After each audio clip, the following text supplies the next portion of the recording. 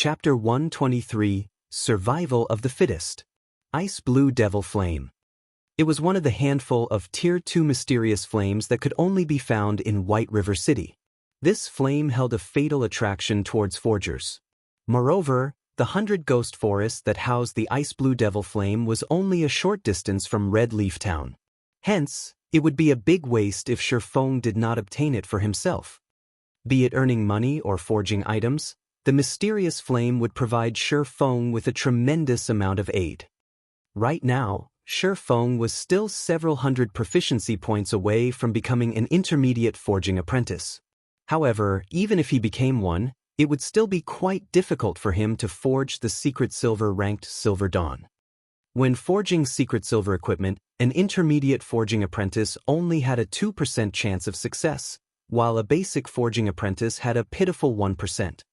If Shifeng included the 20% from the Book of Forging, 5% from Blacksteel's insignia, and 5% from the runic hammer, he would, at best, have a 32% success rate after becoming an intermediate forging apprentice. Furthermore, forging the Silver Dawn required 3 extremely rare materials, which dictated that Shifeng would be unable to create many of them. If Shifeng forged the Silver Dawn with such low success rates, he would absolutely take an irrecoverable loss. Although the loss of tens of silver coins with each failure was not a problem to Shifeng, the materials required were simply too rare. They were not items Shifeng could obtain simply by wishing. An extensive amount of time was needed to obtain all of them. Moreover, the Abyssal Blade probably required 10 Silver Dawns to level up. Hence, the Ice Blue Devil Flame was a must-have for Shifeng. The Tier 2 Ice Blue Devil Flame would considerably increase the forging success rate, not to mention the various benefits it would bring Shifeng in the future. Hence, this trip to the 100 Ghost Forest was a must for Shifeng. Shifeng departed Red Leaf Town, his destination, north. Due to the matter regarding stamina, Shifeng did not hurry too much. The quicker he ran, the quicker he would run out of stamina. Instead, if he maintained his running speed at a certain threshold, the rate his stamina replenished was equal to its consumption. However, this threshold differed for every player as it depended on the player's attributes, making it extremely hard for players to obtain. When Shifeng passed by the level 5 monster area, Grey Wolf Prairie. In the midst of the grass that grew to the waist of an adult, players' corpses randomly lay about, scattered. From a glance, the majority of players who died were solo players, while a minority consisted of parties who party-wiped. Going several hundred yards deeper into the prairie, the thick grass suddenly grew restless. At the sight, Shifeng immediately unsheathed both of his weapons. Soon after, 2 level 5 players rushed out from the thicket, their appearances extremely unsightly. Bloodstains littered their clothing, and their weapons were no longer on their persons. When the 2 of them noticed Shifeng, without hesitation, both of them immediately rushed toward him. After the 2 players ran out of the grass, a group of level 5 white-eyed gray wolves similarly came running, closely pursuing the 2 players. The white-eyed gray wolves howled as they chased their prey as if announcing the location of their quarry to others of their pack. White-eyed gray wolf, common monster. Level 5. HP 540/540. Shifeng immediately understood the 2 players' intentions. They wanted to shift their calamity onto him. Brat, count yourself as unlucky for meeting us. Since you are going to die anyway, you might as well help us lure this wolf pack. An assassin looked towards Shifeng, laughing grimly. Saying so, the speed at which the 2 ran at Shifeng increased somewhat slightly. However, they greatly underestimated Shifeng. When the players were about to run past Shifeng's hands immediately latched onto the 2's arms. With his superb strength, he immediately tossed the players back to the pack of wolves that rushed ahead. Before the players could even react, they landed in the middle of the wolf pack. Their bodies smashed onto a few of the white-eyed gray wolves as they landed, eliciting a few anguished wails from the wolves. Before the assassin could even curse, the surrounding white-eyed gray wolves snapped at his neck and limbs. His flesh being torn apart, the assassin's HP madly fell as he let out an agonizing wail. The ranger beside him was naturally not spared this fate, and very quickly, the wolf pack finished him off as well. Shi Feng held not an ounce of pity towards them. If the two of them had run in a different direction, they might have had the slight hope of surviving. However, instead of doing so, they made the worst possible decision of trying to drag Shi Feng into the mess. They had absolutely no idea that, when compared to the pack of wolves chasing them, Shi Feng was much more terrifying. While the wolf pack was attacking the two players, Shi Feng took the chance to use Thundering Flash the instant the two players were about to die. Like a fierce tiger released from its cage, the green-colored arc of lightning loosed an earth-shaking howl as it pierced the bodies of the white-eyed gray wolves, causing a series of damages over -300 points. The white-eyed gray wolves died instantly, and only piles of burnt ash remained. Although Shi Feng had killed over 10 white-eyed gray wolves with a single attack, he was already level 7. The total EXP of several hundred points was almost negligible to him now. After collecting all the loot, Shi Feng took an isolation scroll out from his bag. With the evolution of God's domain, the monsters in the wild had similarly received a huge upgrade. Not only was their sensitivity greatly increased, but they also had a more flexible way of thinking, and their range of activity greatly widened. Their battle methods started varying, becoming more similar to real melee battle. Meanwhile, the biggest change the monsters underwent after the evolution of God's domain was that these monsters would no longer shrink back, even against high-leveled players. Also, their range of vigilance would no longer reduce. Hence, players needed even more caution when dealing with monsters. Otherwise, they could easily lure a large group of monsters onto themselves. On his way to this place, Shi Feng had met many players who died in such a way. For example, a party that had killed a few white-eyed gray wolves failed to leave the location quickly. As a result, the scent of blood spread to the surroundings and attracted more white-eyed gray wolves, wiping out the party. After using the isolation scroll, Shi Feng quickly departed the Gray Wolf Prairie. He then passed through Kirkgrand Canyon, Cybus Lake, and many other high-level monster areas. After traveling for 6 hours, Shi Feng finally arrived at the level 15 monster area, 100 Ghost Forest. The 100 Ghost Forest was a cursed location. In this dark and withered forest, where sunlight never reached, only the cursed apparitions lingered. These apparitions had a 60% resistance against physical attacks and possessed 20% evasion. The monsters also had insanely high attack power, and to the current Shi Feng, they only needed to land 2 or 3 hits to kill him. However, these monsters only had 600 HP, and magical attack damage was increased by 100%. Hence, the 100 Ghost Forest was a leveling heaven for mage classes. Due to God's domain evolving, these cursed apparitions had become much more sensitive to their surroundings. They were widely different from the other beast-type monsters. Instead of scent, these monsters could easily sniff out the aura of living beings within a 100-yard radius, and even if one used stealth, the cursed apparitions could still detect them. However, Shi Feng had come prepared. He took out a bottle of dispersing potion, immediately emptying its contents. The potion concealed the aura of a living being for 10 minutes. With the aid of the dispersing potion, Shi Feng only needed to be slightly careful to avoid the detection of the cursed apparitions. According to Shi Feng's knowledge, the location of the ice blue devil flame was at the center of the 100 Ghost Forest, at the fountain located at the central of 100 Ghost Town.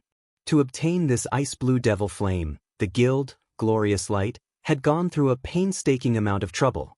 Only after sending thousands of their members and having hundreds of them die, did they manage to clean out all the monsters found in 100 Ghost City, obtaining the ice blue devil flame.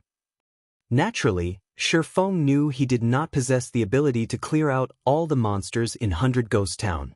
However, he had other methods of securing the mysterious flame. Only, they were all filled with extreme danger. After arriving at the 100 Ghost Town, with much difficulty, Shi Feng halted his steps, observing the town. When a cooling breeze blew over Shi Feng from the withered forest, he suddenly felt an indescribable chill. Killing intent.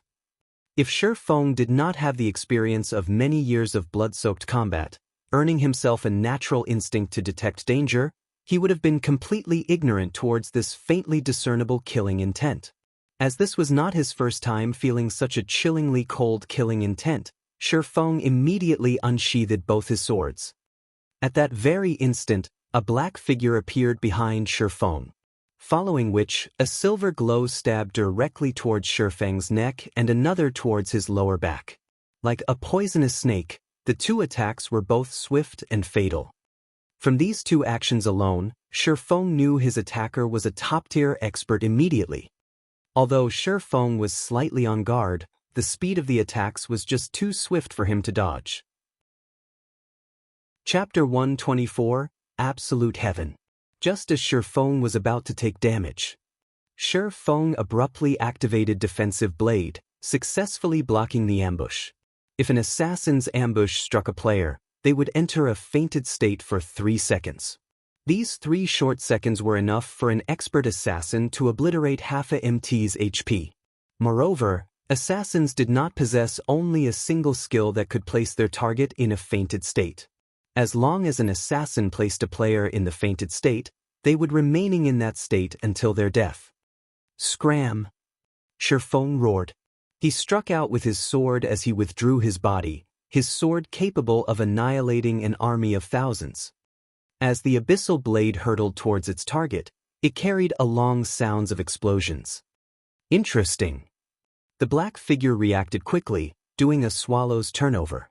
As the abyssal blade scraped past his body, like a whip, the black figure brandished both his weapons once more, one of his daggers slicing into Shi Feng's side.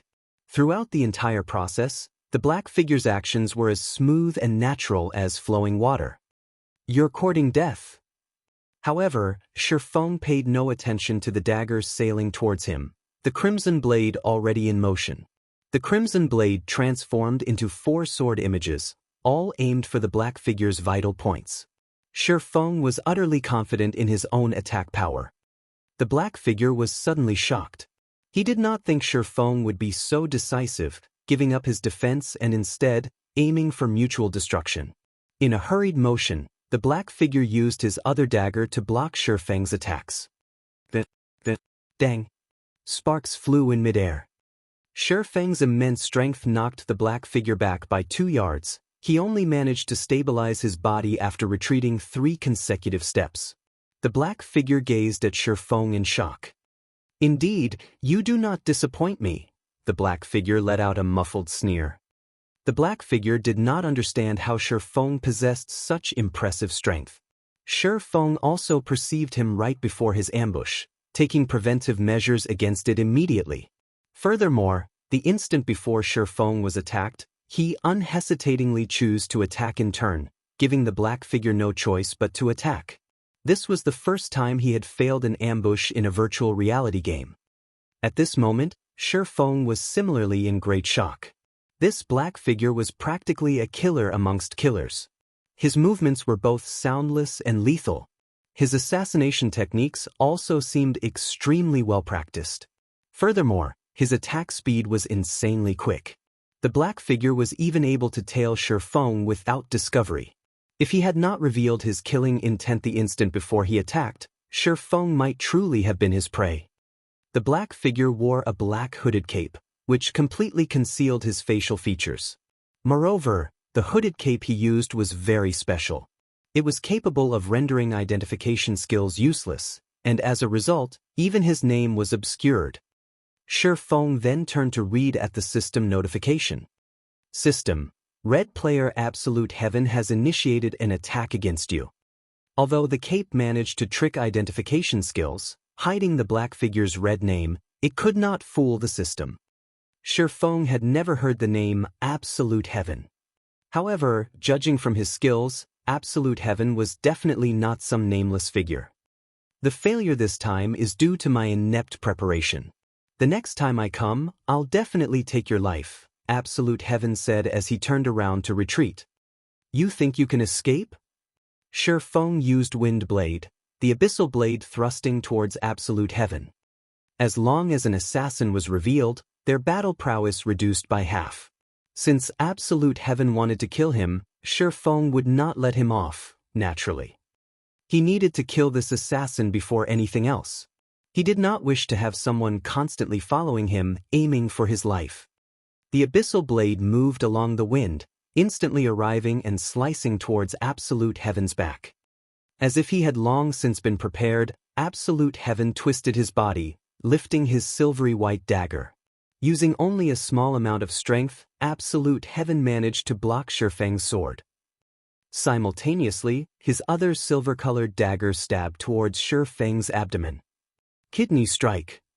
From the series of attacks from before, Absolute Heaven had accumulated sufficient energy to force Shifeng into a fainted state for 4 seconds. Shifeng did not think that Absolute Heaven would return with a counterattack. He immediately did a side flip, avoiding the kidney strike. However, Absolute Heaven's second dagger closely followed, the dagger aiming for Shifeng's backside. Backstab. Shifeng immediately leaped into the air, avoiding the backstab. Then, as Shifeng descended, he abruptly brandished the abyssal blade.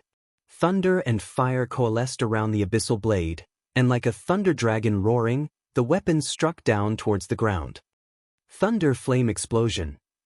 Absolute Heaven instantly noticed the ferocity of Shifeng's attack. He lifted both his daggers in front of him, using block to defend against this violent strike. However, how could Shifeng's super strength be so easy to defend against?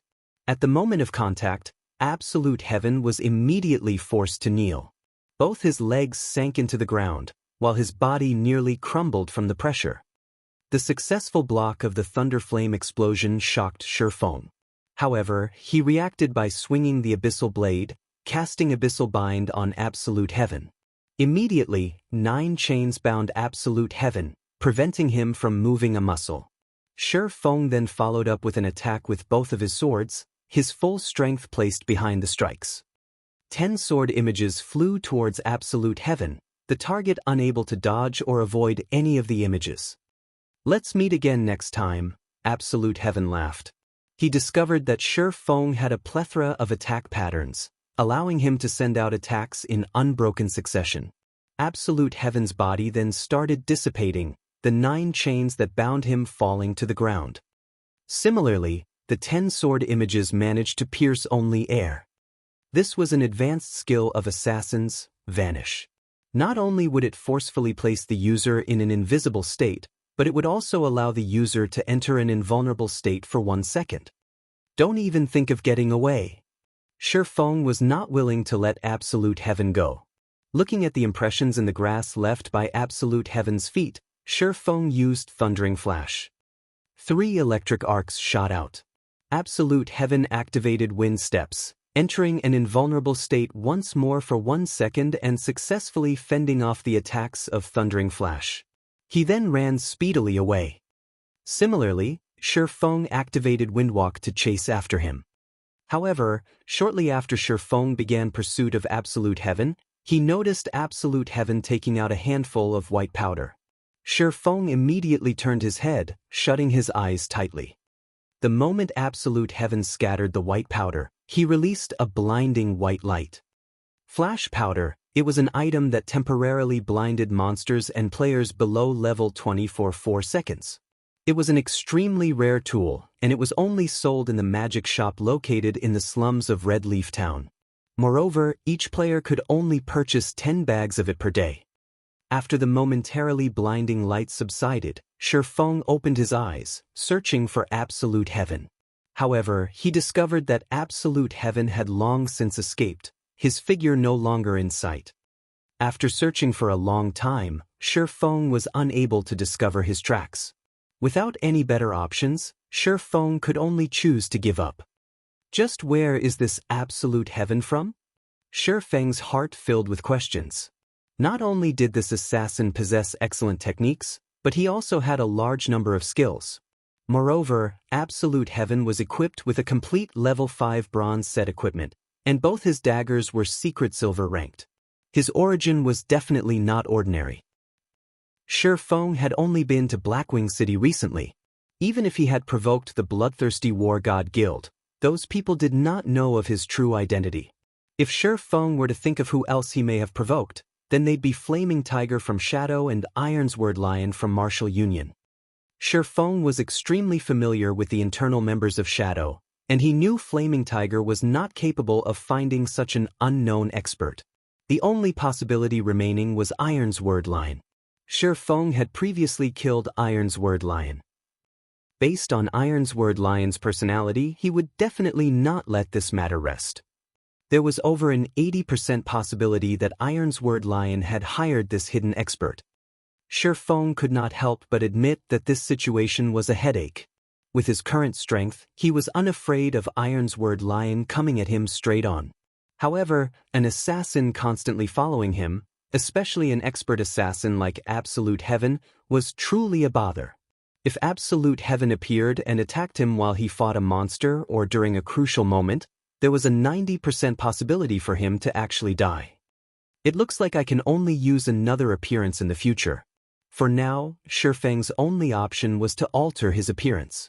This way, even if that assassin called Absolute Heaven was powerful, he would absolutely be unable to find him. If Absolute Heaven couldn't find him, he couldn't harass him. However, Shifeng could not alter his appearance right now. He needed to find a place with nobody present before doing so. Shifeng worried that this person named Absolute Heaven hadn't left the vicinity yet, and instead was still tailing him. Thinking so, Shifeng immediately activated the Ring of Nothingness, his body vanishing in thin air. First, he needed to look for a place without other players before changing his appearance. Then, he would continue searching for the ice blue devil flame. Some time after Shifeng vanished, a figure revealed itself from behind one of the large withered trees. Indeed, this figure was Absolute Heaven. Crap, is he an assassin or a swordsman? Absolute Heaven could not help but curse. He was normally not one to easily give up. Previously, he constantly said that he was leaving all in order to mislead Shifeng, looking for a good chance to ambush his target once more. He did not think Shifeng possessed such a move, instantly disappearing. Just how was he supposed to look for the chance to ambush Shifeng now? Chapter 125, 100 Ghost Town. Cold winds blew within the 100 Ghost Forest. It was a place daylight never reached. On an abandoned little farm, Shifeng, with his newly disguised appearance, was currently standing within a wooden building, searching for something. "I've finally found it. Looks like the information wasn't wrong." After turning the place upside down, Shifeng obtained a bronze key from a wooden bucket. Secret door key. Able to open the steel gate to the secret passageway of the 100 Ghost Town. Now that an assassin crouched in a corner, waiting for him, Shifeng worried that a problem would crop up at a crucial moment. Hence, he gave up the notion of entering the 100 Ghost Town through the front door. With this key, he could use the secret passage to enter the 100 Ghost Town. Only, the process of doing so was filled with many complications. Legends had it, the entire 100 Ghost Forest was once cursed by an extremely powerful dark cursemancer, turning all the living inhabitants into ghosts. Trapped in an existence of endless torment, these ghosts harbored an intense hatred of the living. As long as a living person approached the 100 Ghost Town, the countless evil ghosts would ambush and devour them. Meanwhile, the secret passage would lead Shifeng directly to the central region of the 100 Ghost Town. Although Absolute Heaven was very powerful, he could not enter the 100 Ghost Town. What's more, Shifeng had altered his disguise again. Even if they met, Absolute Heaven wouldn't recognize him. Shifeng found a cellar a short distance from the farm. This cellar was the entrance to the secret passage that led to the 100 Ghost Town, while the owner of the farm was this secret passage's gatekeeper. The cellar was very dark, and Shifeng could not make out a single thing within. His only option was to take out a magic lamp to shine the way. He followed along the cellar's passage, advancing forward until he finally reached the large steel gates that led to the secret passage. At this moment, however, the steel gates were tightly sealed. If Shifeng's strength were over 100 points, even if he did not possess a key, he would be able to force open these steel gates with his arms alone. However, he was still very far from possessing 100 points in strength, so he could only obediently use the key to open the gates. After only taking a few steps into the secret passageway, Shifeng discovered that his surroundings were littered with pearly white bones, while the walls on both sides were filled with the scars of battle. Such a sight gave Shifeng a very bad premonition. The curse on the 100-ghost forest turned the living into ghosts. That meant that all the inhabitants of this place were ghosts. This pile of skeletons. Oh! At this moment, a large group of pitch-black evil spirits came rushing out from the depths of the secret passage, roaring. Their scarlet eyes firmly locked onto Shifeng as they bared their fangs and brandished their, speeding towards him. Cursed Evil Spirit, Common Monster. Level 15. HP 700/700. Cursed evil spirits, when compared to cursed apparitions, were much more ferocious. They were unlike the cursed apparitions who were sluggish in their motions, depending solely on their instincts to move. Cursed evil spirits possessed a set intelligence and were extremely lively.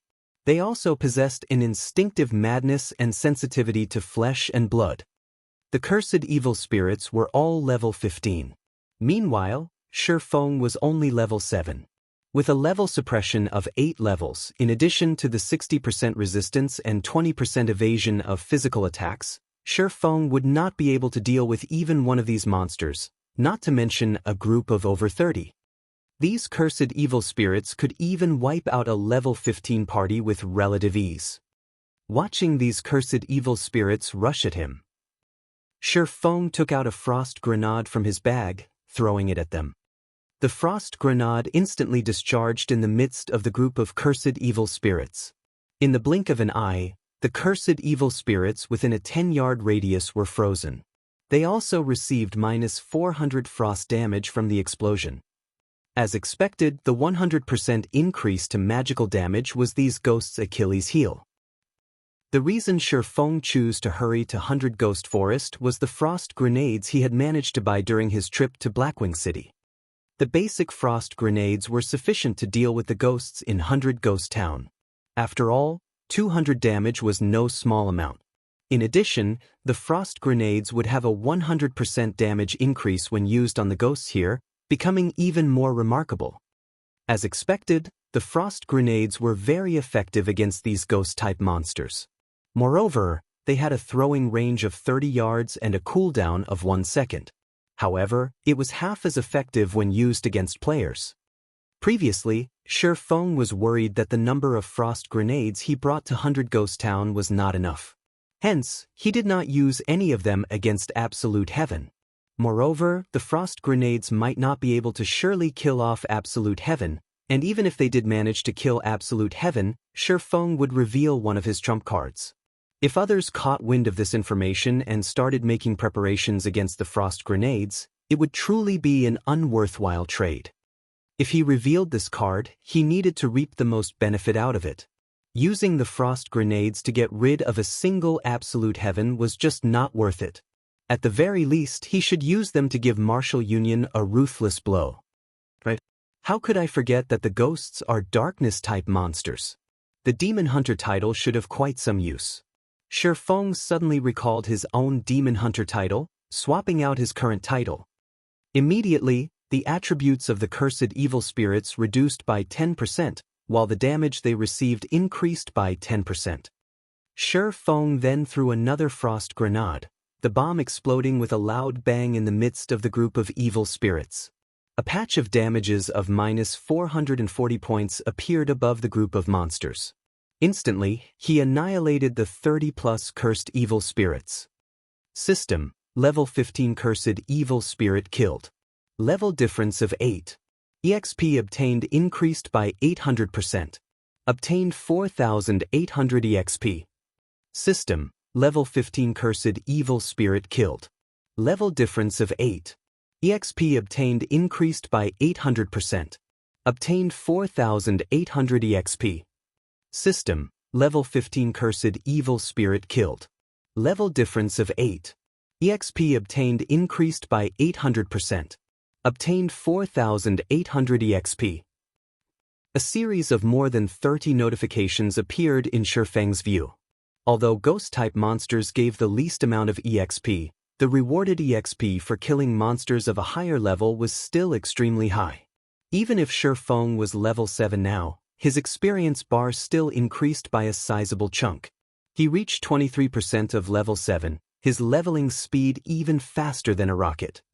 After these evil spirits died, they dropped quite a lot of copper coins and tiny spirit essences.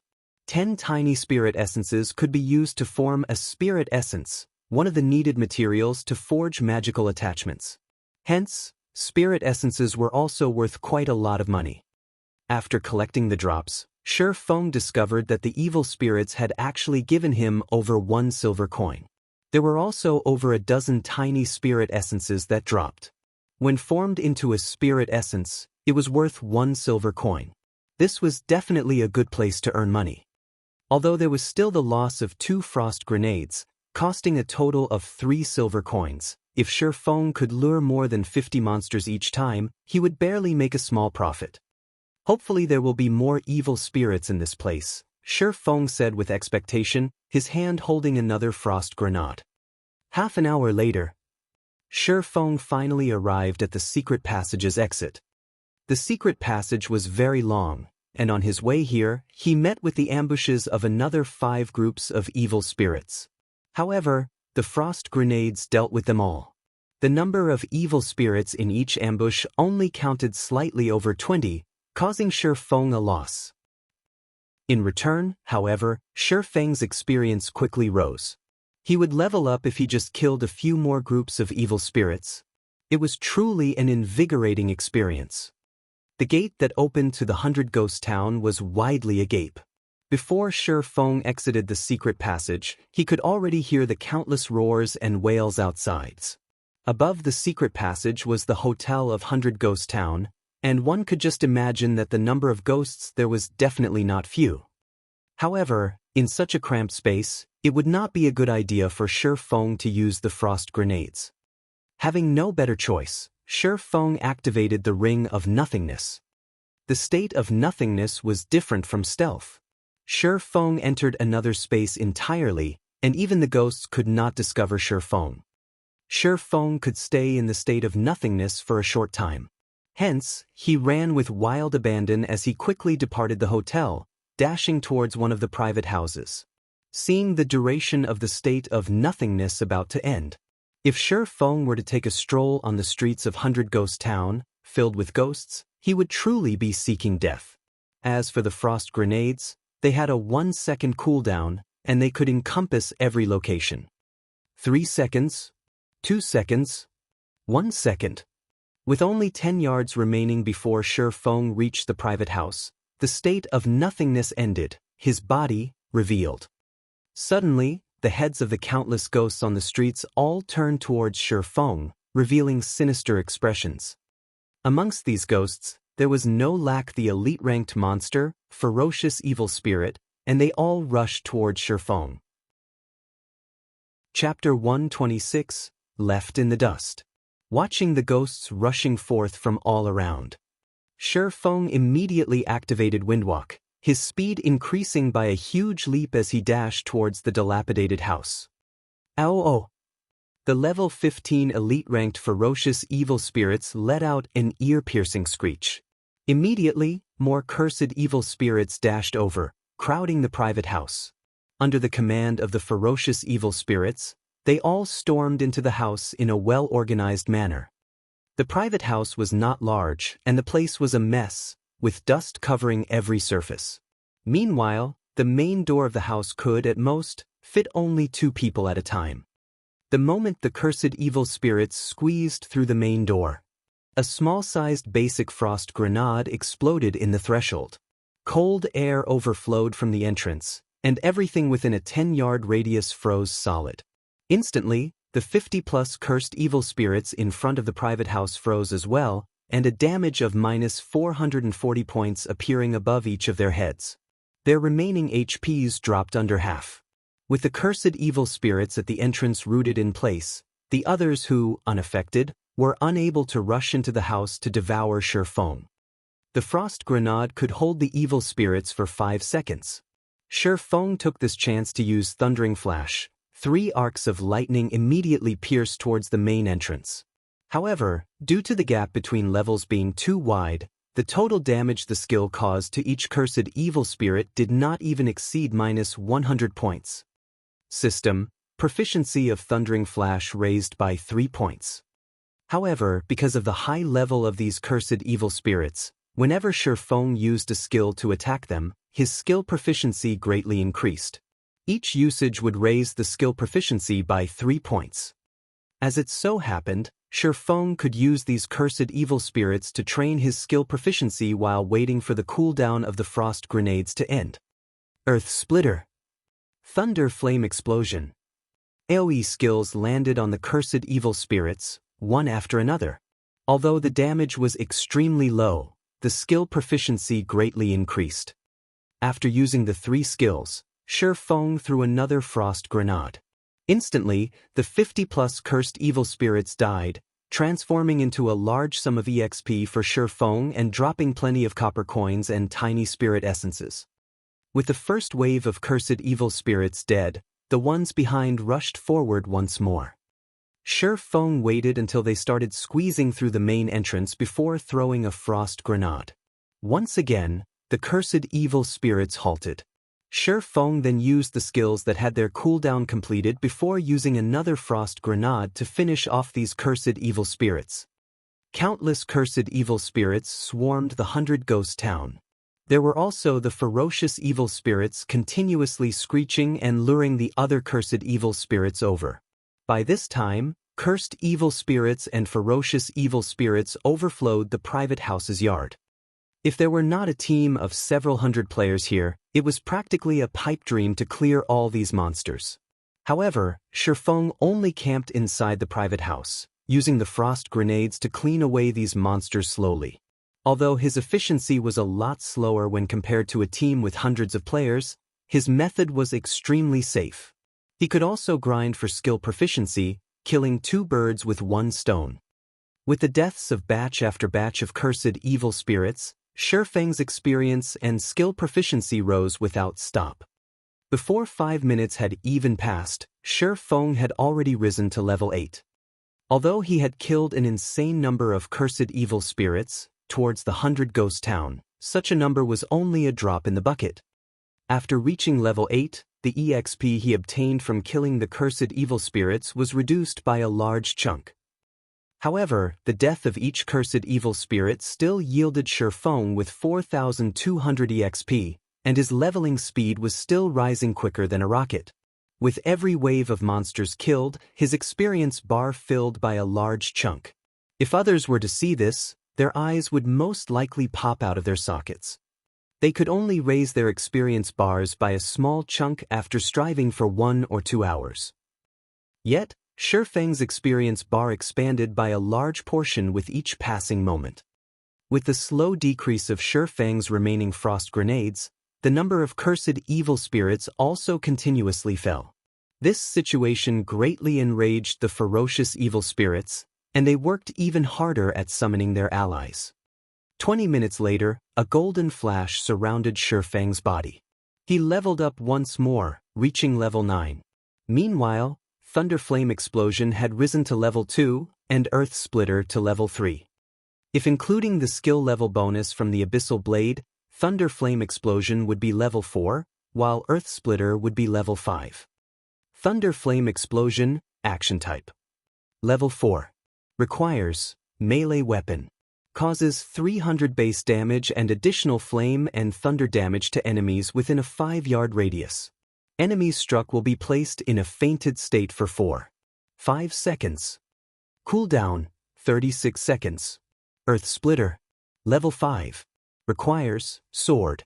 Causes 190 base damage and based on the period of charging power between 0.2 seconds to 3 seconds, a maximum of 360% weapon damage. Attack range of 10 yards. Cooldown, 40 seconds. The cooldown of both of these skills greatly reduced, while their power increased. If both skills were used, common monsters of the same level would die without question. However, the most frightening part was still the fact that Shifeng had risen to level 9. Even in all of White River City, no one could find another level 9 player. If there were a ranking for levels, Shi Feng would unquestionably be placed at the number 1 spot, while the player in second place was still a great distance from level 8. It could be said that Shi Feng had left others in his dust, and even if the others tried, they could not catch up. After reaching level 9, Shi Feng placed all of his attribute points into agility. With this, Shi Feng's agility finally reached 75 points, satisfying the condition for equipping the Dark Pursuer's cape. After equipping the Dark Pursuer's cape, Shi Feng's attributes greatly increased once more, his agility immediately rising to 80 points. As long as it reached 100 points, he could unlock agility's special hidden skill, greatly increasing his battle prowess. Besides that, Shi Feng's HP had also increased to 1,200 points, his movement speed to 24 points, and his attack speed to 30 points, allowing him to learn the skill, Silent Steps. The next time he met Absolute Heaven, he would not allow him to escape so easily. Now that Shi Feng was level 9, the level suppression from the cursed evil spirits was no longer as significant as before. Furthermore, Thundering Flash, Earth Splitter, and Thunder Flame Explosion had all leveled up as well, notably increasing their might. Right now, Shi Feng only needed to combine one Frost Grenade and his 3 skills to end the cursed evil spirits, saving him a lot of frost grenades. After which, Shi Feng continued massacring the cursed evil spirits for over a dozen minutes, his experience bar rising to 36% of level 9. As long as he continued grinding like this for an hour, he could definitely reach level 10. Unfortunately, Shi Feng had cleared out all the cursed evil spirits that once filled the streets. Finally, those ferocious evil spirits were no longer able to remain idle. They released angry roars, intending to rip Shi Feng to shreds with their own bare hands. The scene frightened the other cursed evil spirits. They hurriedly parted to give way to the ferocious evil spirits. Suddenly, over a dozen incomparably sinister-looking beings stormed the private house, every one of the ferocious evil spirits intending to rend Shi Feng into tens of thousands of pieces. Ferocious Evil Spirit, Elite Rank. Level 15. HP 5,000/5,000. Compared to the cursed evil spirits, not only did the ferocious evil spirits have larger bodies, but their attack power and movement speed also greatly surpassed the former. They had many powerful melee skills, in addition to their 5,000 HP, 70% resistance, and 30% evasion to physical attacks. They were capable of easily decimating any melee class of the same levels. Moreover, the damage of magical attacks used on these monsters only increased by 50%, while magical damage of the same attribute would reduce by 50%. As a result, even mage classes were helpless against them. However, those were still not the most frightening aspects of these monsters. After God's domain underwent its first evolution, common monsters above level 10 all possessed a certain amount of wisdom. Meanwhile, these level 15 elites possessed even greater wisdom, increasing their battle prowess by many folds. In Shi Feng's previous life, these ferocious evil spirits slaughtered many players from Glorious Light. To kill these ferocious evil spirits, Glorious Light had paid with the lives of hundreds of players. Finally here, despite watching the ferocious evil spirits rushing at him, Shi Feng remained extremely calm. In actuality, there was one thing that Shi Feng had always wanted to know. In God's domain, if these monsters with high intelligence were met with players that greatly surpassed them, just what sort of reaction would occur? Chapter 127, Ghost Rider. Just as the ferocious evil spirits were about to rush into the house, Shi Feng took out an intermediate frost grenade from his bag, throwing it.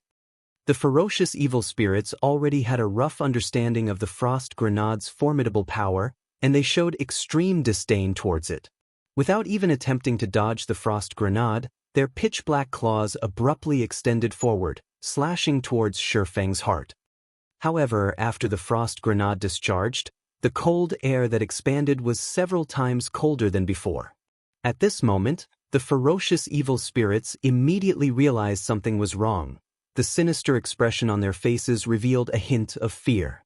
In the blink of an eye, Cold air invaded the forms of all the ferocious evil spirits, transforming them into ice sculptures.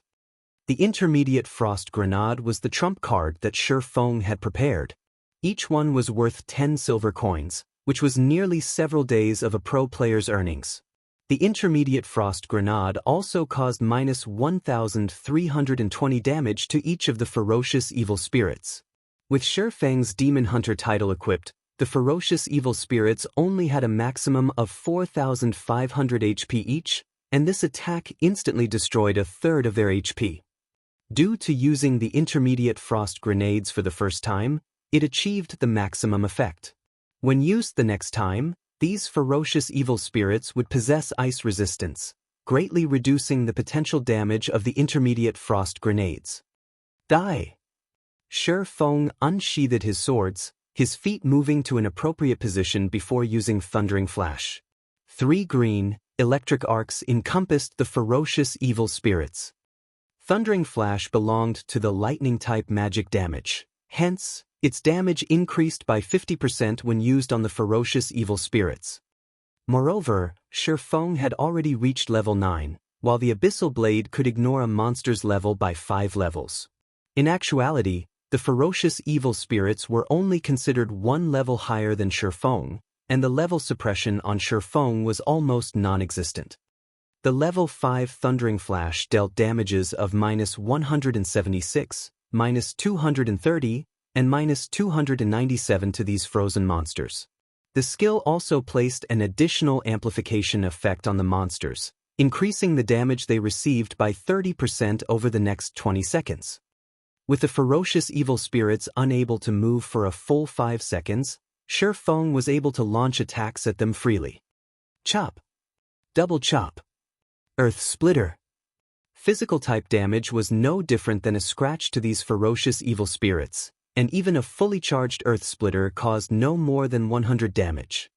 As the seconds ticked by, the ice covering the bodies of the ferocious evil spirits started showing signs of cracking. It would only be a moment before they struggled free of their imprisonment. Shi Feng leaped lightly, the Abyssal Blade raised high as it condensed the power of thunder and flame around it. When Shi Feng landed in the midst of the group of ferocious evil spirits, an abrupt explosion occurred.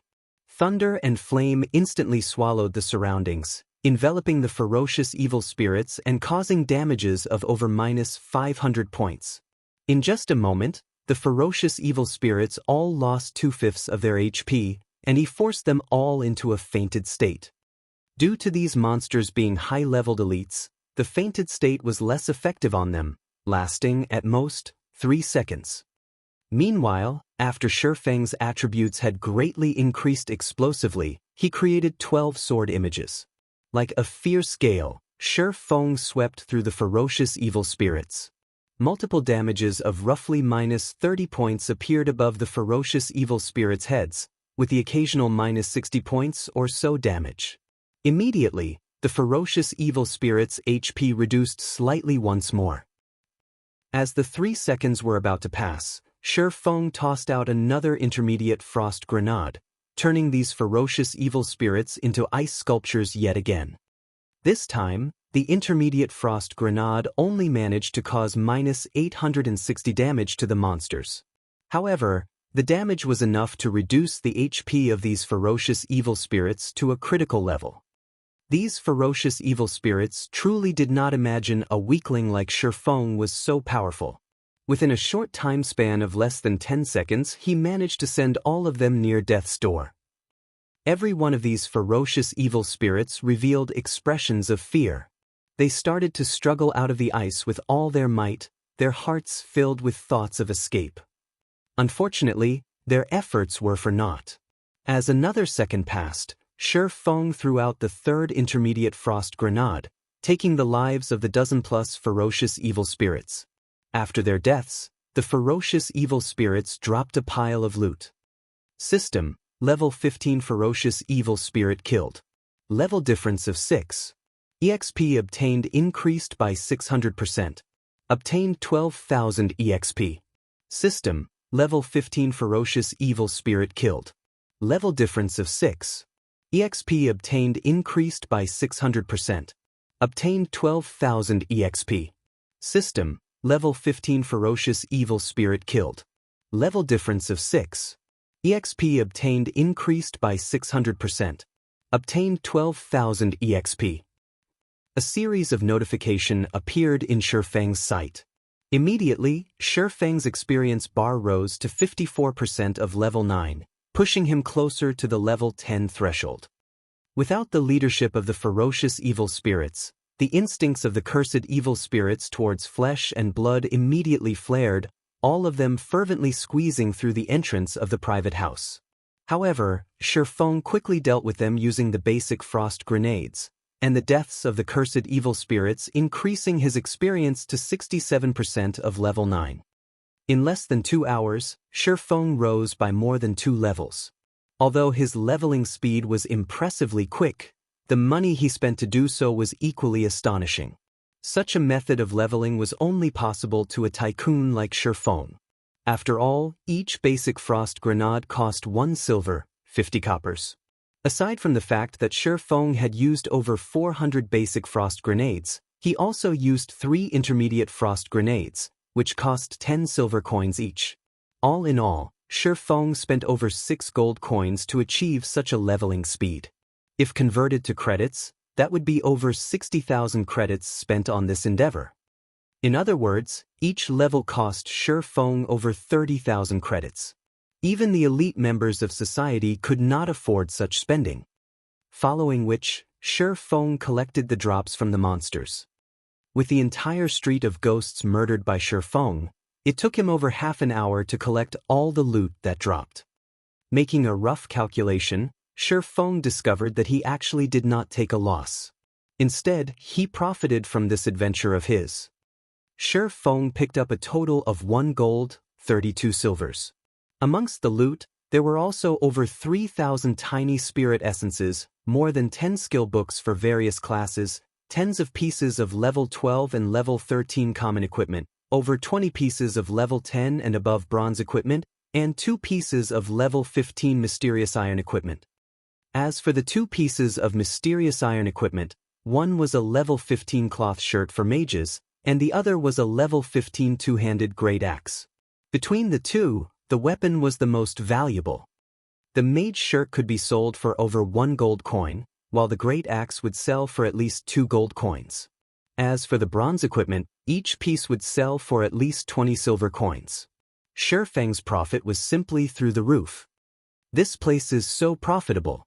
I'll bring Blackie and the others to level up in the future.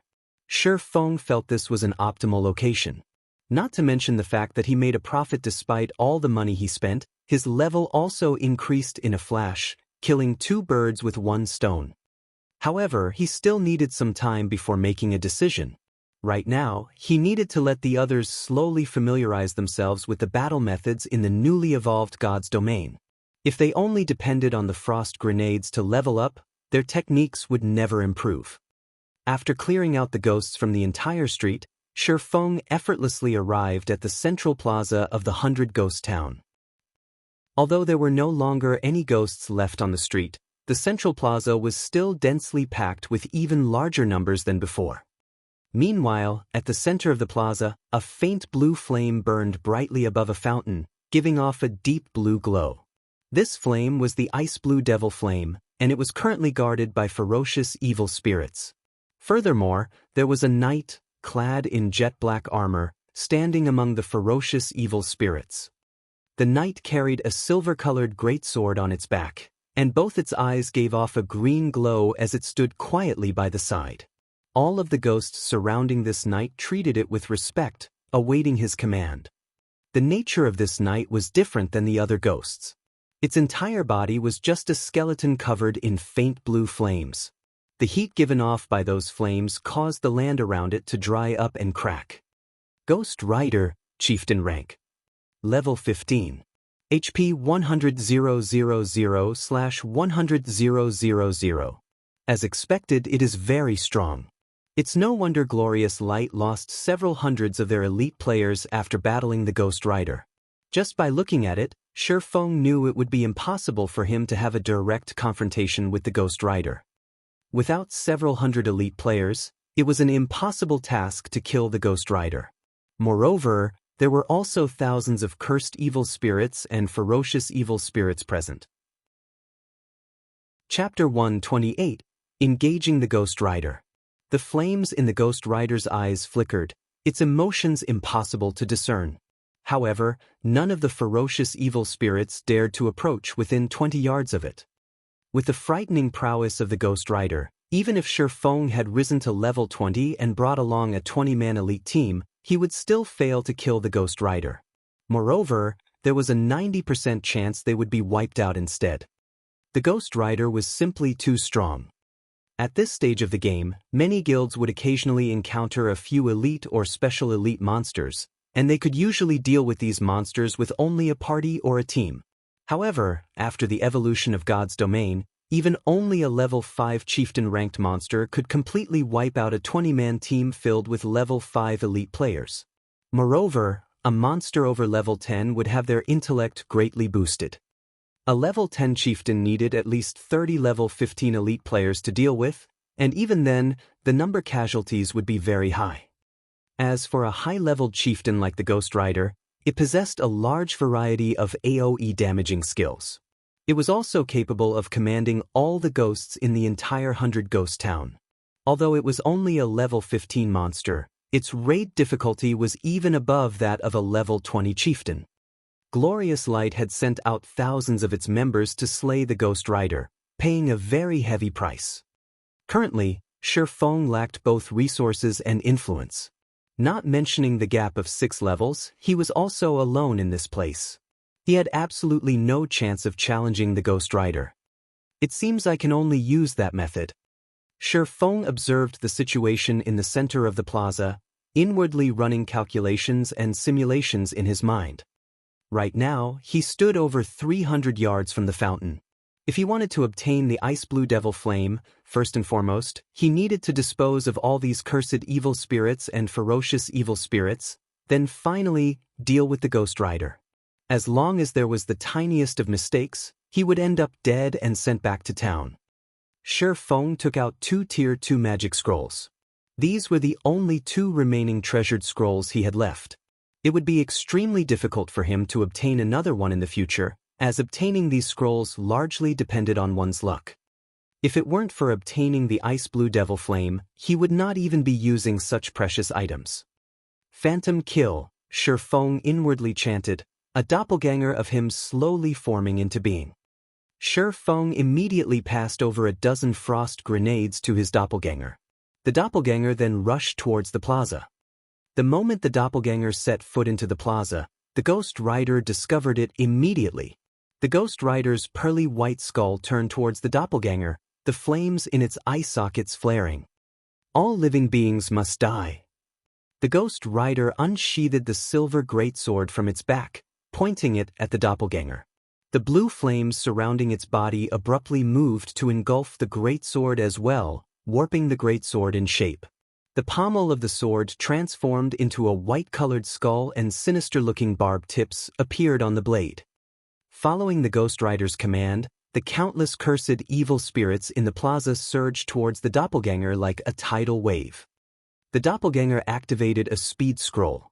It then tossed out a frost grenade, instantly turning a large group of cursed evil spirits into ice sculptures, before turning to escape. On Shi Feng's side, he activated Windwalk and used a speed scroll, then activating the Ring of Nothingness. Once in the state of nothingness, Shi Feng dashed towards the fountain like a fierce gale. As the duration of the state of nothingness quickly flew by, Shi Feng's distance between the fountain shortened. 300 yards. 200 yards. 100 yards.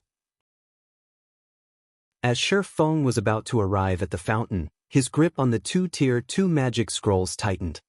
His expression became abnormally calm as both his eyes fixated on the heart of the fountain. Little rat, did you think that you could hide from my eyes? The Ghost Rider suddenly appeared before Shi Feng, and as if the flames in its eyes could see past all things, it spoke in a deep, disdainful tone. The Ghost Rider then raised its white bone greatsword, the faint blue flames surrounding the sword immediately raising the surrounding temperature to scorching hot levels. With an abrupt wave, the great sword transformed into a flowing stream of light, splitting apart the air as it descended towards Shifeng's head. How could it be? Shifeng was shocked. He did not doubt that the Ghost Rider's sword had the capability of instantly killing him. Hence, both his legs curved into a bend, his body similarly bending downwards. Like a cat arching its body, Shifeng instantly pulled out both the Abyssal Blade and the Crimson Blade, using parry with both swords. Suddenly, Shifeng's legs burst with strength, and with the addition of the strength from his lower back, Shifeng charged directly at the descending greatsword. The three swords colliding with each other created an explosive sound. The Ghost Rider's immense strength caused the ground that Shifeng stood on to crack apart, dust and debris scattered. Shifeng's body, as well, was removed from the state of nothingness, revealed beside the fountain. Although Shifeng did not receive any damage from the collision, the flames of the white bone greatsword were just too blistering. As the Abyssal Blade was a magic weapon, there were no problems with it. However, the secret silver-ranked Crimson Blade was different. Not only was its durability greatly reducing, but the Crimson Blade itself also turned a glowing red and even showed signs of melting. Meanwhile, the Ghost Rider was slightly shocked that its sword did not yield it an immediate victory. However, it waved its sword for a second strike. The flames on the white bone greatsword soared, rising over 5 meters into the air as the sword slashed at Shifeng. This was the Ghost Rider's Devil Flame Slash. When this move was used, all beings in its path would lose their lives and reduce to ashes. However, contrary to expectations, Shifeng did not retreat when faced with this attack.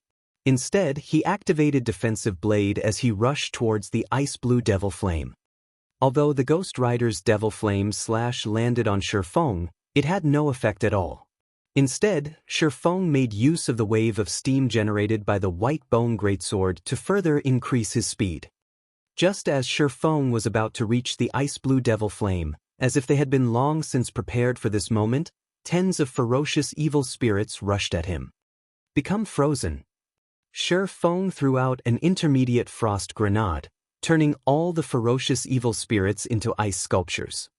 A bunch of rubbish. Seeing that its subordinates were actually so useless, the Ghost Rider loudly cursed. It abruptly leaped, its body landing and blocking Shifeng. Its greatsword then slashed downwards. Die, little rat. Abyssal Bind. 9 pitch-black chains instantly bound the Ghost Rider, saving Shifeng's life. However, the Ghost Rider's strength was just too immense. In the blink of an eye, one of the chains snapped. Seeing this, Shifeng dared not stop his movements as he ran towards the fountain. Wretched little rat, you have truly angered me this time, the Ghost Rider roared as it saw that Shifeng was already beside the ice blue Devil Flame. It struggled free from the chains binding it, its body turning into a shadow as it swept towards Shifeng, fully intending to dice him into chunks of meat. Due to the Ghost Rider's flames, the freezing effect of the frost grenades was also greatly weakened. The ferocious evil spirits were quickly thawed from their icy prisons, all of them rushing at Shifeng once more. Shifeng only revealed a faint smile at this sight. He spread open the deep blue-colored Tier 2 magic scroll in his hands. Within an instant, the water-attributed mana from the surrounding environment gathered above the magic scroll. Tidal overflow. Shifeng pointed the magic scroll towards the incoming Ghost Rider and ferocious evil spirits, a dark blue magic circle forming above the scroll. Immediately, a violent torrent poured out of the magic circle, engulfing the Ghost Rider and the ferocious evil spirits. The resulting water pressure even caused a deep pit to form on the ground. The power of a Tier 2 spell instantly killed all of the ferocious evil spirits. However, this magic had not greatly damaged the Ghost Rider as, during the moment of life and death, the Ghost Rider used its white bone greatsword to block the tidal overflow. As a result, the ferocious torrent only pushed back the Ghost Rider by over 30 yards. At such a distance, the Ghost Rider would only need a few steps to reach Shifeng. However, time was needed to retrieve the ice blue Devil Flame, time which the Ghost Rider would not give Shifeng. just as the Ghost Rider took its first rage-filled step towards Shifeng. Shifeng took out the last golden-colored scroll in his hands. The scroll gave off a sacred and inviolable strength, and it was also Shifeng's final trump card. Chapter 129, Ice Blue Devil Flame. Wretched little rat, feel the wrath of the flames of hell. The flames in the eye sockets of the Ghost Rider were capable of seeing through all things, and when it saw the scroll within Shifeng's hand, it revealed a human-like disdainful expression. Although the might of a Tier 2 magic was great, it was not enough to deal a heavy blow. Furthermore, how many Tier 2 magic scrolls could Shifeng possibly possess? If the other players knew the Ghost Rider's thoughts, they would definitely not think the Ghost Rider was an NPC, but an actual player. However, after the evolution of God's domain, the intellect of these high-ranking monsters was simply that high. At this moment, the faint blue flames surrounding the Ghost Rider all disappeared. The flames had all gathered on the white bone greatsword, boosting the flames by tenfold. All living beings must die, the Ghost Rider bellowed. The berserk roar resounded throughout the entire central plaza as the Ghost Rider abruptly threw the white bone greatsword in its hand. The instant the white bone greatsword left the Ghost Rider's hands, it transformed into a faint blue-colored flame serpent. The flame serpent was over 10 meters in length, and if coiled into a bundle, it would look like a small building. The serpent spread open its mouth, biting towards Shifeng. As the ferocious flame serpent grew closer and closer, Shifeng still had yet to activate the final Tier 2 magic scroll in his hand. This magic scroll was different from the other magic scrolls in that it needed some time to take effect after being activated. Hurry! Please hurry! Hurry, damn it! As the flame serpent flew closer and closer, Shifeng started panicking. However, the activation bar still increased slowly as always. Just as the flame serpent's widened mouth was about to devour Shifeng, the activation bar finished loading. System: a mysterious iron-ranked weapon or above is needed to be sacrificed. Confirm to sacrifice.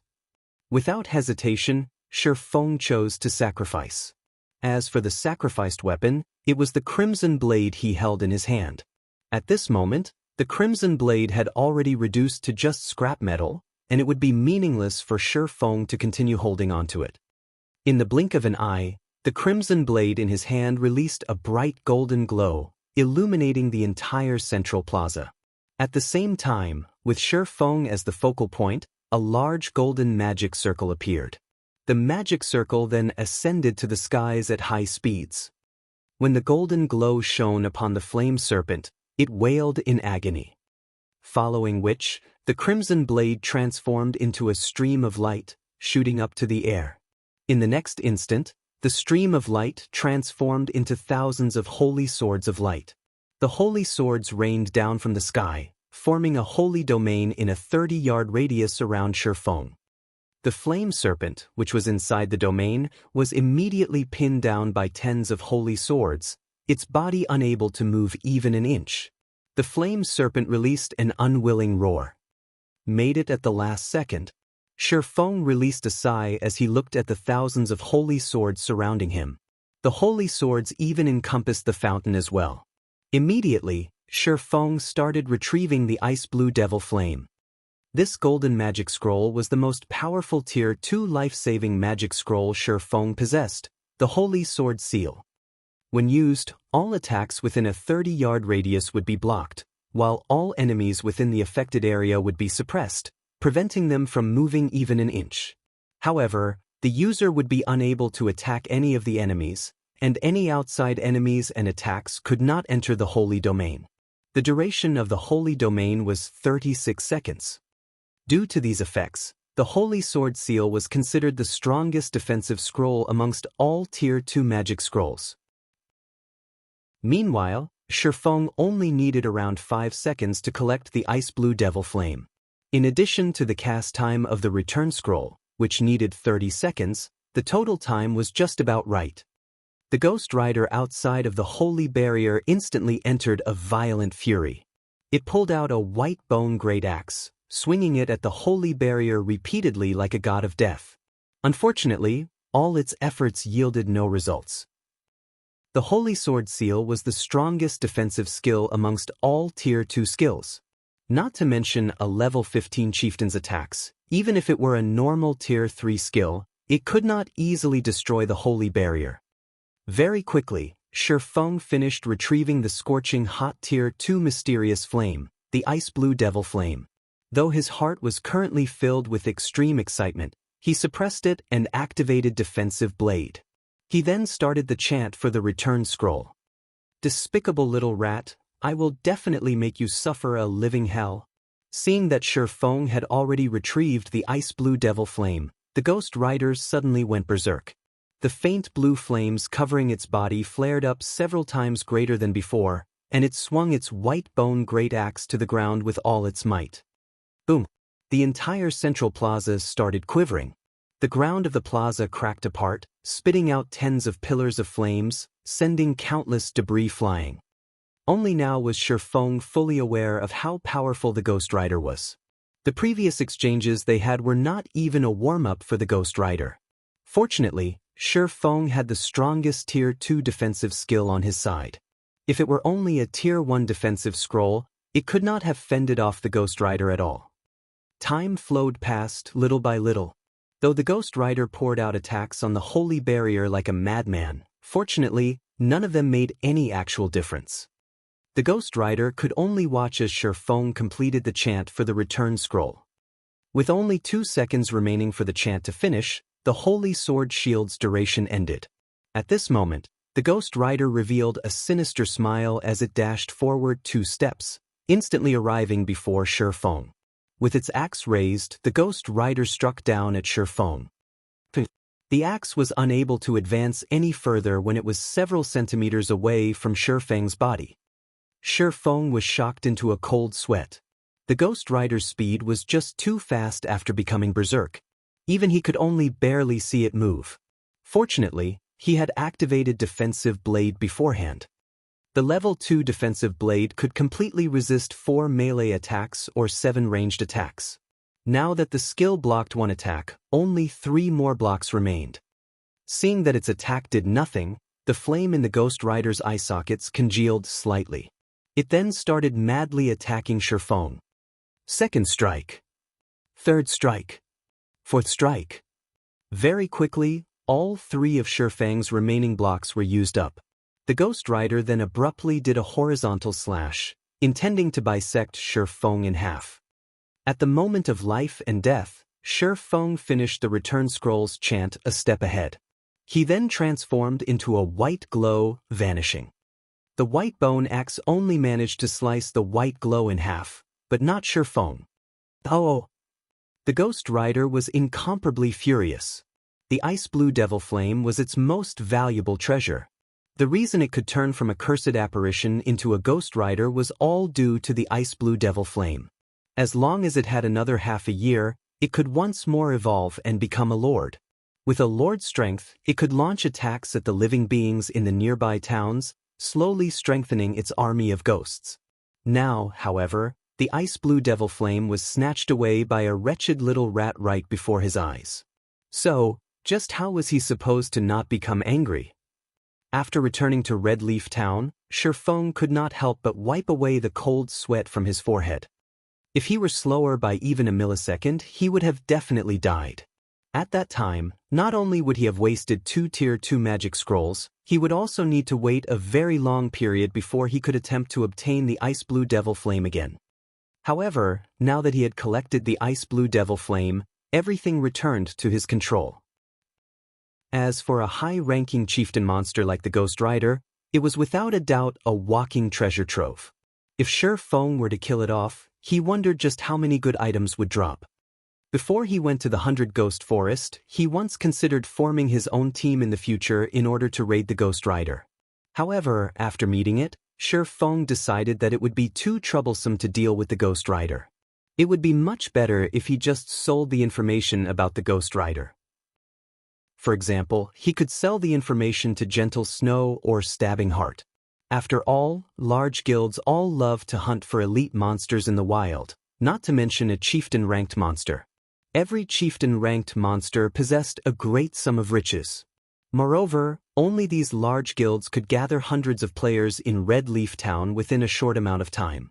When they reached White River City, gathering even thousands of players would not be a problem. There would be no problems if thousands of players were used to deal with the Ghost Rider. Only, the losses in doing so would be somewhat heavy. However, with the information provided by Shifeng, raiding the Ghost Rider would become much easier. Just as Shifeng was about to go to the Forging Association to take a look at the Ice Blue Devil Flame's attributes, he discovered that many players in Red Leaf Town were currently discussing a single matter. Did you hear? Martial Union has already released an announcement that they will reward 10,000 credits to whoever kills Yi Feng once. There is also a reward of 1,000 credits for killing Yi Feng's teammates. The person who provides accurate information on Yi Feng's whereabouts will also receive 2 silver coins as a reward. With this, Martial Union truly intends to start a blood feud with Yi Feng. I've heard about it already. The topic has long since blown up in the official forums. Right now, there are plenty of players searching around. Even if they can't kill that expert called Yi Feng, they could still kill one of his teammates. 1,000 credits per kill, this isn't a small number. This time, that expert called Yi Feng will not have an easy time mingling in Red Leaf Town. Chapter 130, If it's war they want, then it's war they'll get. Red Leaf Town, slum area, the Enchanted Bar. Ironsword Lion and several of his subordinates currently held a drinking party in one of the private rooms on the 2nd floor of the Enchanted Bar. They heartily downed mouthfuls of Old Tom Gin one after another. An hour ago, Ironsword Lion posted a guild announcement on the official forums. He had placed a bounty on Yi Feng, intending to start an irreconcilable feud with him. In an instant, Martial Union had become the center of attention of all players in God's domain. Who is Yi Feng? Almost every veteran player within the region of White River City had heard of him. Right now, Yi Feng's name was carved onto the glory list at the entrance of the team dungeon, Dark Moon Graveyard. After clearing the team dungeon, Yi Feng even killed the top-tier expert of Martial Union, Ironsword Lion. He was then publicly acknowledged as one of the swordsman experts of God's domain. The recording of Yi Feng killing Ironsword Lion even spread and was used as a learning model for many swordsmen.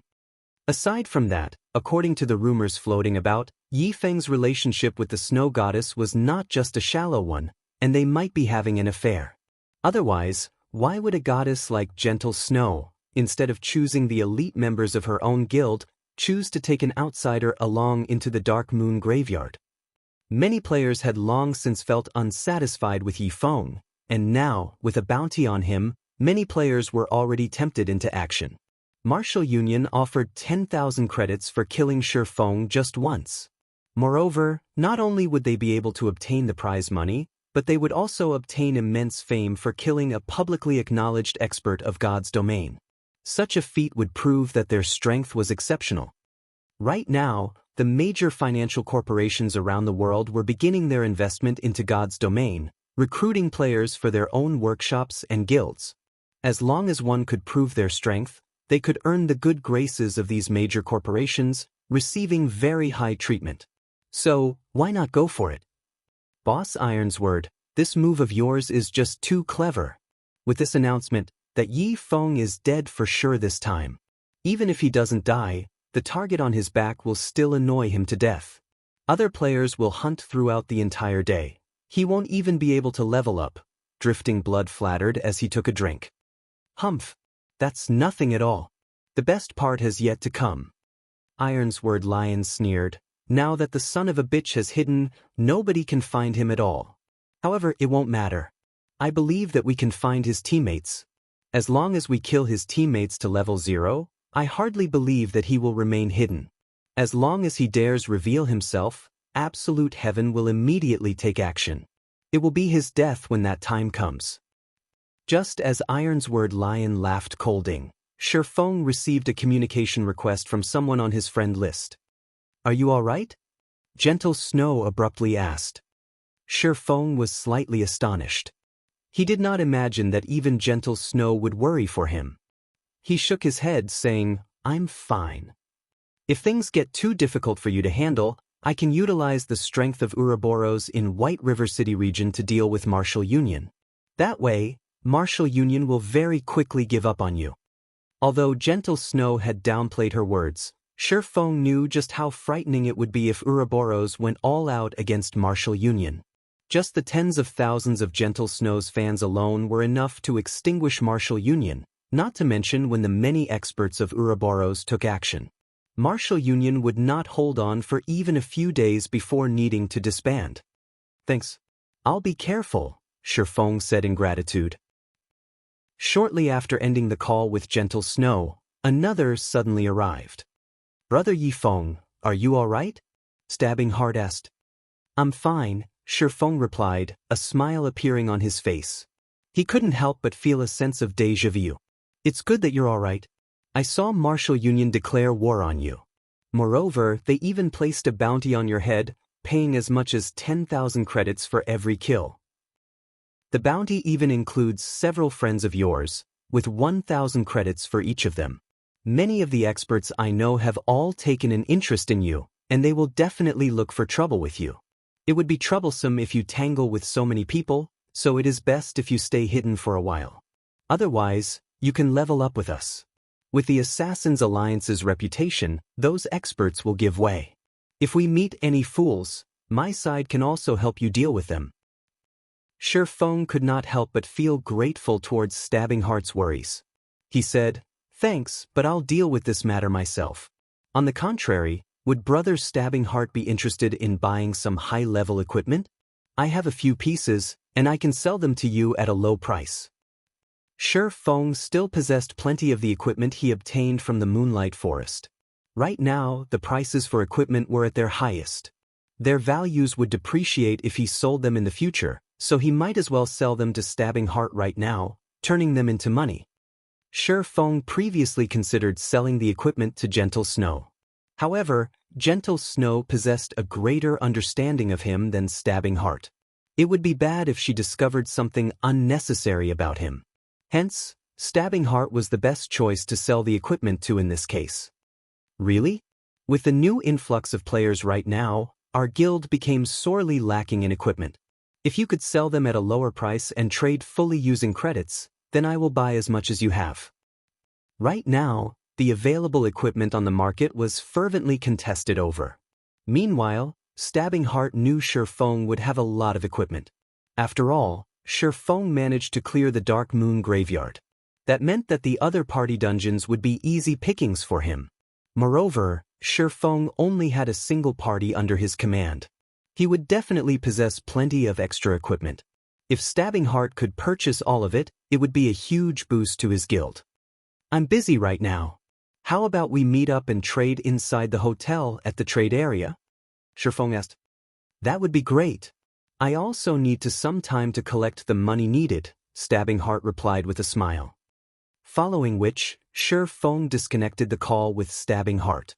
He then sent a message to Blackie and the others, telling them to be careful of ambushes from other players. Currently, with Blackie and the others' equipment and level, a dozen or so average players could not do anything to them at all. Shifeng was only afraid of those elite players taking action. Blackie and the others would not have an easy time if they truly met up with such players. Hence, it would be best if they took precautions early on. After receiving the information, Blackie immediately led the others to depart from their current grinding spot. They went to an even more secretive location Shifeng gave them. It would not be easily discovered, even by those pro players. Martial Union, since you guys want war, then to war we shall go.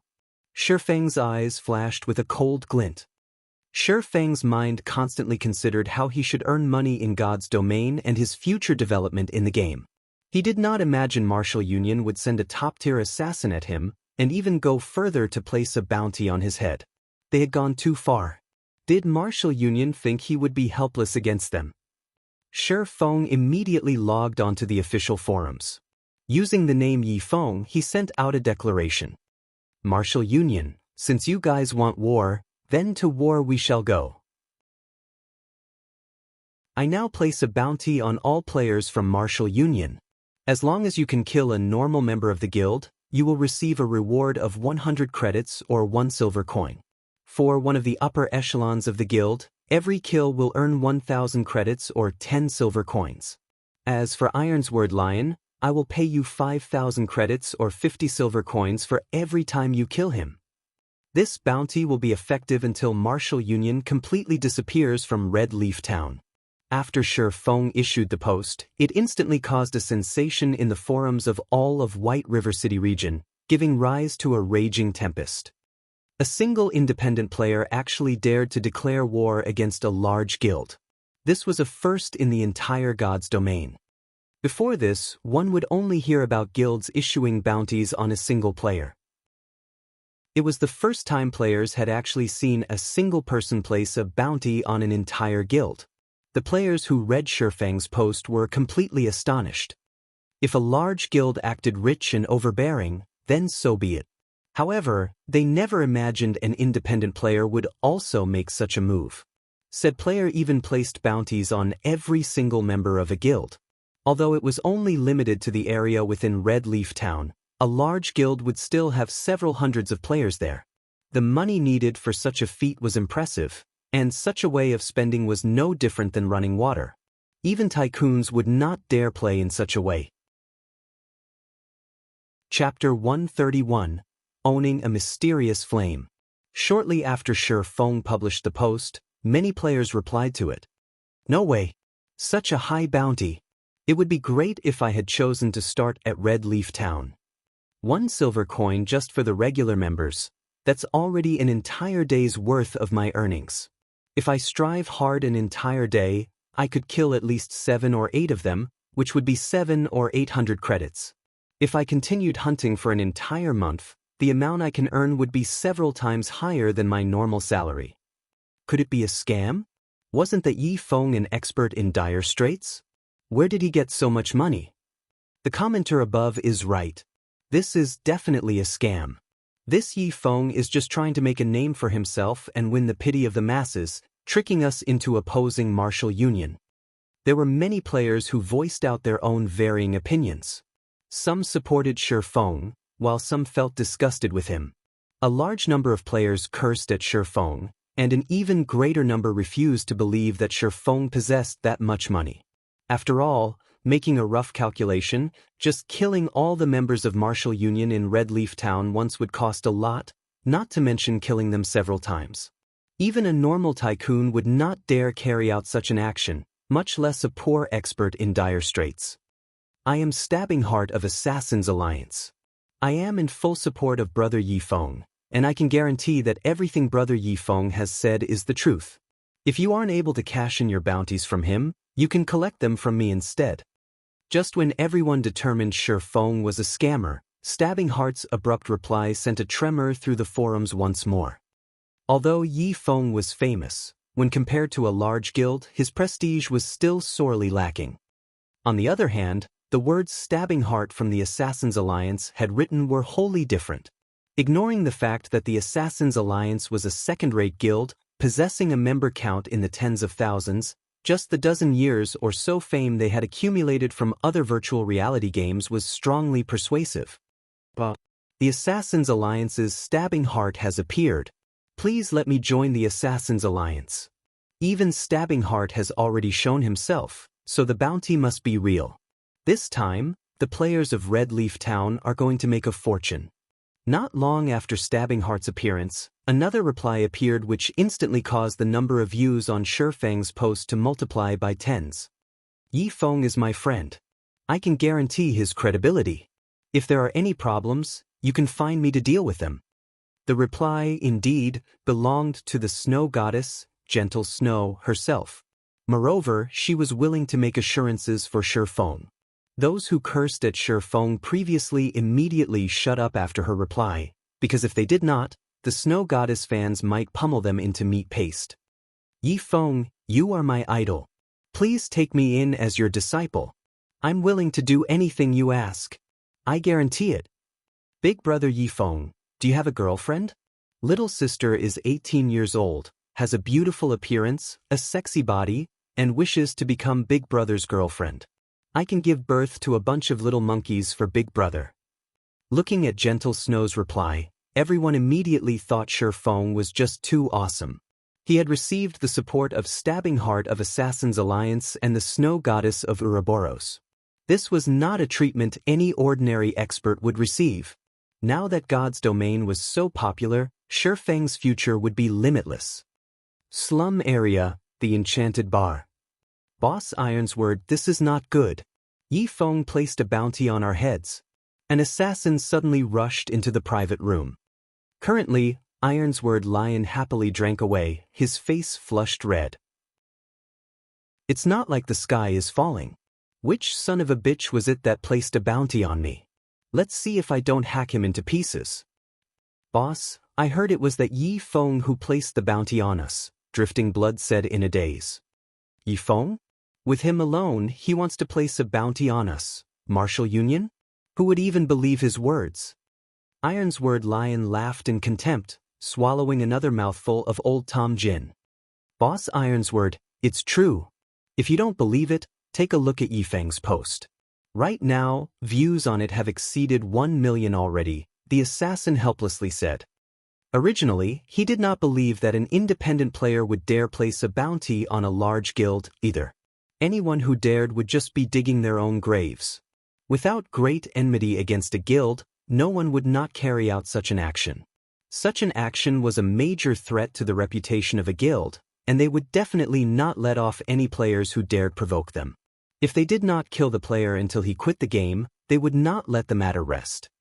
However, reality told him otherwise, as such an incident had truly occurred. Ironsword Lion still did not believe his subordinate's words.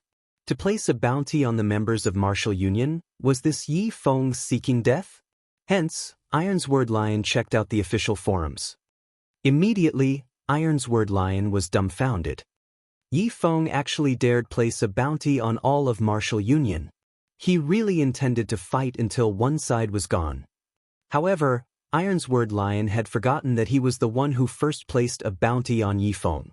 He had already forgotten his own declaration to fight until one of them was obliterated. After taking a closer look at the contents of the post, Ironsword Lion was truly shocked.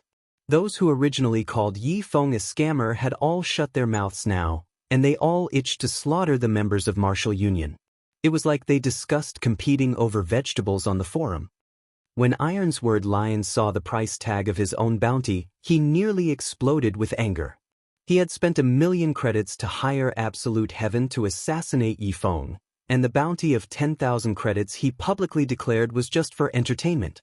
He was not hoping that someone would kill Yi Feng at all. His main goal was to kill Yi Feng's teammates. Now, however, Shi Feng had tagged him with a bounty of 5,000 credits. In doing so, wasn't Yi Feng stating that he was far from being his equal? The most unbelievable thing was that Stabbing Heart and Gentle Snow had also stood out to show their support for Yi Feng. Ironsword Lion simply could not understand this situation. The bounty he placed was only on Yi Feng, yet, why did these fellows mind other people's business? Gentle Snow was one thing, but why had Stabbing Heart appeared as well? He and the Assassin's Alliance had always minded their own business, and he had never provoked the Assassin's Alliance before. So, why was Stabbing Heart showing his support to Yi Feng? Could. Ironsword Lion repeatedly said. His anger jerked him out of his drunken stupor, his expression turning extremely sinister as he coldly said, "Since he wants to play, then I'll play. Immediately place a bounty on anyone with the guts to kill any of our members. Also, increase the bounty on Shi Feng's teammates to 2,000 credits per person. I want to see just who can tempt these players. Tell the ones below to be careful of their actions and form parties when they go out leveling." Yes. After Ironsword Lion finished giving out his instructions, the assassin turned and left. Following which, Ironsword Lion initiated contact with Absolute Heaven. He wanted Absolute Heaven to take action a little sooner, killing Yi Feng to absolve him of this anger. Elsewhere, Shi Feng had rented an intermediate forging room in the Forging Association. Now that the ice blue devil flame was in his hands, Shi Feng was prepared to use this time to train his forging, placing all his effort into making the silver dawn and other equipments. Shi Feng walked to the furnace, canceling the Tier 1 mysterious flame provided by the intermediate forging room. He then took out a dark blue flame from his bag. This dark blue flame was just like a flame sprite, joyfully jumping about in Shi Feng's palm. Furthermore, the flame gave off a scorching heat, causing the temperature in the room to rise quickly. System: do you wish to bind the ice blue devil flame as your personal mysterious flame? Bind? Don't tell me that I can only use it after it's bound? Shi Feng did not know why, but although he held the ice blue devil flame in his hand, he was unable to glean any information about it. Even a Tier 1 mysterious flame was extremely rare throughout God's domain. In his previous life, he had never come into contact with a mysterious flame, and this was his first time learning that the flame needed to be bound before use.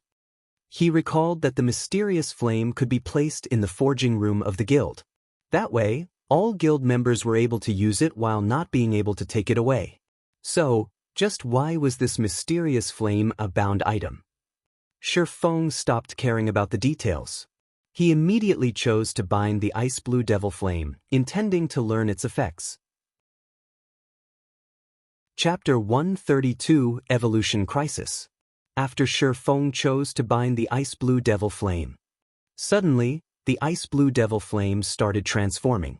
The small flame within Shi Feng's palm momentarily burned fiercely, wrapping Shi Feng's entire palm.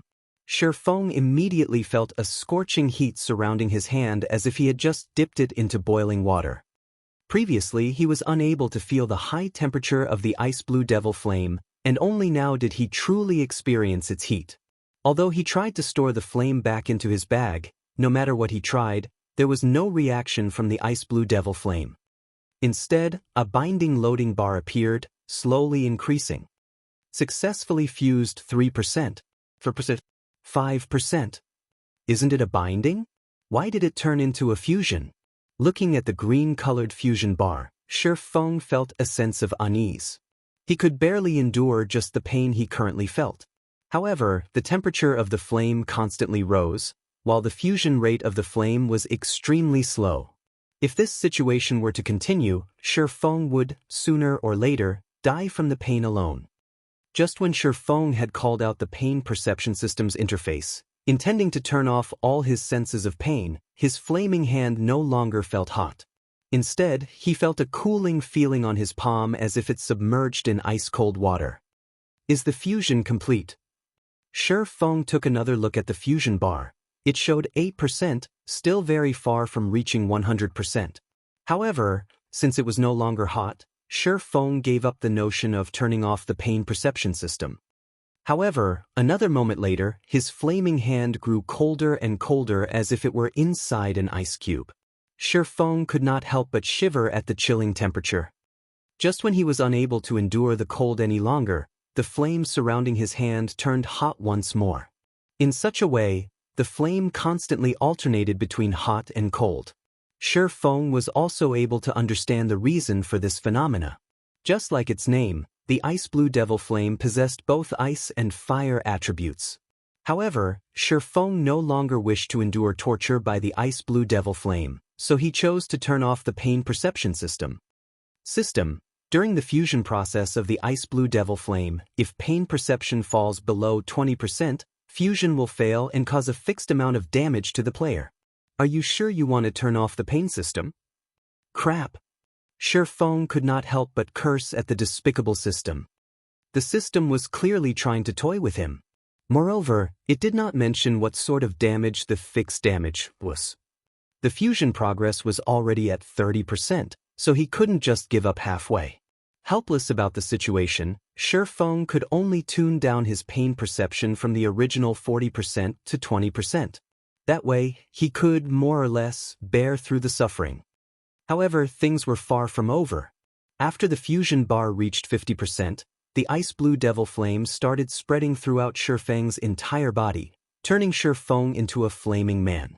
Shi Feng's entire body burned with a deep blue flame, just like the Ghost Rider. Compared to the Ghost Rider's flame, however, the flame burning Shi Feng's body was much more pure and dazzling. Even the ground below his feet started showing signs of melting. The floor of the forging room had undergone special strengthening techniques specifically to resist high temperatures. The floors of the forging room were much stronger than even a secret silver weapon. However, this floor could still not withstand the flames surrounding Shifeng's body. One could just imagine the frightening temperature that was emitted by the flame. Right now, if someone were to attack Shifeng using a bronze weapon, the scorching flame would, most likely, melt the weapon before it could even come near Shifeng. Fortunately, Shifeng had long since familiarized himself with pain. He had also adjusted his pain perception down to 20%. Otherwise, he really could not endure the ever-changing temperatures of the ice blue devil flame. After enduring the same process for 20 minutes, the fusion of the ice blue devil flame finally completed. System: the ice blue devil flame has been bound as player Yifeng's personal belongings. System: fusion of the ice blue devil flame completed. After undergoing the tempering of the ice blue devil flame, player's physique has improved. Strength plus 10, endurance plus 10, agility plus 10, ice resistance plus 20, fire resistance plus 20. Able to fully control the ice blue devil flame. Even this is possible? Shifeng was shocked. Ignoring how valuable the ice blue devil flame was to forgers, Shifeng did not think that it could even improve a player's physique after fusion. Shifeng had effortlessly obtained 30 attribute points and 20 points in both ice resistance and fire resistance. Resistance was extremely hard to obtain in God's domain, and a single point increase would have a large effect, not to mention an increase of 20 points. Such an increase was enough to instill despair in many mage classes. If fire magic could originally deal 100 damage to Shifeng, right now, it would be good if could even deal him 30 damage. Shifeng then chanted a name in his mind, a deep blue flame appearing in the middle of his palm. This was indeed the ice blue devil flame. Following Shifeng's thoughts, the flame freely moved about, growing and shrinking. Ice blue devil flame, Tier 2 mysterious flame. Can be used in battle to increase damage by 20% and an additional 40% damage to ice or fire attributed skills. Simultaneously, it increases the success rate for potion making, forging, and cooking by 10%. These attributes had completely surpassed Shifeng's imagination. In his previous life, he had never received any information regarding mysterious flames being capable of increasing a player's battle prowess. It was also impossible for the mysterious flames to only increase a player's battle prowess in this life. Hence, the only possibility was that the players who obtained mysterious flames did not leak a single word about it, silently enjoying the fortune. Just the mysterious flame's ability to increase the success rate of forging and potion making was sufficient to send all the major powers in God's domain into an uproar. If the information about it being capable of increasing a player's battle prowess leaked, the competition over mysterious flames would become much more intense. Forgers and potion makers would have no chance to obtain a mysterious flame for themselves at all. Mysterious flames were always said to give the greatest benefits to potion making and forging, but in Shifeng's view, elementalists who learned potion making were the ones who gained the greatest benefits. Originally, an elementalist's damage was very frightening. They were like human cannons. If they were to receive an upgrade to their ice and fire attributed skills, it would leave others speechless. In addition, the ice blue devil flame originally increased its user's damage by 20%, which meant that an elementalist who had the ice blue devil flame would have their damage output increased by 60%. The elementalist possessing the ice blue devil flame could easily kill an MT of the same level with the same quality of equipment in just 2 or 3 moves. Although Shifeng was not an elementalist, the ice blue devil flame still provided a relatively large increase to his battle strength. With the ice blue devil flame, Shifeng felt that the future development of his skills should be more directed towards the fire or ice attributes. That way, he could reap the greatest benefits from using the ice blue devil flame. Following which, Shifeng took out a pile of hard stones and started making advanced whetstones, increasing his forging proficiency. The success rate for making an advanced whetstone was 60%, with the possibility of increasing proficiency by 1 point with each success. Although the increase was not as much as when he made bronze equipment, the time needed to make an advanced whetstone was much shorter. Shifeng only needed to burn the hard stones in the ice blue devil flame for a short while, followed by a couple of knocks from his hammer, then he would have completed an advanced whetstone. If Shifeng were to make glimmer chest plates, he would not be able to sell them for a lot of money. After all, there were various guilds currently selling that item. On the other hand, making the high-level bronze equipment and mysterious iron equipment from the forging designs he bought from Stonehammer Town was not very efficient. It would be much better for him to just upgrade to an intermediate forging apprentice, increasing his success rate a little earlier. At that time, it would not be too late for him to start using those forging designs. Meanwhile, while Shifeng made the advanced whetstones, tension rose throughout the entire Red Leaf Town. However, it was not only due to the matter of Shifeng and Martial Union placing a bounty on each other. There was also the crisis after God's Domain's evolution. Due to the difficulty of the monsters in the wild increasing, the large influx of newcomers, and Shifeng's stock clearance of the auction house, the prices of items rapidly increased. Within a short 2 hours, the prices of items had already doubled, causing many players to voice out their complaints. Originally, the money they earned within a day was small. They also needed to buy many items they needed in the wild, such as food and beverages, return scrolls, and such items. There were also the regeneration potions and mana recovery potions. However, the prices for all these items had suddenly skyrocketed. Amongst the items with inflated prices, the highest was equipment. Previously, 20 copper coins was sufficient for a player to purchase a piece of level 2 common equipment. Right now, they would need 40 copper coins to do so. As for bronze equipment and higher, the increase in their prices was even greater.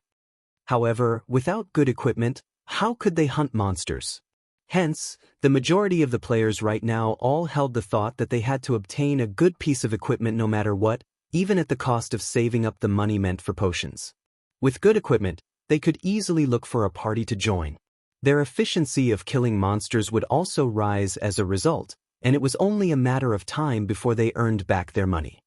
As a result, the prices of equipment constantly rose. Similarly, this phenomenon caused plenty of players, who were wealthy in real life, to purchase coins using credits for purchasing equipment, causing the price of coins to skyrocket too. Looking at this situation, the players in Red Leaf Town became even more attentive towards the bounty put out by both Shifeng and Martial Union. The players, who were previously uninterested in participating, started to take action. There were many experts who began searching for Shifeng and his teammates, and there were some who set their sights on Martial Union. Forming a party to hunt Yifeng's party.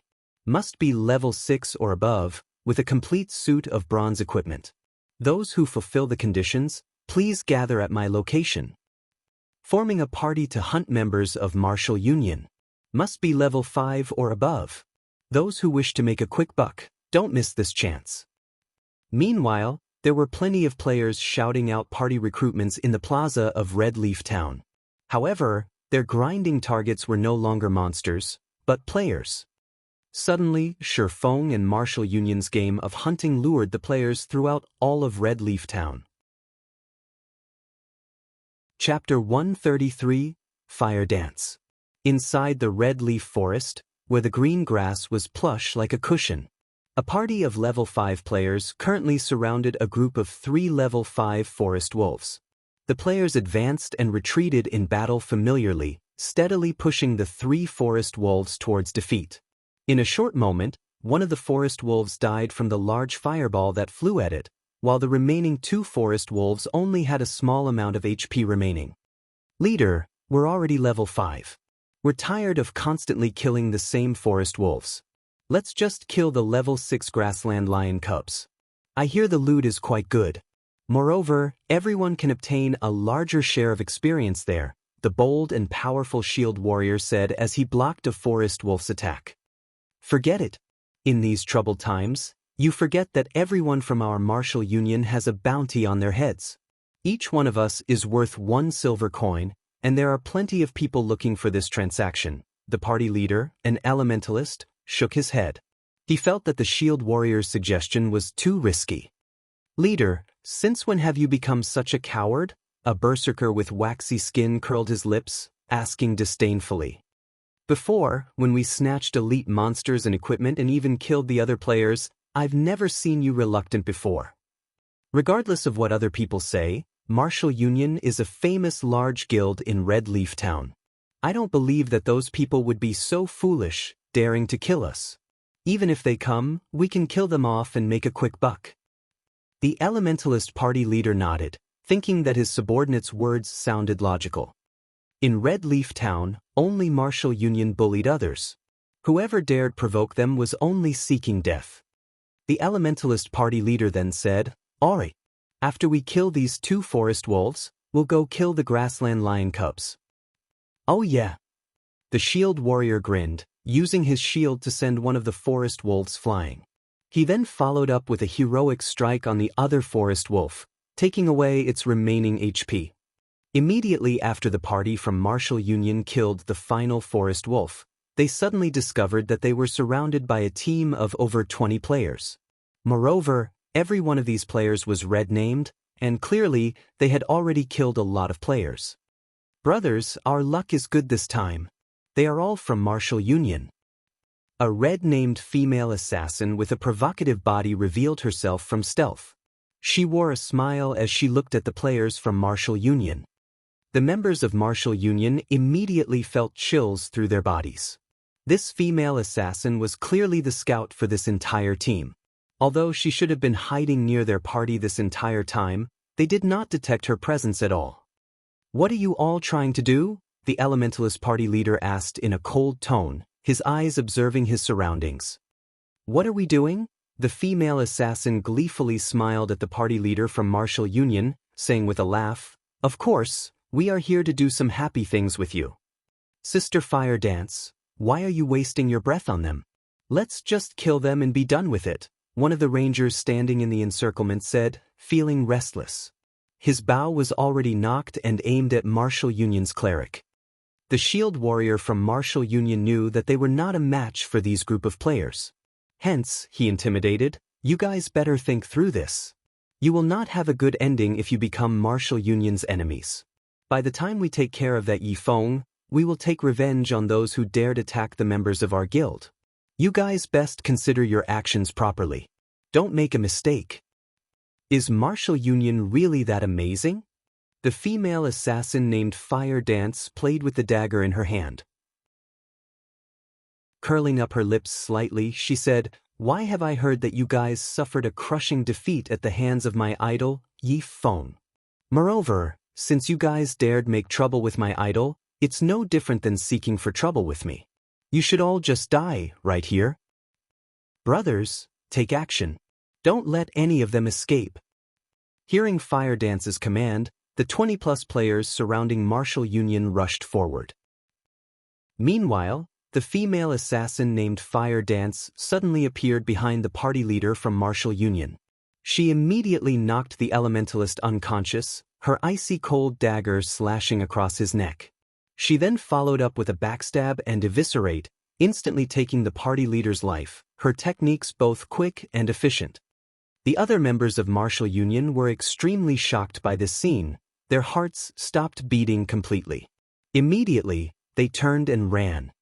However, would it be that easy to run away? Immediately, the ice walls of elementalists blocked their escape, followed by ice spheres reducing their movement speeds. Several berserkers separately used charge on their targets, followed by breaks, greatly reducing the movement speeds of the members of Martial Union once more. With their fleeing speed slower than even a tortoise, the members of Martial Union died within moments. "Tidy up the loot quickly. We'll be looking for our next target," Fire Dance issued her command. "These fellows sure are fat. They have contributed 3 pieces of bronze equipment to our inventory. It really makes you wonder just how fat Yi Feng's party, which is much more powerful, is," a lean berserker said as he collected the dropped items. He couldn't help but drool when he gazed at the bronze equipment the members of Martial Union left behind. Water Buffalo, are you having ideas about my idol's teammates?" Fire Dance looked at the berserker, smiling faintly as she asked. Immediately, the berserker called Water Buffalo quivered, hurriedly laughing as he replied, "How would I even dare? I was only fantasizing in my mind a little. If I really did look for trouble with them, I would only be there to die at their hands." "Humph. At least you know your limits," Fire Dance snorted. She then turned, departing in search of her next target. Red Leaf Town, slum area, the enchanted bar. Ping! Ironsword Lion angrily smashed the alcohol bottle in his hand after seeing the report from his subordinates. "Who can tell me what is going on exactly? Why is it only our members are dying, while not even a shadow of Yifeng's teammates can be found?" According to the report from his subordinates, within a short 2 hours, of all the members of Martial Union stationed in Red Leaf Town, 58 of them had already died once. Amongst those who died, 9 of them were even the top echelons or elites of their guild. Not only had they lost a level as a result of dying, they even dropped some of their equipment. This was a huge loss for Martial Union's Red Leaf Town branch. Moreover, Ironsword Lion was required to compensate them for their losses. Besides that, the large number of deaths had largely impacted the loyalty of the members of Martial Union. Many started to think of leaving the guild as they did not wish to be dragged into this game of hunting. If this matter did not quickly resolve, the Martial Union branch at Red Leaf Town would, sooner or later, break up. "Boss Ironsword, could they be hiding? Why don't we increase the bounty on them? That might tempt the true experts," Drifting Blood suggested. "Fine, increase the bounty immediately. I don't believe that we can't find them," Ironsword Lion nodded his head. He then continued saying, "Remember, as long as you receive any information, immediately contact Absolute Heaven. Leave it to me, boss. I'll relay the information immediately." Inside an intermediate forging room, Shifeng repeated the same task over and over. Shifeng took out a hard stone, immediately using the ice blue devil flame to burn it. He then used the runic hammer to tap at it a few times, very quickly forming a high-quality advanced whetstone. System: Advanced whetstone has been successfully forged. Forging proficiency increased by 1 point. Obtained 200 EXP. Advanced whetstone, consumable. When used on a level 20 weapon or below, recovers the durability by 8 to 12 points. Simultaneously, it increases the damage of the weapon by 3% for a duration of 30 minutes. Number of usage remaining, 3. In the later stages of the game, the value of this item would become greater and greater. The reason was that the damage to a weapon increased as monsters' prowess increased. It was especially true for monsters that were level 7 and above, as some of them possess skills that could greatly reduce the durability of a weapon. Hence, whetstones became one of the necessities when grinding and battling in God's Domain's wilds. Compared to a normal whetstone, not only could the advanced whetstone recover a weapon's durability, but it could also increase the weapon's sharpness, increasing the weapon's damage by 3%. This effect could even compare to a buff, and it would greatly benefit melee players. There would be plenty of melee classes scrambling over this item, and they would still be willing to buy more after buying the first. No player would willingly reduce their damage when fighting monsters, even if it were just a 3% reduction. Right after Shifeng finished the advanced whetstone. System: Congratulations! You are the first player to be promoted to an intermediate forging apprentice.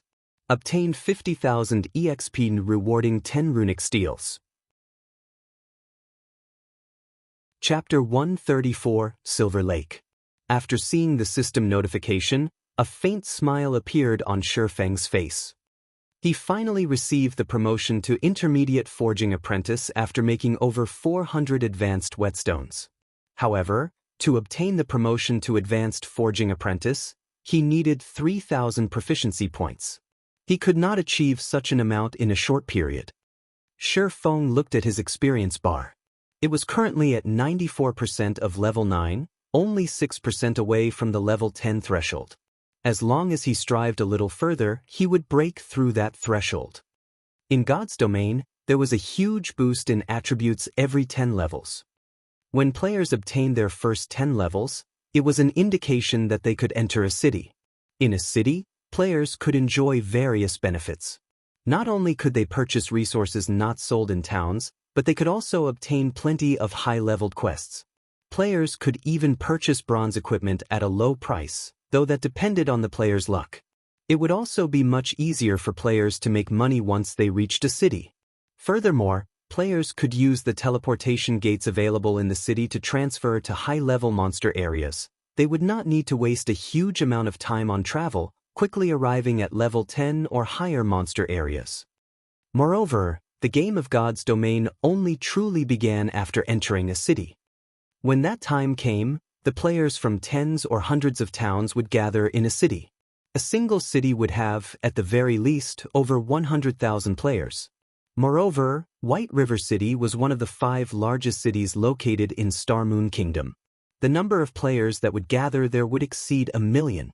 At that time, the various guilds could centralize their influence completely, displaying the true strength of a guild. This would also increase the competition between guilds.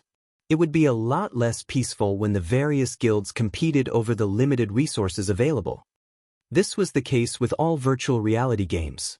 The resources available were limited, and the best resources and leveling spots would only number so many within a city's region. However, with the huge amount of players, if one wanted to level up and upgrade themselves quickly, they needed to compete over said resources. As a result, those without strength would be eliminated and left behind. Not to mention an independent player, even a small guild would have absolutely no chance of surviving inside a city. The large guilds would all monopolize the various high-level resources and valuable leveling areas, while the small guilds and independent players could only hold themselves up in locations with inferior resources. Hence, if one could set foot in the city even a moment earlier, the competition they would face would greatly lessen. However, that did not necessarily mean that one would be safe just by entering the city ahead of others. Instead, the more advantages a person possessed before entering the city, the better off one would become afterward. Take Blackwing City for example. If an average player were to enter the city, they would only be there to gain some knowledge and experience, a purely time-wasting endeavor. However, if it were one of the upper echelons of a large guild, things would be quite different. Aside from being able to form a relationship of mutual exchange with guilds from other countries, they could purchase items unique to Blackwing City in bulk. Such benefits would lead to huge improvements of a guild. Right now, Shifeng's level was ranked number 1 in White River City, and the others would need at least 2 or 3 days before they could catch up. During this time, Shifeng wanted to increase the gap further. Only then could he carve out a place for the Zero-Wing Guild he wanted to establish in White River City. So this is runic steel? As expected, this is a treasure. Shifeng took out a piece of blue steel, filled with magic, from his bag, joy filling his entire being. In Shifeng's previous life, many forgers competed madly for just a piece of runic steel. Even if they managed to buy one, they would treat it like their baby, they would not use it lightly. Meanwhile, Shifeng possessed 10 pieces of runic steel right now. Runic steel, fine gold rank consumable. When used to forge level 50 fine gold equipment or below, increases success rate by 10%. There is a fixed chance to increase the forged equipment's rank by 1, up to a maximum of fine gold rank. No matter how one looked at it, runic steel was significantly better than the 100 refinement steel. Moreover, it could even increase an equipment's rank. With this runic steel, my success rate for forging the Silver Dawn will be even greater now. Shifeng had purchased all the materials required to forge the Silver Dawn at the auction house. In addition to the materials he had purchased before, he could forge a total of 16 Silver Dawns. Just the cost alone for a single Silver Dawn was over 37 silver coins. Even an elite party needed to raid a hard mode party dungeon half a dozen times before collecting such an amount. Hence, Shifeng only chose to forge the Silver Dawn after he was promoted to intermediate forging apprentice. Shifeng took out the forging design for the Silver Dawn, clicking to learn it. He began the process of forging his first Silver Dawn. Previously, before he had obtained the ice blue devil flame, his success rate for forging the Silver Dawn was only 32%. After the addition of the ice blue devil flame, the success rate increased to 42%. If Shi Feng used the runic steel, he could further increase it to 52%. A mere intermediate forging apprentice's chance of successfully forging a secret silver weapon was just over 50%. Even a master forger would be flabbergasted at this success rate. The reason was that a basic master forger only possessed a 30% success rate when forging a secret silver equipment, and only a grandmaster forger had a 50% success rate. Shi Feng carefully read through the process of making the Silver Dawn before refining the materials. Shi Feng first used the Philosopher's Stone to obtain a high-purity refinement of the materials. He then placed the materials into the ice blue devil flame, waiting for them to merge. Shi Feng possessed 100% control over the ice blue devil flame, so he could merge the materials together to an exceptional degree. However, Shi Feng chose not to include the incomparably precious runic steel in the forging process this time. The first attempt was only for Shi Feng to familiarize himself with the forging process of the Silver Dawn. Moreover, he only possessed 10 pieces of runic steel, and each one of them was worth at least 1 gold coin.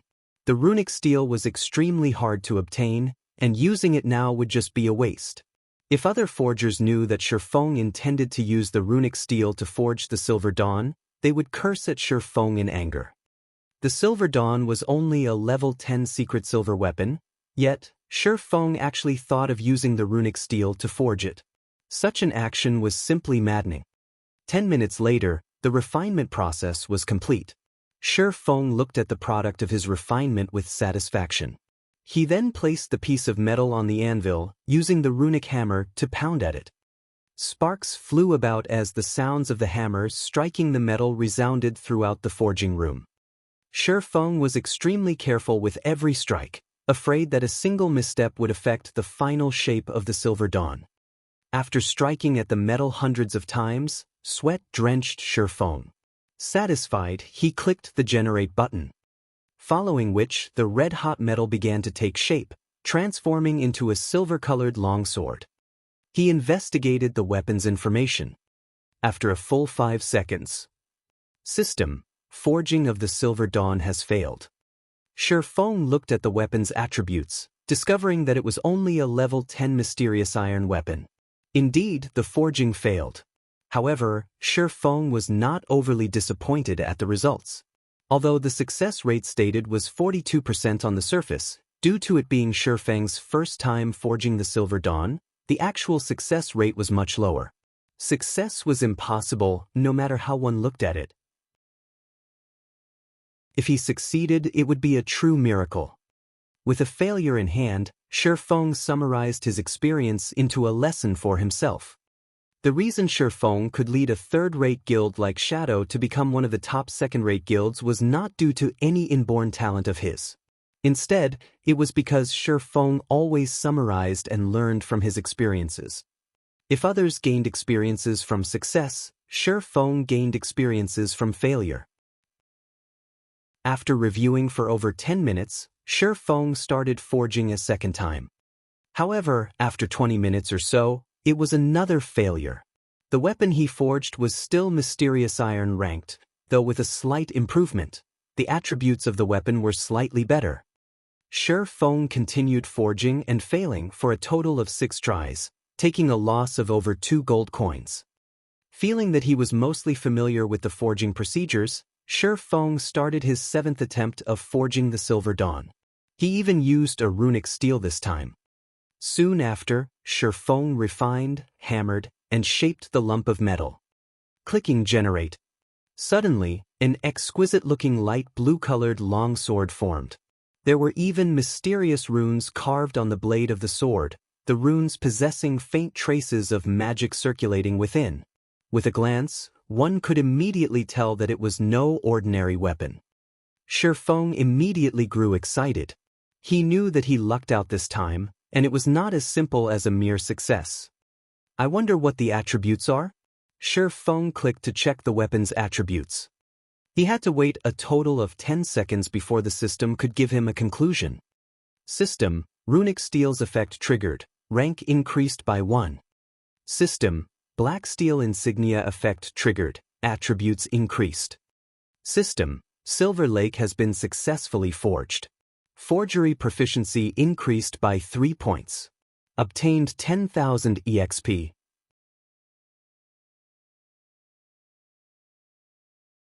Chapter 135, Personal Exclusive. The series of system notifications startled Shi Feng slightly. He had only made some slight adjustments to the Silver Dawn based on his habits and battle styles. He did not think his luck would be so heaven-defying. Even out of 100 tries, both effects definitely won't trigger together again. One could just imagine how greatly enhanced the Silver Lake's attributes are. To what extent of an increase, however, nobody knew. The runic steel could upgrade an item's quality by 1 rank. That meant that secret silver rank could be upgraded to fine gold rank. As for black steel's insignia, it could increase the attribute values of a piece of equipment, and the increase would normally be between 5% to 25%. If the weapon's attributes rose by 20%, it would be the equivalent of having upgraded the weapon's quality by an entire rank. If both effects stacked with each other, the refined light blue longsword would, at the very least, be a top-tier fine gold weapon, with the possibility of even being a dark gold weapon. A level 10 dark gold weapon. At this stage of the game, aside from magic weapons, it was the most powerful weapon available, period. Immediately, Shi Feng held up the Silver Lake that gave off a blue glow, checking its attributes. Silver Lake, fine gold rank, one-handed sword. Level 10. Equipment requirement, strength 45, agility 80. Attack power plus 78. Strength plus 18, agility plus 22. Attack speed plus 1. Durability 70/70ths. Additional passive skill. Flowing shadow, creates an afterimage effect while attacking. Simultaneously, the faster the attack speed is, the greater the damage caused. Damage can be increased up to a maximum of 50%. These attributes completely surpassed that of a top-tier fine gold weapon. With the additional skill, Flowing Shadow, the Silver Lake was absolutely comparable to a dark gold weapon. The attributes combine both speed and strength. As expected, it is as I thought. The more he looked at the Silver Lake, the greater his love for it became. In God's domain, the equipment forged generally had better attributes than the equipment dropped by the bosses from dungeons. Moreover, the forged ones were more suitable for specific classes. Hence, many experts preferred to hire master forgers to craft them custom weapons and equipment personally. Hence, master forgers were extremely welcomed and respected in God's domain. The experts of God's domain, especially, loved to make friends with master forgers. Master forgers also held great influence within a guild. Within God's domain, nobody would rashly offend a master forger. Who knew which expert a master forger had forged a weapon for before? If one carelessly provoked a master forger, they might end up assassinated or hunted by a large number of experts. After all, these experts all wish to earn a favor from a master forger, calling it in for custom equipment. Only suitable equipment would be the best equipment. Although these personalized weapons and equipment were only slightly better than equipment dropped from dungeons, the battle prowess a player could display while using the equipment would increase many-fold. Regarding these sorts of weapons and equipment, they were all referred to as exclusive equipment. They were only suited to a single individual or a certain type of individual. The Silver Lake was a personal exclusive weapon that Shi Feng created for himself. If other swordsmen used the Silver Lake, it would only display the power of a normal fine gold weapon. However, in Shi Feng's hands, it could display the prowess of a dark gold weapon. Previously, Shi Feng had lost the Crimson Blade in battle, and he just happened to be in need of a new weapon. This Silver Lake would suffice for Shi Feng's use for a very long time, and he would not need a new weapon anytime soon. Now that he had crafted his first personal exclusive weapon, Shi Feng felt much more assured. He then continued forging more Silver Dawns. After successfully forging the fine gold-ranked Silver Lake, it became much easier for Shi Feng to forge the Silver Dawn. 2 days quickly passed. During the day, Shi Feng would move some items to his new house, decorating his new home with some furniture. He then trained his body as usual. At night, after he entered God's domain, he forged equipment without stopping. In such a way, his time was fully occupied.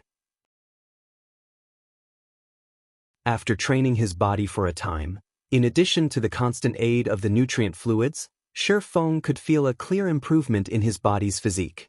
Also, his mind felt much more clear. Currently, his physique had only caught up with the average standard of the athletes in his university. As long as he persevered for another fortnight, he might be able to reach the standard of the Fighting and Martial Arts Society's members. At that time, his body could absorb nutrient fluids more efficiently, allowing his mind to become much more active. Meanwhile, during the nights in God's domain, aside from occasionally visiting the auction house to purchase materials and appreciation items, Shi Feng had conducted a large transaction with Stabbing Heart. Shi Feng sold the level 5 to level 7 bronze equipment he possessed in bulk, earning himself over 2 gold coins and over 200,000 credits. Other than that, Shi Feng spent the remainder of his time cooped up in the intermediate forging room. Not only did he forge silver dawns, but he also forged plenty of equipment using the bronze and mysterious iron forging designs he obtained from Blackbeard. After he spent all his money on forging equipment, he continued making advanced whetstones. In a period of 2 days, Shi Feng had forged a total of 31 silver dawns, over 200 pieces of level 8 bronze equipment, over 100 pieces of level 9 bronze equipment, over 100 pieces of level 10 bronze equipment, over 60 mysterious iron weapons, over 70 pieces of mysterious iron equipment, and over 2,000 advanced whetstones. If other forgers saw at these numbers, they might faint from shock. Shi Feng's forging speed was simply outrageous. However, the main reason Shi Feng could create so many items was his low rate of failure. After forging so much equipment, Shi Feng's level had long since reached level 10, and he was not that far from level 11. As long as Shi Feng desired, he could go to White River City at any time. However, he did not plan to make that journey yet. At the very least, he wanted to make a trip to Blackwing City first, before going to White River City.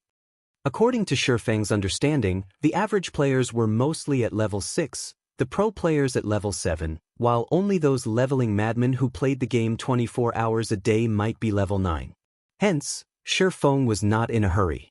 Going from level 9 to level 10, the EXP needed was not a small amount.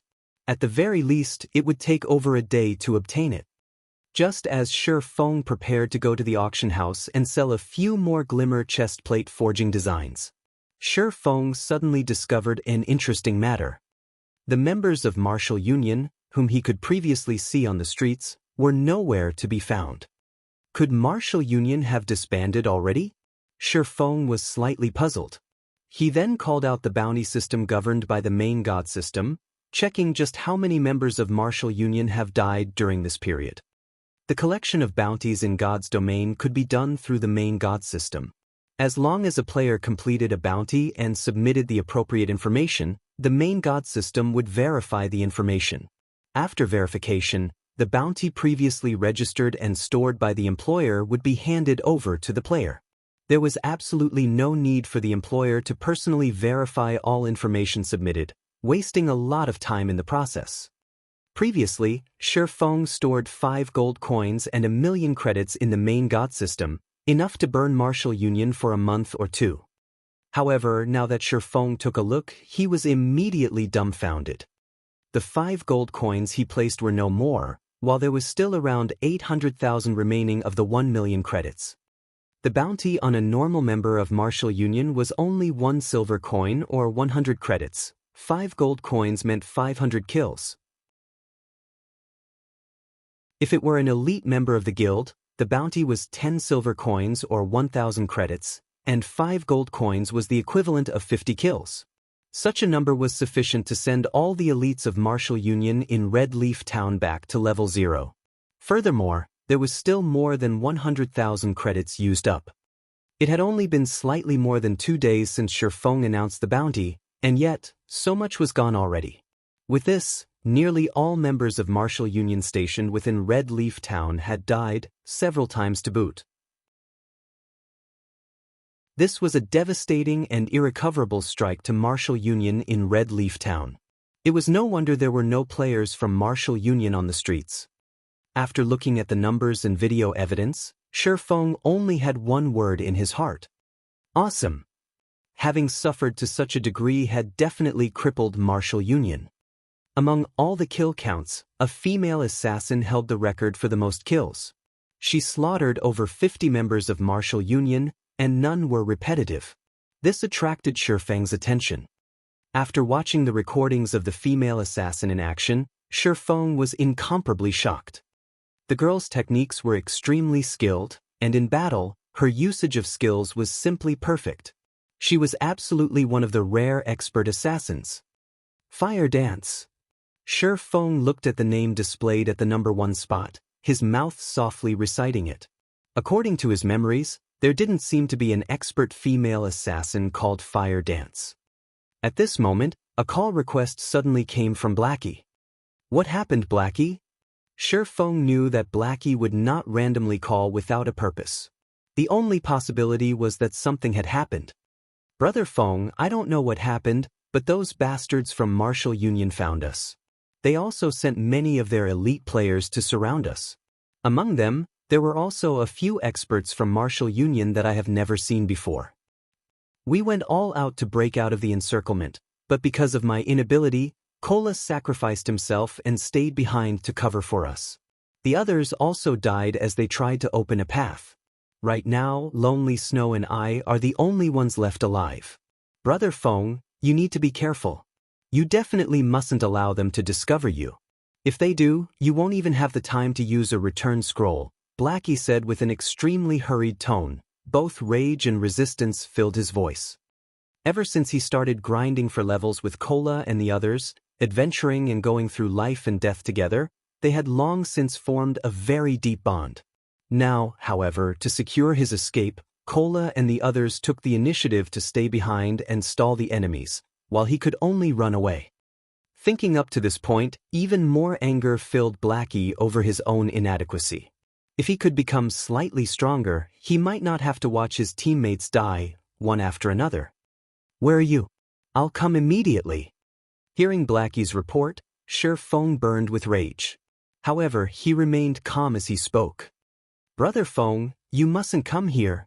There are too many players from Martial Union right now. Moreover, there are several experts here as well. I'll try to think of a way to escape with Lonely Snow, Blackie advised. The only reason he contacted Shifeng was that he worried Shifeng might accidentally encounter the players from Martial Union. It was not that he did not believe in Shifeng's strength, but the players from Martial Union simply numbered too many. There were also many experts among them. Shifeng would have no chance against them.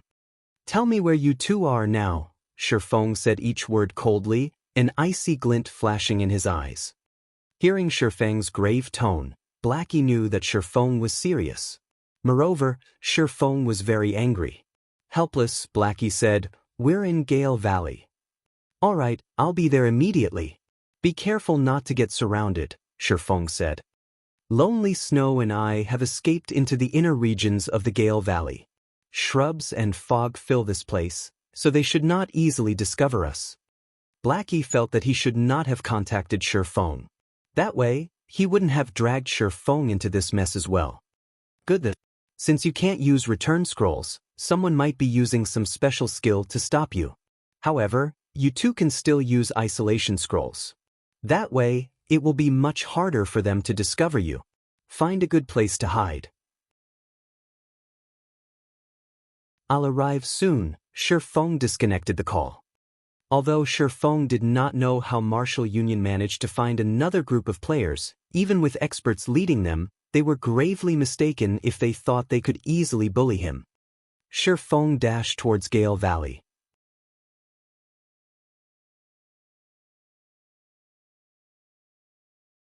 They were currently tasked to report back all the players who entered the Gale Valley, determining whether or not said players were here as the enemy's backup. With this information, they could allow their members to prepare beforehand and set up an ambush. Unfortunately, Shi Feng had long since guessed this, hence his alteration of his appearance before entering the Gale Valley. Even if the experts of Martial Union knew that someone had entered the Gale Valley, they would not know it was Shi Feng. They would only see him as an independent player, here to level up, and they would not be wary of him. Shi Feng paid no heed to these assassins. Instead, he went deeper into the Gale Valley. Based on Shi Feng's strength alone, it would be extremely easy for Shi Feng to kill these 4 level 6 assassins. However, he would not. Doing so would only alert the enemy of his presence. If he caused the members of Martial Union to become vigilant, he could not achieve the greatest effect when he ambushed them later on. Boss unstable, there's a player entering the Gale Valley. However, he's not the target, Yi Feng, one of the assassins on guard at the valley's entrance reported. Got it, you guys stay on guard there. As long as Yi Feng enters the Gale Valley, immediately report it to me. Also, remember to tail him, and do not let him discover any of you. As long as you all do a good job, you will be members of the guild's elite team in the future, the player called Unstable commanded seriously. Yes. After finishing his report, the assassin grew extremely excited. He became much more serious as he silently awaited by the entrance for Yi Feng. However, he did not know that the person he mentioned had long since entered the Gale Valley. After Shi Feng entered the Gale Valley, he constantly advanced through the treetops. He utilized his heightened vision to observe the surrounding situation, making accurate decisions. And someone's here. Very quickly, Shi Feng detected sounds of battle from the forest a short distance ahead. Moreover, it did not seem like a small battle. Immediately, Shi Feng stealthily closed in on the origin of the sounds, intending to discover more about the situation. If it were only a battle between players and monsters, there would not be so much movement. Moreover, the closer Shi Feng was, the clearer the sounds of metal clashing against metal and the ear-piercing screech of blades and swords interweaving with each other. Could they have discovered Blackie?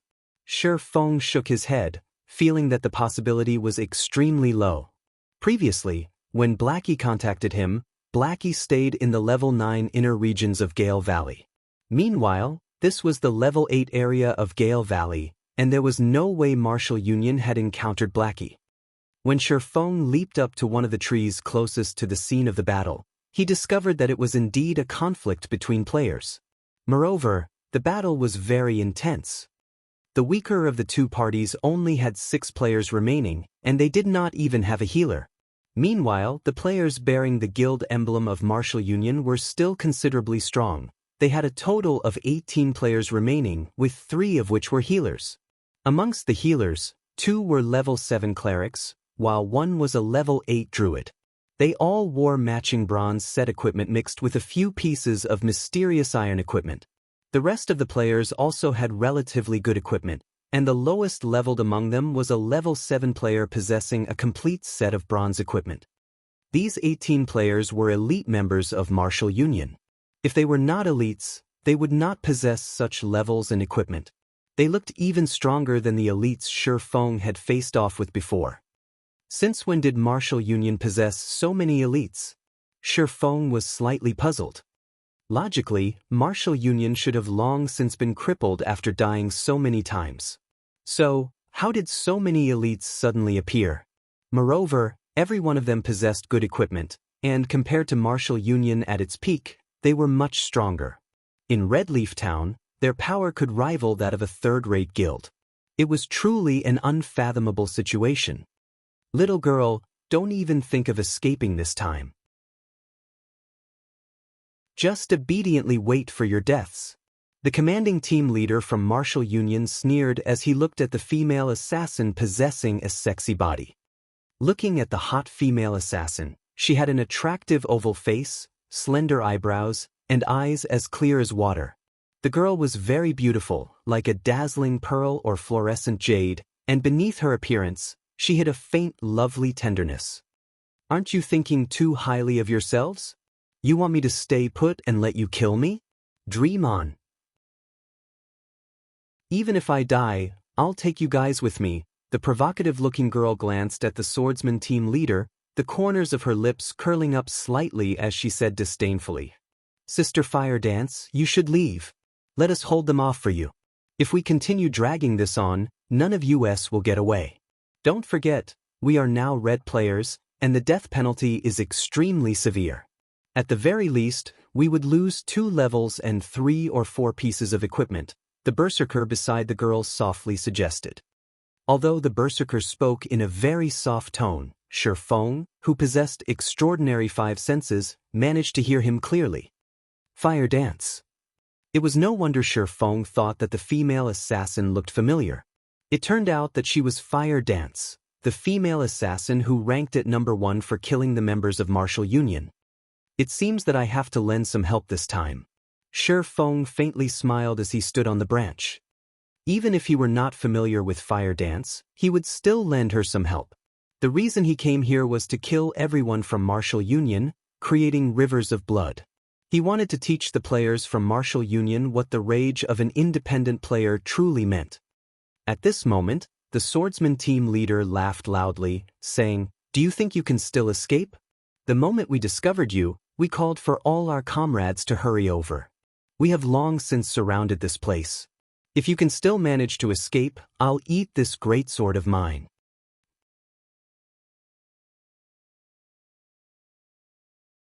Chapter 137, Monster. "It seems they will bury us here. Our only choice is to carve out a trail of blood," Fire Dance said. After hearing the swordsman team leader from Martial Union speak, Fire Dance's expression turned grim, gritting her teeth slightly. Originally, she intended to come here to kill the members of Martial Union. She did not think that she would fall into Martial Union's trap instead. After killing their way out of the encirclement with much difficulty, these players once more surrounded them. Their chances of escaping were already scant, and if another 20 or so enemies arrived, even that tiny hope of escape would vanish. If she and her teammates died now, with the previous crime value they had accumulated, at the very least, her teammates would each lose 2 levels, while she would lose at least 3 levels and all of her equipment. Such a loss would devastate them, and their team would very likely disband, never to rise again. "Ha! It's too late to fear now. Originally, we prepared this ambush for that Yifeng, but I never thought you guys would send yourselves to death. From now on, the fine equipment that you guys use will belong to us. Brothers, go. Leave that little girl for me to deal with." The swordsman team leader licked his lips as he spoke, his eyes revealing an undisguised greed as he gazed at Fire Dance's sexy body. Naturally, Shi Feng, who was hiding in the forest, heard the entire conversation. Although he knew Martial Union definitely had some hidden plot, it turned out that they planned to set a trap for him all along. Previously, he had stayed inside the forging room, creating equipment. Moreover, he had also altered his outward appearance, making it impossible for Martial Union to find him. Hence, they chose to take action against Blackie and the others, using them to lure him out. At the same time, they would set up a trap and surround him. Unfortunately, although they had prepared for a variety of situations, they missed out on 2 important points. First, Shi Feng possessed the demon mask that allowed him to disguise his character's appearance and information easily. Second, they gravely underestimated Shi Feng's current strength. "Brothers, follow me and let's kill our way out." At this moment, Fire Dance chose to take the initiative and launched an attack. In the blink of an eye, she rushed towards the spot where the encirclement had the least amount of players. Before the berserker standing there could react, Fire Dance's dagger had already pierced the back of his head, forcing him into a fainted state. Fire Dance immediately followed up with a backstab, assassinate, and eviscerate, instantly removing half of the berserker's HP. The other members of Fire Dance's team also rushed forward with her, breaking through the encirclement. However, just as the several level 7 players fell to critical health, a dazzling white light surrounded their bodies, recovering over half of their total HP. Moreover, those players were not just weaklings. They stubbornly held back the members of Fire Dance's team, not backing down in the slightest. "Mages, go all out. Clerics, cast your shields. Rangers, mark the assassins. Do not let them get away. I don't want to become a laughingstock for the players in Blue Water Town," the swordsman from Martial Union commanded as he similarly charged at Fire Dance. Including herself, Fire Dance's team only had 6 players remaining. Each of them faced off against 2 or 3 enemies. Their enemies also had healers constantly replenishing their health. They had no chance for victory at all. Moreover, with the constant bombardment from the backline mages of Martial Union, Fire Dance lost another 2 of her teammates in the blink of an eye. Is this really it for us? Fire Dance watched her comrades fall in front of her eyes, her heart bleeding at the sight. However, Fire Dance had no time for anger as she faced off against 3 enemies at once. One of the 3 was also the team leader from Martial Union. However, in addition to being outnumbered, she also had to deal with the constant attacks from the mages. As a result, her HP reduced continuously, while a majority of her skills were on cooldown. She could only dodge the incoming attacks to reduce as much damage as possible. Haha. Little girl, if you wish to blame someone, then blame that Yi Feng of yours for standing out. All who go against Martial Union will earn a fatal ending. However, you can be relieved. That Yi Feng fella will sooner or later accompany you as well. Just when the swordsman thought that victory was in his grasp, a black figure silently appeared behind Martial Union's healers. Nobody had even discovered the appearance of this person. Without anybody noticing, 2 sword lights pierced through one of the level 7 clerics, causing damages of -397 and -542, instantly killing him. Only when the cleric died did the second cleric and druid notice an enemy right beside them. Moreover, this new enemy instantly killed one of their comrades. The other cleric attempted to yell out in fright, yet he suddenly discovered that he was unable to yell out. He did not know when it started, but at this moment, both his abdomen and neck spurted out fresh blood. Moreover, when he turned to look at the druid beside him, he noticed that the druid was in a similar situation. However, neither of them noticed that, in actuality, they had been attacked at the same time as the first cleric. Only, their reactions were slightly delayed, failing to notice their own HPs had already to 0. Staring at each other, they both fell forward, their visions turning a dull gray. That's 3 down. Shifeng's eyes flashed with a cold glint. He then shifted his cold gaze to the mages nearby. Based on Shifeng's current attack power, even if he did not depend on the Ice Blue Devil Flame's damage increase and did not use any of his skills, he could still kill any cloth armor classes of the same level with only 2 strikes from his swords. 2 swords, 6 images. With Shifeng's current attributes, it was an easy feat, and there were burdens when doing so. Moreover, the faster Shifeng's sword slashes were, the greater the damage the Silver Lake could cause. If Shifeng's speed reached its pinnacle, it might even be possible for him to instant-kill a cloth armor class with just a single sword strike. In an open battlefield like this, Shifeng was just like a harvester, reaping players' lives. With Shifeng's current attack speed, if other players did not activate their extraordinary state, they could not block Shifeng's attacks at all. Without a doubt, they would instantly die. Meanwhile, the current players able to activate the extraordinary state were usually melee classes, such as the swordsman team leader. Only with it could they possibly have a chance to react and retaliate against Shifeng. However, even then, it was only a possibility. Shifeng then activated Wind Blade, rushing towards the nearest elementalist of Martial Union. Are you healers dead or what? Don't you even know how to heal? A low HP assassin of Martial Union cursed. However, the assassin's curses received no replies. Seizing the opportunity, Fire Dance, with her accumulated 3-star energy, used Eviscerate to finish off this assassin. The backline mages witnessing this scene all turned to look at the healers behind them, intending to find out what had happened. However, the moment one turned, he immediately discovered a dark shadow sliding across his neck, with another blue shadow piercing through his chest. His HP bar displayed before him rapidly decreased. Soon after, his vision darkened, and his life extinguished. After killing the elementalist, Shifeng turned towards the other mage classes. Leader, there's a monster ambushing us. A summoner at a distance shouted in fright after witnessing this scene. However, before he could even get a clear look at this ambusher, the level 7 elementalist was already dead. Such a scene caused this summoner to have shivers all down his body. Can't you see that I'm busy here? If it's just a monster ambush, don't you know how to deal with it yourselves? The swordsman retorted angrily. At this moment he still exchanged moves with Fire Dance, and he could not afford a distraction. It's just a monster, where's the need to report even that? Are you an idiot or what? Hearing no reply from the summoner, the swordsman thought his subordinate turned to deal with the monster. Hence, he focused more on his battle against Fire Dance. In reality, however, the summoner already lay beneath Shifeng's feet. The 3 mages nearby who attempted to escape were dead as well. Meanwhile, Shifeng's name turned a crimson red, as if it would bleed at any time. Currently, only 3 players remained on Fire Dance's team, and all 3 of their HPs were almost gone. Meanwhile, Martial Union still had 9 melee players whose HPs were above 50%. Leader, something's not right. I'm already at half health, but the healers haven't healed me yet, a berserker shouted. Crap, what are you healers doing?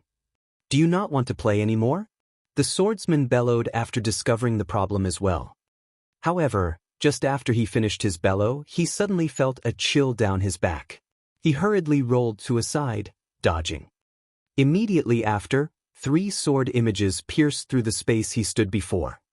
The 2 other players in front of him were not as lucky. Both of Shifeng's swords pierced through their backs. Without even knowing the cause of their deaths, both of their bodies fell lifelessly to the ground, their eyes wide open. As the leader, the swordsman was the strongest among the entire team. However, when he saw this scene play out before him, he suddenly felt cold throughout his body. Being able to kill both of his comrades instantly and without using any skills to boot, just how heaven-defying was this person's attack power? Who are you? Why are you acting against us? The team leader gathered up his courage, angrily shouting, Do you know who we are? We are members of Martial Union. If you don't wish to die, leave this place immediately. I can still let you off the hook. However, he suddenly heard the reply whispered from behind him. The ones I'm here to kill are precisely you from Martial Union. The swordsman team leader turned his head, his complexion turning pale instantly. Previously, the mysterious player standing in front of him had, in the blink of an eye, arrived at his back, giving him a cold smile. Before the swordsman team leader could even scream, Shifeng sent a chop at him. The pitch-black abyssal blade pierced through his chest, causing over -700 damage, instantly dropping his HP to 0. Pairing up silent steps and chop, Shifeng had killed off the level 8 swordsman team leader. Meanwhile, Fire Dance, witnessing this scene from a distance, was utterly dumbfounded. This mysterious player had instantly killed the swordsman team leader, whom she had difficulty dealing with. Is this mysterious player truly a player? He can't be a ghost of God's domain, right? After the team leader of Martial Union died, the other members were all fear-stricken. After witnessing Shifeng's extraordinary speed and frightening damage, they all felt unprecedented fear. Is this even a player? He can't be a monster, right? This way of thinking reverberated in the minds of these players, causing them to tremble with fear. Although Fire Dance had good technique, at this moment, she did not dare to make any careless movements. She could only watch in silence, and unknowingly, a streak of sweat rolled down from her forehead. When faced with this mysterious player before her, Fire Dance's instincts were telling her that, if this mysterious player wanted to deal with her, death would be the only outcome for her.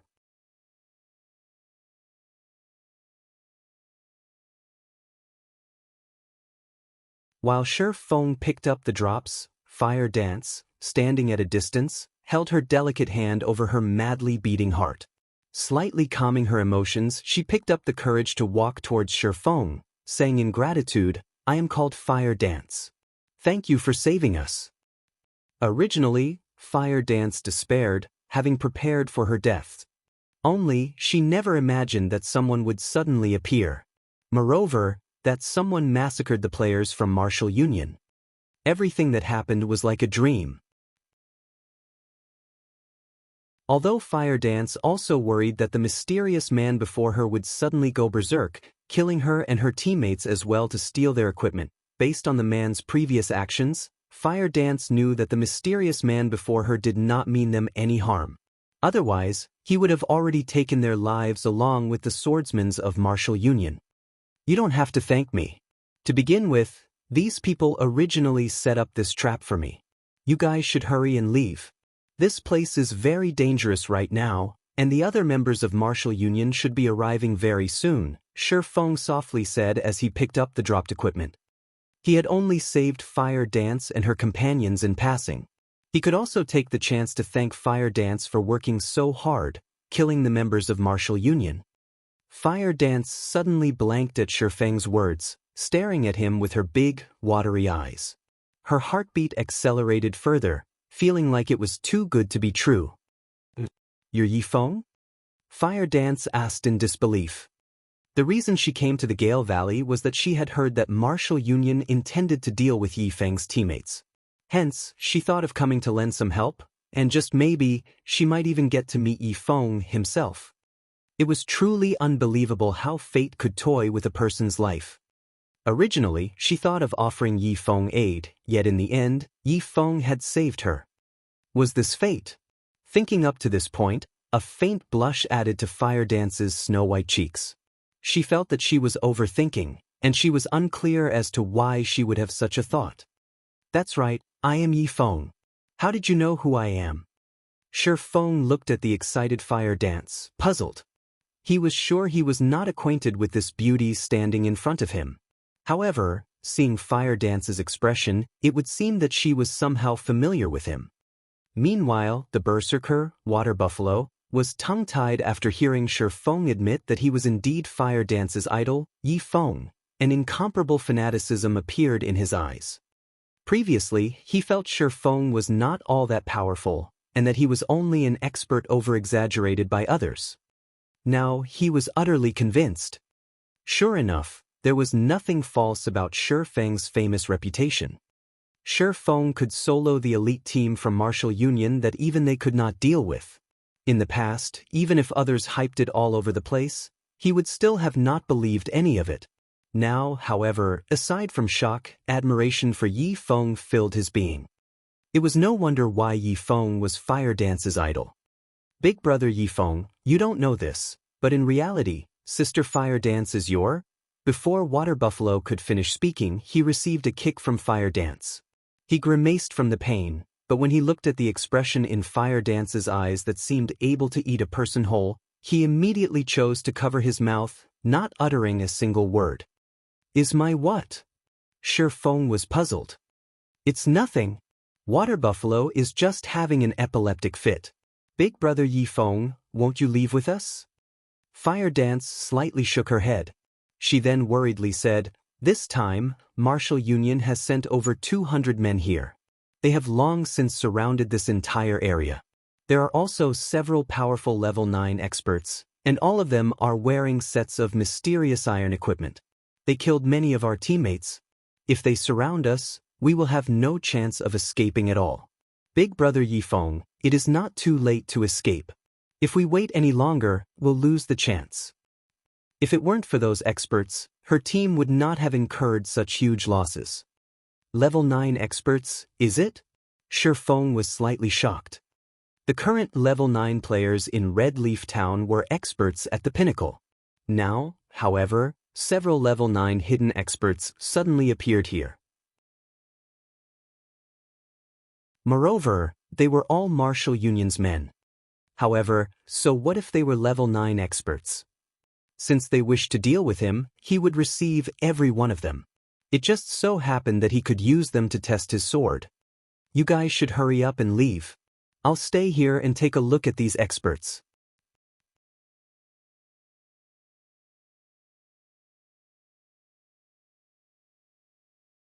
As long as we kill her back to level 0, Martial Union's reputation will definitely recover to its peak. If we manage to kill Yi Feng, then Martial Union can also use this chance to leap through the threshold of a third-rate guild. Unstable Devastation had long since possessed a plan of his own. Ironsword Lion had always been one of the guild leader's most trusted aides. Many of the elders in the guild also supported the guild leader. If Unstable wished to become guild leader, he needed to increase both his influence and fame. Meanwhile, Yi Feng was a player with a certain amount of fame within White River City. He was a publicly acknowledged swordsman expert, and his fame even far exceeded that of the guild leader, Nameless Pride. Hence, Yi Feng was his best choice. As long as he could kill Yi Feng and upload the recording, he would instantly become an apex expert, famous throughout White River City. Moreover, it would allow the guild branch in Red Leaf Town to rise back up to prominence. When that time came, the elders in the guild would side with him, and the day he became the guild leader of Martial Union would only be around the corner. Yi Feng, you will become my stepping stone. Unstable Devastation proudly said with a laugh. He did not believe that an independent player could survive once surrounded by so many. Only even until now, Shi Feng had yet to show himself annoying unstable. Just as Martial Union slowly advanced, Shi Feng, traversing through the treetops, discovered Unstable Devastation and the others. After some silent observation, he discovered that these players were all elites. The lowest amongst them was level 7, and a majority of them were level 8. There were also 4 players who had reached level 9. They all wore mysterious iron equipment, and the weakest of their weapons was also mysterious iron rank.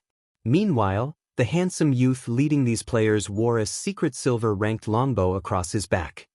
Isn't that Unstable Devastation? Shi Feng immediately recognized the bow-carrying youth.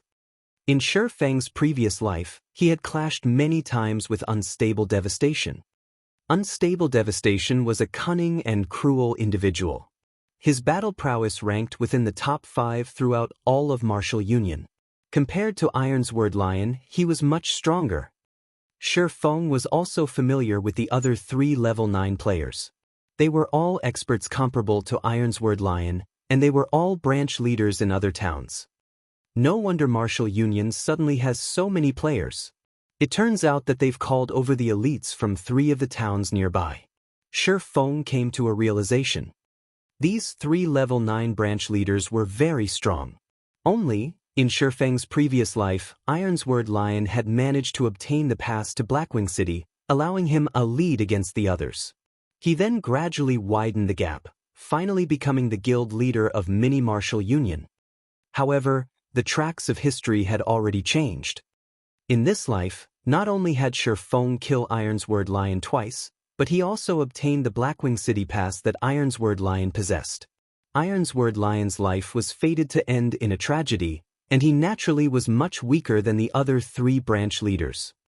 If it were during the previous life, if Shi Feng met any one of these leaders, he would have had to proceed with extreme caution. If he met 2 of them together, he would definitely need to avoid them. Now, however, although all 5 of them were together, Shi Feng had no intentions of leaving. The situation was different this time. Not only did Shi Feng possess a magic weapon, but he had also obtained the Ice Blue Devil Flame and many other pieces of equipment that were top tier at this stage of the game. He also had the advantage of levels, so he naturally possessed the confidence to battle. Even if he couldn't win against them, he could still escape them. At this moment, Unstable Devastation had yet to learn that one of his elite teams had been wiped out. That was because players needed to wait 10 minutes before reviving at the graveyard. Within 30 minutes of revival, players could not transmit any information or communication. Hence, Unstable Devastation and the others did not know that Shi Feng had arrived. They were not cautious in the least, and it was a perfect chance for Shi Feng to launch and ambush them. Hence, Shi Feng continued to follow his target's unhurried advancement. While they traveled, the team maintained impressive positioning. Their healers stayed in the middle, while Unstable Devastation and the other experts walked beside them. Moreover, the players in the center of the formation only watched the players at the front battle, with no intentions of killing the monsters themselves. This way, it would be difficult for even a top-tier assassin to attack the healers. Meanwhile, the players in the outer layer would not move further than 15 yards from the center. If something unexpected occurred, they could immediately lend aid. Shifeng did not seek a frontal confrontation. Instead, he would take advantage of his speed to slowly chip at the outer layer of this team. Soon after, Shifeng silently closed in on them. Within a short moment, the players of Martial Union met with a group of Shadow Leopards. An extremely ferocious level 8 chieftain-ranked Shadow Leopard King led the small leap of Shadow Leopards. Shifeng felt that this was his chance. He crept closer to the team, hiding in a bush and waiting. Time passed bit by bit. The guards around the Shadow Leopard King were all dead, and the king was the only one left. The players of Martial Union grew very excited. Seeing as good equipment was about to drop, they all became much more serious and focused on the battle. They remained completely unaware of Shifeng, already positioned on the tree above their heads. MT, make sure to dodge its skills, don't let its claws land on you. As for everyone else, hold off as many strikes as you can. Healers, go all out with your heals. Unstable Devastation was also excited. Immediately, the speed at which the arrows fired from his bow accelerated. Unstable Devastation did not think that his luck would be so good as to allow him to meet a level 8 chieftain. This kind of field chieftain would not just drop a single piece of equipment, but would normally drop several. Based on the Shadow Leopard King's level, at the very least, it would drop level 7 or level 8 secret silver equipment and possibly fine gold equipment. Mysterious iron equipment was considered high quality at this stage of the game. In the entire Martial Union, the total amount of secret silver equipment they possessed was no more than 10 pieces. It was obvious just how precious they were. Meanwhile, the Shadow Leopard King before them had the possibility of dropping fine gold equipment.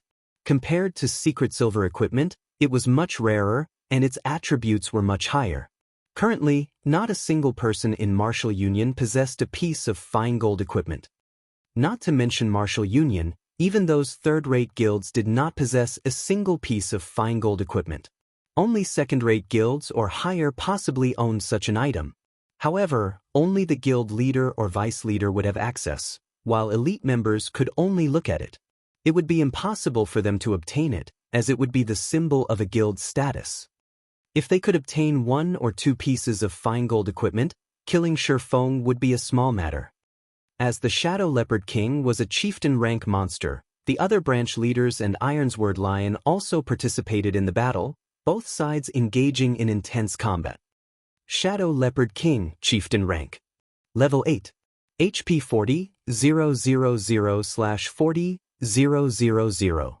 A casual pouncing attack from the Shadow Leopard King could easily end a player's life, while a single swipe of its tail could obliterate more than half the HP of a group of players.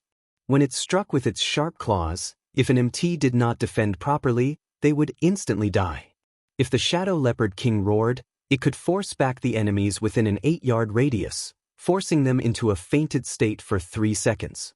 In addition, the Shadow Leopard King was quite nimble and had extremely high defense. As a result, the casualties and fatalities on Martial Union's side were relatively high. Meanwhile, the damage Martial Union inflicted was limited. The strongest player among them, Unstable Devastation, could only cause -40 to -50 damage to it, while the others could only manage slightly over -10 damage. Fortunately, there were plenty of players on Martial Union's side. With a total of 50 players surrounding the Shadow Leopard King, they managed to shave off a lot of the monster's HP. The Shadow Leopard King's HP steadily fell, and when its HP was about to reach 50%, Shifeng immediately used Phantom Kill. Controlling his doppelganger to circle the group, Shifeng prepared his doppelganger to ambush the mage classes and healers.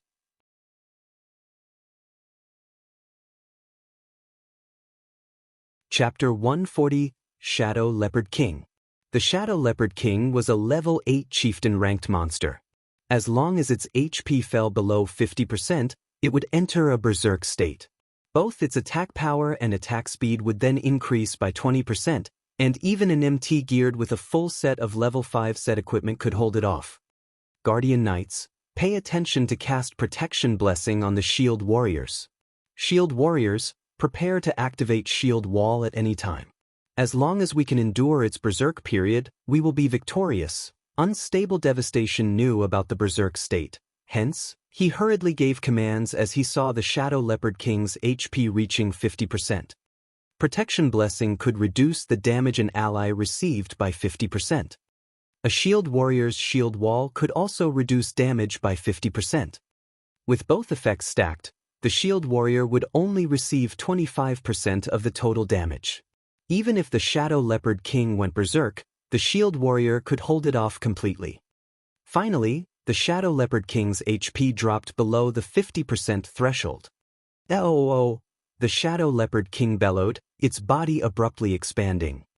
Everything was within Unstable Devastation's grasp. Just as he was about to reveal a victorious smile, the situation suddenly changed. At this moment, the Shadow Leopard King summoned 2 more level 8 elite-ranked Shadow Leopards, each of them possessing 3,000 HP.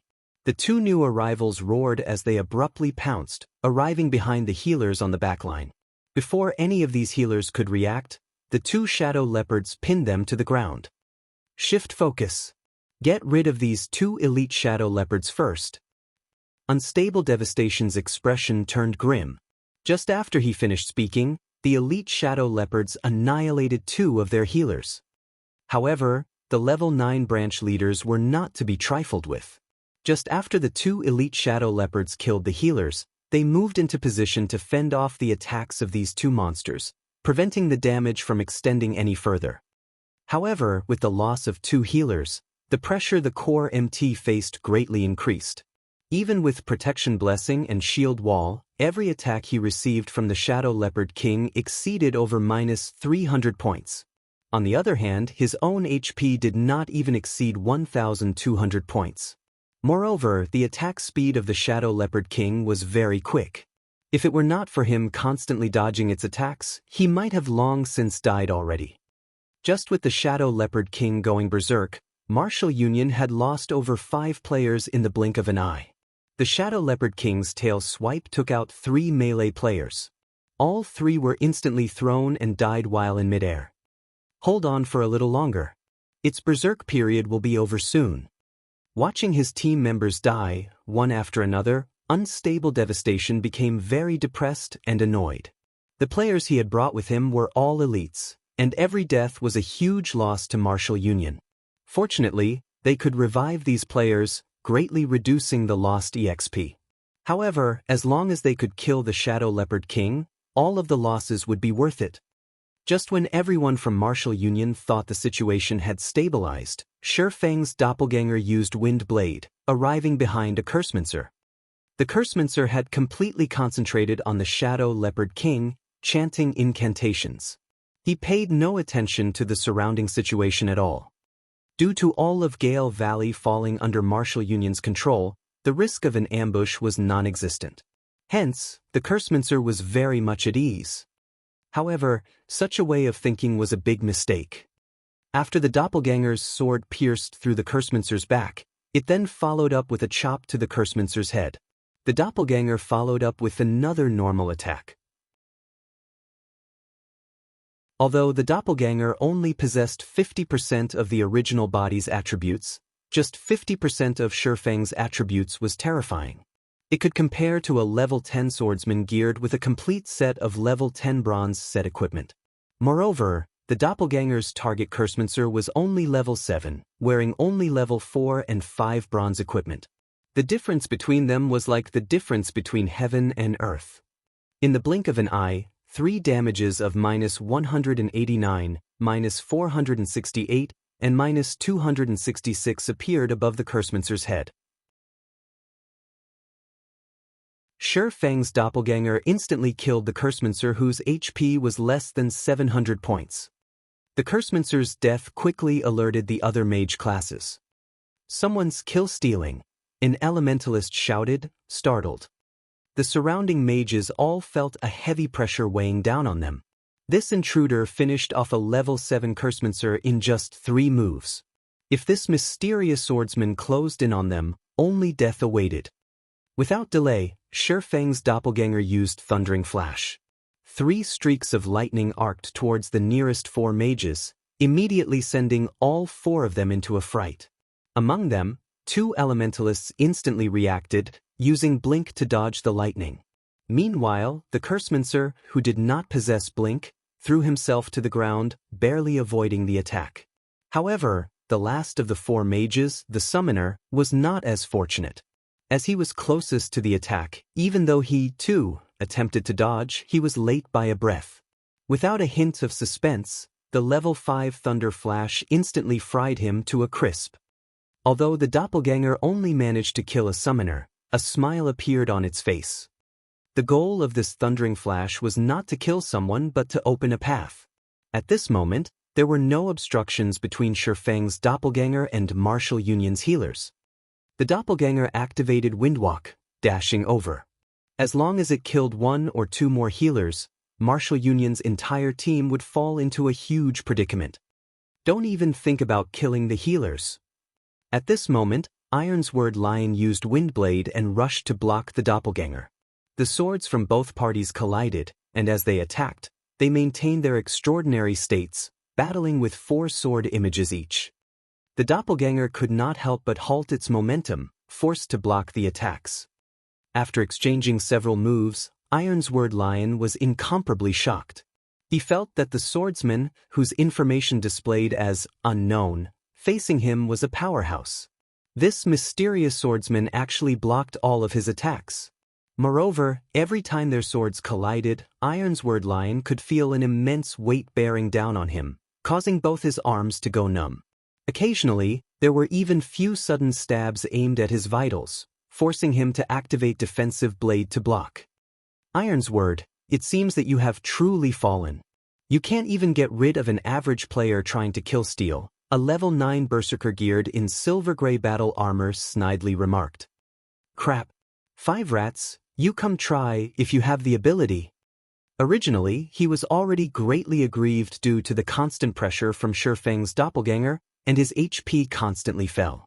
Now that he received jeers on top of it, he immediately enraged. Since you want me to join, then I'll join. The level 9 berserker, 5 rats, used Charge at Shi Feng's doppelganger. Charge carried with it a fainted effect. Moreover, the surrounding mages were already in the midst of chanting incantations for their spells, sending fireballs and frost arrows at the doppelganger. The doppelganger activated Defensive Blade. It dodged the incoming magical attacks while it gradually closed in on Martial Union's healers. The level 2 Defensive Blade aided the doppelganger in mitigating the damage from the attacks it received. However, 5 rats followed up his charge with a break, greatly reducing the doppelganger's speed. You 3, get rid of him. Unstable Devastation commanded the 3 assassins, pointing.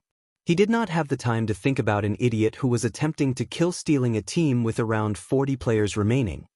After receiving the command, their assassins immediately rushed at Shi Feng's doppelganger. Receiving the focused fire of over a dozen players, although the doppelganger managed to dodge a majority of the attacks, it still received a relatively significant amount of damage. The doppelganger's HP continuously fell, and within a moment, only 30% remained. I didn't think that it would be a fat fish with brain problems. Judging on the exchanges made and damage caused, 5 rats determined that this mysterious swordsman's equipment was exceptional. As long as he could kill the swordsman, he would definitely drop a lot of good equipment. The reason 5 rats thought so was that a single normal attack from the mysterious swordsman dealt him around -100 damage. Meanwhile, his normal attacks also chipped away 100 of the swordsman's HP. However, the problem lay in the fact that the mysterious swordsman used a one-handed sword, while he used a two-handed sword. In God's domain, a two-handed weapon's attack power was much higher than that of a one-handed weapon, and the damage a two-handed weapon caused was normally around twice that of a one-handed weapon. Due to the strong power stored within a two-handed weapon, every attack from the weapon could cause a devastating amount of damage. Meanwhile, the damage a one-handed weapon could cause was much less. However, its attack speed was much quicker. As a result, the average amount of damage dealt by both weapons in the long run was about the same. However, 5 rats had only managed to deal -100 damage to the mysterious swordsman. It showed just how good the mysterious swordsman's equipment was. Unfortunately, it is still too little. It would be great if they could send more people over. In the distance, hidden within a bush, Shi Feng was slightly depressed as he saw that a dozen or so players attacked his doppelganger. He bitterly thought, forget it, I shouldn't be too greedy. I should reel in the net, now. Abruptly, Shi Feng's doppelganger burst with power. It suddenly leaped into the air. The abyssal blade in the doppelganger's hand then started to emit flames and thunder, immediately releasing a blast of elements towards the most crowded location.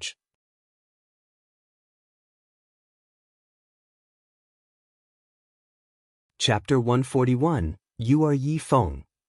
The sudden burst of power coming from Shi Feng's doppelganger alarmed the players who were previously behaving indifferently.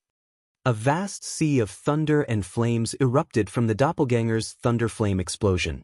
The players present could feel an oppressive feeling that was even more powerful than that of the Shadow Leopard King.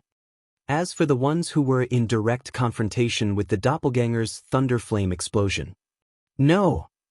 A few players immediately cried out in fear when confronted with the approaching fire and thunder.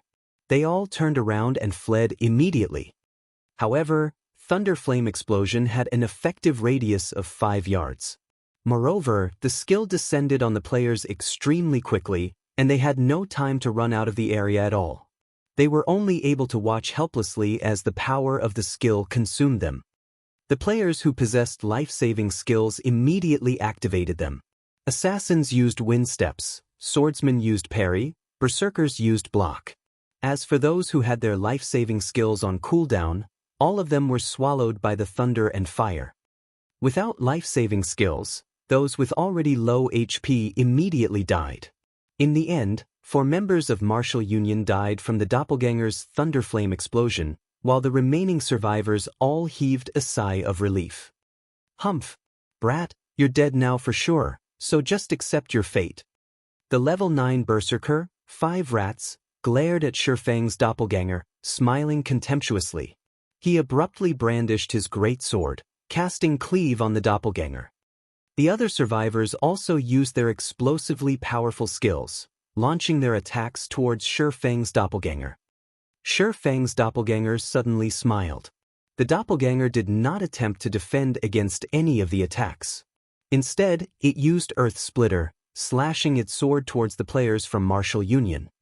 Witnessing Shi Feng's ludicrous actions, the players from Martial Union were all dumbfounded. Did he want them to perish together with him?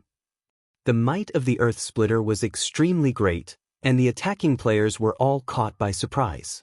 In the blink of an eye, 2 low HP players were killed by the doppelganger's sword, with 3 having their HP reduced to a critical level.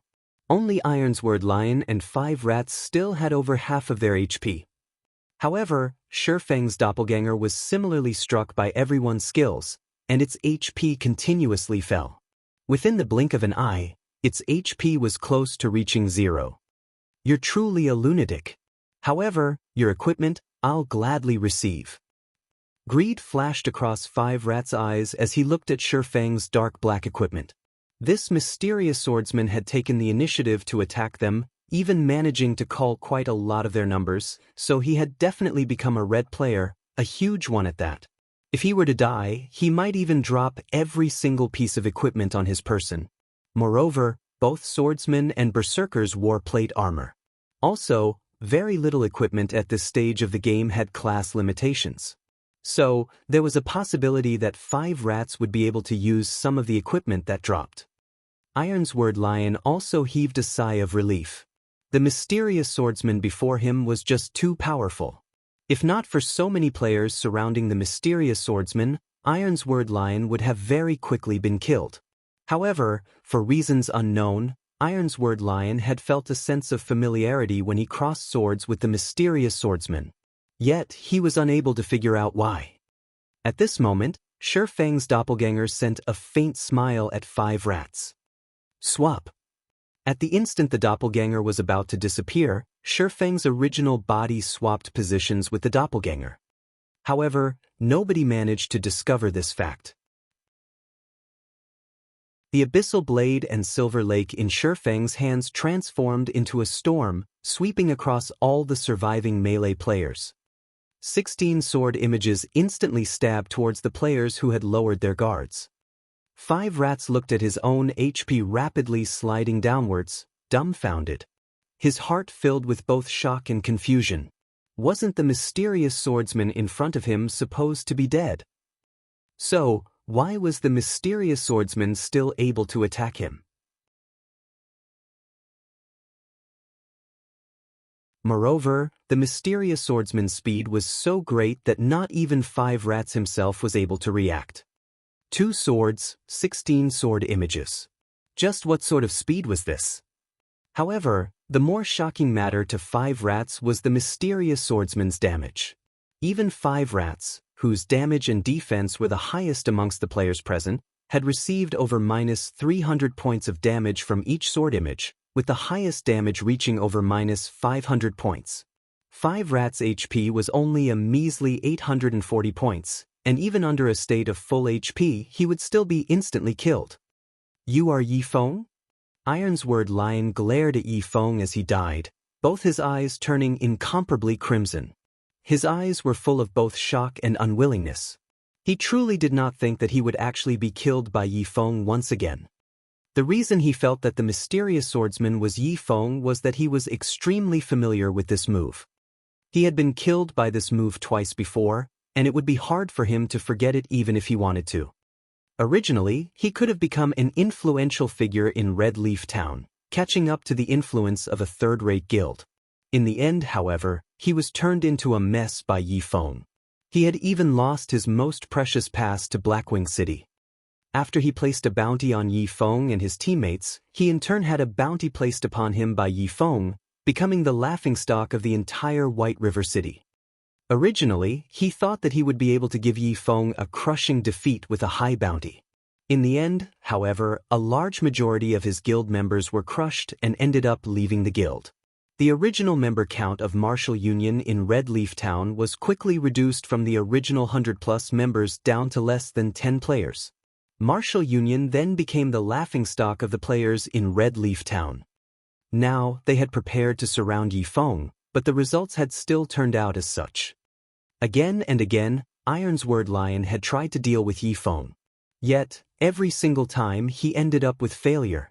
Ironsword Lion even believed that Yifeng was the bane of his life. Otherwise, how could he explain his continuous series of failures? Now that Yifeng had killed him for the 3rd time, Ironsword Lion's confidence had been thoroughly shattered. The first time, he used the excuse that he was ambushed by Yifeng, being killed in just 2 moves. The second time, he used the excuse of not having a full understanding of Yifeng's strength, being insta-killed in just 1 move. Now it was the 3rd time. Yifeng did not even use a skill this time, yet Ironsword Lion was still instantly killed in just 2 attacks. A deep fear had been instilled into Ironsword Lion. Every time he met with Yifeng, he could feel that the gap between himself and Yifeng was growing wider and wider. Up until this instance, he did not even possess the qualifications to go against Yifeng. It was just like how Absolute Heaven had killed him many times over in the past. Although he frantically tried to take revenge, in the end he would still choose to compromise. Be it Absolute Heaven or Yifeng, both were existences that he could no longer afford to provoke. When the players from Martial Union heard Ironsword Lion's dying words, each and every one of them was greatly shocked. Being able to kill 5 players within an instant, with branch leaders like Ironsword Lion and 5 rats included amongst them, this strength was simply too frightening. So he is Yifeng. It was the first time Unstable Devastation personally met Yifeng. Although he tried identifying Yifeng's information, the results he obtained actually displayed it as unknown, giving him a slight shock. Aside from Yifeng's HP bar, there was nothing else Unstable Devastation could see. However, the dark black equipment Yifeng was wearing was undoubtedly an equipment set. Also, Due to the hooded cape Yi Feng was wearing, Unstable Devastation was unable to get a clear image of his appearance.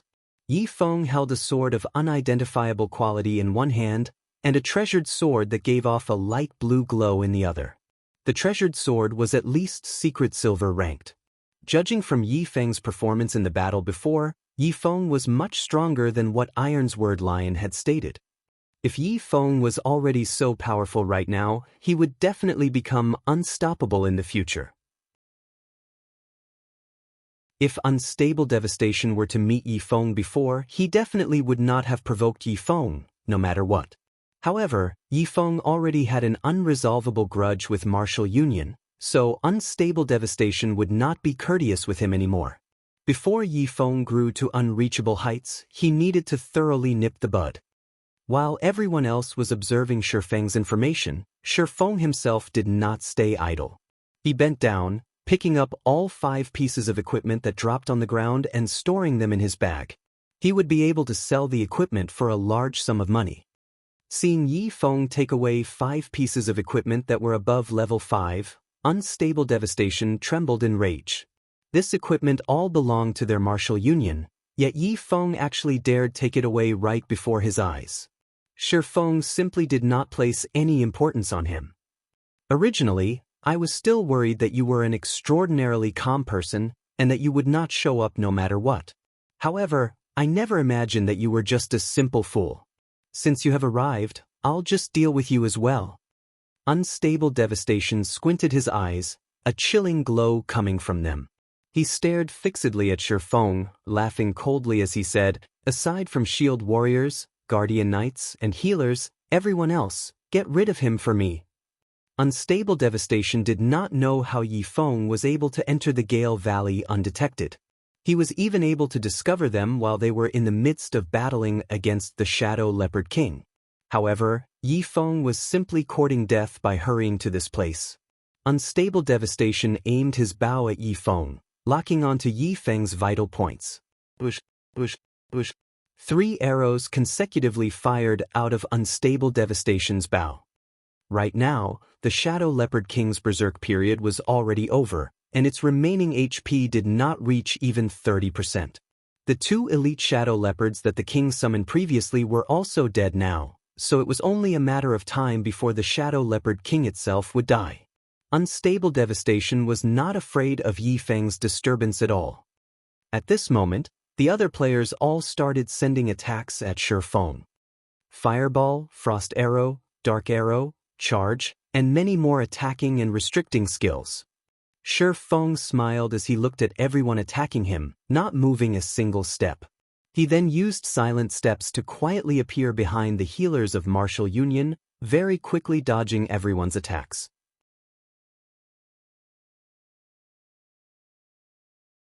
Chapter 142, Turnabout. Shi Feng's silent steps allowed him to move behind a target within a 40-yard distance. Although it was not as convenient as an elementalist's blink and had a longer cooldown, its range was much farther than blink. Moreover, there were no activation gestures required for the skill. The skill could be activated wordlessly, making it extremely hard to discover. No! Run! Unstable Devastation abruptly shouted when he observed his surroundings, suddenly discovering Shi Feng behind their healers. Although the healers heard Unstable Devastation yelling, they still turned their heads to look at him. They had no idea what Unstable Devastation was trying to say. Why did they need to run? Too late. Naturally, Shi Feng would not give them any chances. To save time, he did not even use a skill. Instead, he instantly created 12 sword images, instant killing the 4 defenseless healers. Yi Feng. Unstable Devastation glared at Shi Feng, both his eyes emitting flames of rage. He bellowed, "You're courting death." Unstable Devastation was truly furious now.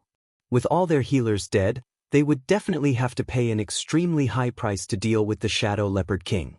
There was even a possibility of them team-wiping, and the main culprit of this was Yi Feng. In the blink of an eye, Unstable Devastation retrieved 5 pitch-black arrows from his bag. He aimed and shot all of them at Shi Feng in succession. Fatal shot. The 5 arrows almost instantly pierced Shifeng's vital points. They blocked Shifeng's path. "You guys enjoy yourselves. I'll leave first." After killing all of the healers, Shifeng revealed a faint smile at the arrows flying towards him. He dared not stay any longer. If he fell under the restricting skills of other classes, he would end tragically. It would be better for him to depart now and observe the tigers battle each other. Hence, Shifeng activated Windwalk, leaving behind an afterimage as he disappeared towards the forest. In the end, the 5 arrows only sliced through the afterimage Shifeng left behind. Although the players from Martial Union tried to chase after Shifeng, his speed was just too fast for them. After he entered the forest, they could no longer find any trace of him. Abominable! Watching Shifeng escape, Unstable Devastation's expression turned indignant, his fists tightening. "Boss Unstable, are we still giving chase?" an assassin carefully asked. Unstable Devastation shook his head, dismal, "No. With all their healers dead, if they were to simultaneously search for Shifeng while they battled the Shadow Leopard King, there would only be one ending for them, a complete team wipe. That would even allow Shifeng to reap the benefits." Just the battle prowess Shifeng displayed was enough to give Unstable Devastation a headache.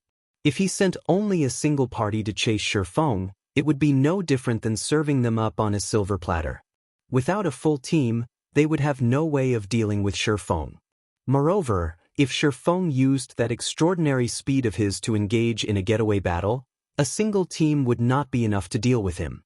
If they rushed into the forest to chase after Shifeng, he would simply pick them off, one by one, while they would be completely helpless. "Everyone, retreat. Don't bother with the Shadow Leopard King anymore, and prepare for an ambush by Yifeng.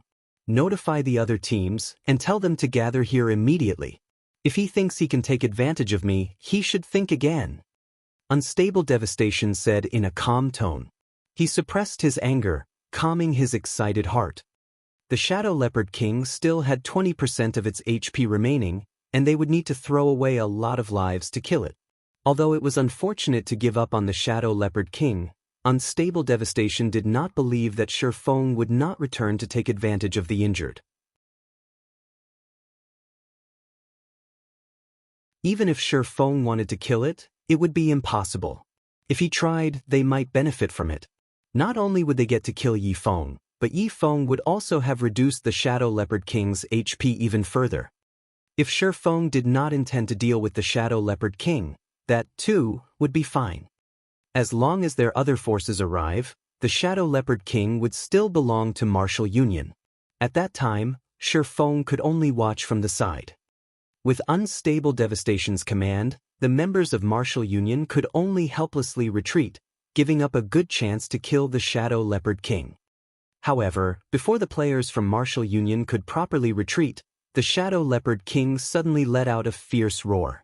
It summoned forth 2 elite Shadow Leopards once more to chase after them. As Martial Union's players retreated and the Shadow Leopards pursued them, they discovered a peculiar matter. The Shadow Leopard King did not seem to intend to give up the chase whatsoever. It had killed many other players and even decimated most of a shield warrior's HP. "Boss Unstable, the Shadow Leopard King is faster than us, and it is still chasing after us. If this continues, it will wipe us out sooner or later. What do we do now?" An elementalist beside Unstable Devastation asked worriedly. "I can see that. I don't need you to remind me." Unstable Devastation said in a huff. Unstable Devastation suffered a massive headache over the incessant pursuit by the Shadow Leopard King. If he had known earlier, he would have chosen to kill the Shadow Leopard King instead. He truly did not think that this Shadow Leopard King would bear a grudge, refusing to give up. They could not escape even if they wanted to now. Moreover, more members were dying in the chase than in the fight. "Notify the other teams to hurry. We'll delay the Shadow Leopard King while we move toward the meeting point, and look out for ambushes." Helpless about the situation, Unstable Devastation could only think of this plan. Meanwhile, hidden within the forest, Shifeng witnessed this scene with perfect clarity. Although Unstable Devastation's decision was an intelligent one, he could not outdo Shifeng. Shi Feng had long since known that the Shadow Leopard King would ceaselessly chase after martial union. Otherwise, he would not have chosen to depart.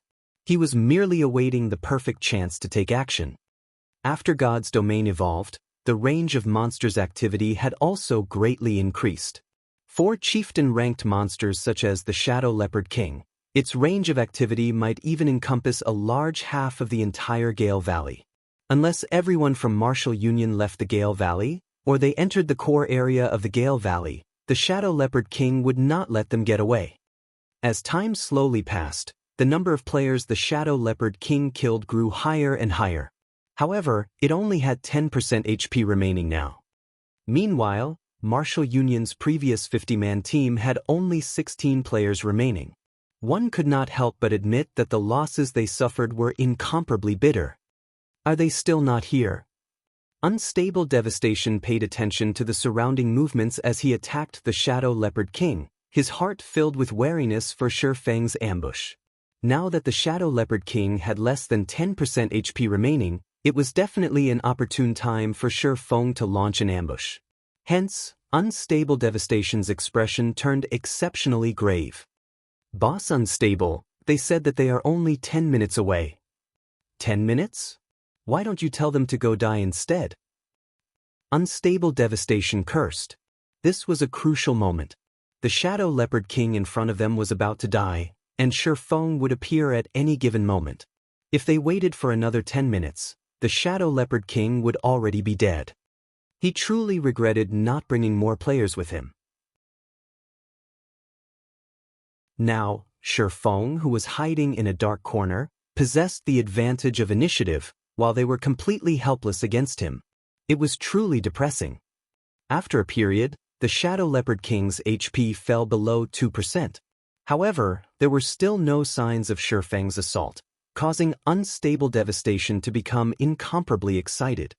Everyone surround the Shadow Leopard King and focus all firepower on it. It is about to die, so look out for Yi Feng. Unstable Devastation said with a loud laugh. If Shi Feng had appeared sometime earlier, there was an 80% chance of them team-wiping. Now that the Shadow Leopard King was about to die, however, even if Shi Feng dared to show himself, Unstable Devastation was confident at holding him at bay, allowing his teammates to kill the Shadow Leopard King. Finally, the Shadow Leopard King's HP fell below 200 points. As long as Martial Union sent 2 more rounds of attacks at it, they would kill the Shadow Leopard King. Ha! The Shadow Leopard King is mine. Unstable Devastation used Power Shot. He had long since accumulated his power to the maximum amount, and a single arrow could deal over -100 damage to the Shadow Leopard King. Shoo! The arrow whistled through the air, flying towards the Shadow Leopard King's weak point. At this moment, Shi Feng suddenly appeared, without a sound, behind the Shadow Leopard King. He sent a chop slashing down on the monster, causing -332 damage, killing the Shadow Leopard King. Meanwhile, Unstable Devastation's arrow merely shot the Shadow Leopard King's corpse. In God's domain, if players of a different party or team dealt with the same monster, the player who delivered the final strike would obtain 60% of the monster's EXP. Due to the Shadow Leopard King being a level 8 chieftain, the EXP it gave was extremely bountiful. Within an instant, Shi Feng's experience bar greatly rose. Meanwhile, the dozen or so players only shared the remaining 40% EXP amongst themselves. Immediately after the Shadow Leopard King died, it dropped a large pile of items. There were over 10 items, and it was one of the rarely seen mammoth drops. "Get rid of him!" Unstable Devastation bellowed, his eyes bulging. Immediately, more than a dozen players surrounded Shi Feng, giving him no chances to escape. Each and every one of them used their restricting skills on Shi Feng. Shi Feng paid no attention to them as he activated Defensive Blade. He then frantically picked up the drops. Streaks of magic struck Shi Feng's body, one after another, but they were all blocked by Defensive Blade. In the blink of an eye, Shi Feng had picked up 9 pieces of the loot. Among them was even an item that gave off a dazzling black glow. A single look and one could immediately tell that the item was nothing ordinary. It was definitely priceless. Seeing that the charges of the defensive blade were about to run out completely, he immediately swapped places with his doppelganger located deep within the forest.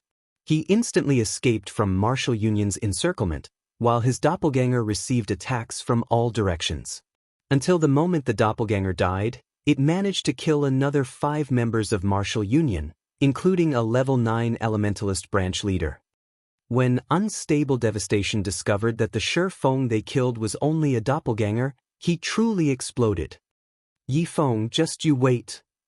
Unstable Devastation's bellow resounded throughout the forest. He had spent so much effort and had lost so much. Yet, in the end, all he did was pave the way for Shi Feng. Even if Unstable Devastation wanted to calm down, he could not. He swore that he would definitely kill Shi Feng back to level 0. Meanwhile, in a tree a short distance away, both Fire Dance and Water Buffalo had witnessed the entire scene from start to end. After they witnessed a team, composed of 50 elite players, fall into such a state, they were both utterly dumbfounded. Only now did Fire Dance and Water Buffalo know that there was actually such a battle style in God's domain.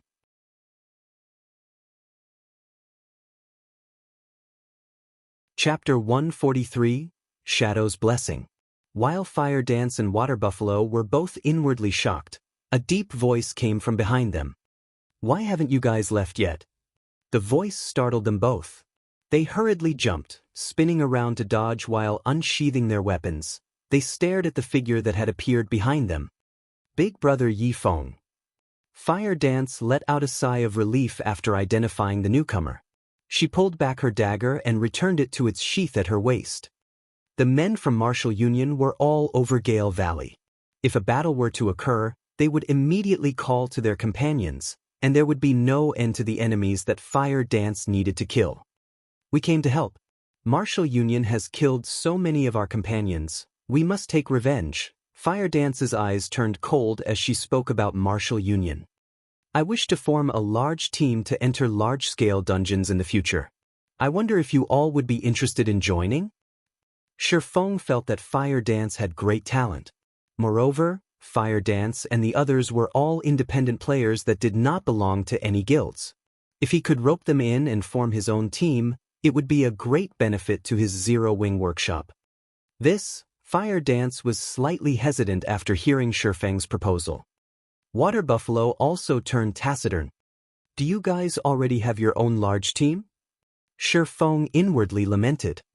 After entering White River City, there would be many large-scale dungeons. They were the main source of equipment, materials, and many other resources. If an independent player wished to obtain good equipment, they needed to raid these large-scale dungeons. Moreover, if a guild wished to level up, conquering large-scale dungeons was a must. Hence, if one wanted to develop at all in God's domain, conquering large-scale dungeons was one of the necessary conditions. However, it was extremely difficult for independent players to form a large team capable of raiding a large-scale dungeon. The most common large-scale dungeons were all 50-man dungeons, while there were even some 100-man dungeons available. Gathering so many players was a near impossible task. Not to mention whether the entire team possessed sufficient strength, just the degree of trust and the distribution of equipment would be a huge hurdle. In this, however, the elite teams of guilds and large-scale workshops had it much easier. "No, we don't have our own large team. Our team currently only consists of players who prioritizes amusement and don't really care much about other matters. Could you give me some time?" Fire Dance explained. In reality, she, too, wished to develop in God's domain properly. In spite of that, the majority of the players in her current team were not too keen on raiding dungeons. They only wished to play casually.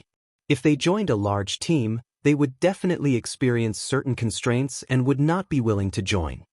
Alright, in any case, there is still time. Let's add each other as friends then. When you've made your decision, you can contact me at any time. Shi Feng knew that such matters could not be decided upon immediately. If one wished to obtain something, they would have to lose something in return. Shi Feng did not wish for just any random person to join him. "That's good. I'll contact you after discussing it with them." Fire Dance nodded. She also felt that it was about time to make a decision. Soon after Shi Feng added Fire Dance as his friend, he ran towards the deeper regions of the Gale Valley in search of Blackie and Lonely Snow. On his way there, in order to avoid Martial Union's patrols, Shi Feng hid in the treetops and waited for the players of Martial Union to move past. Since he had nothing better to do, Shi Feng took out the loot from the Shadow Leopard King. He wanted to see just what valuables the monster dropped. Isn't my luck just too good? The profits from a chieftain monster are impressive. Shi Feng was slightly shocked after looking at the drops. Among the 9 items, there were 2 secret silver weapons, 3 pieces of mysterious iron equipment, 2 rare materials needed to make secret silver equipment, 1 bronze-ranked cooking knife, and 1 secret silver accessory. The 2 secret silver weapons were a level 8 staff and a level 8 two-handed axe. The mysterious iron equipment was also level 8.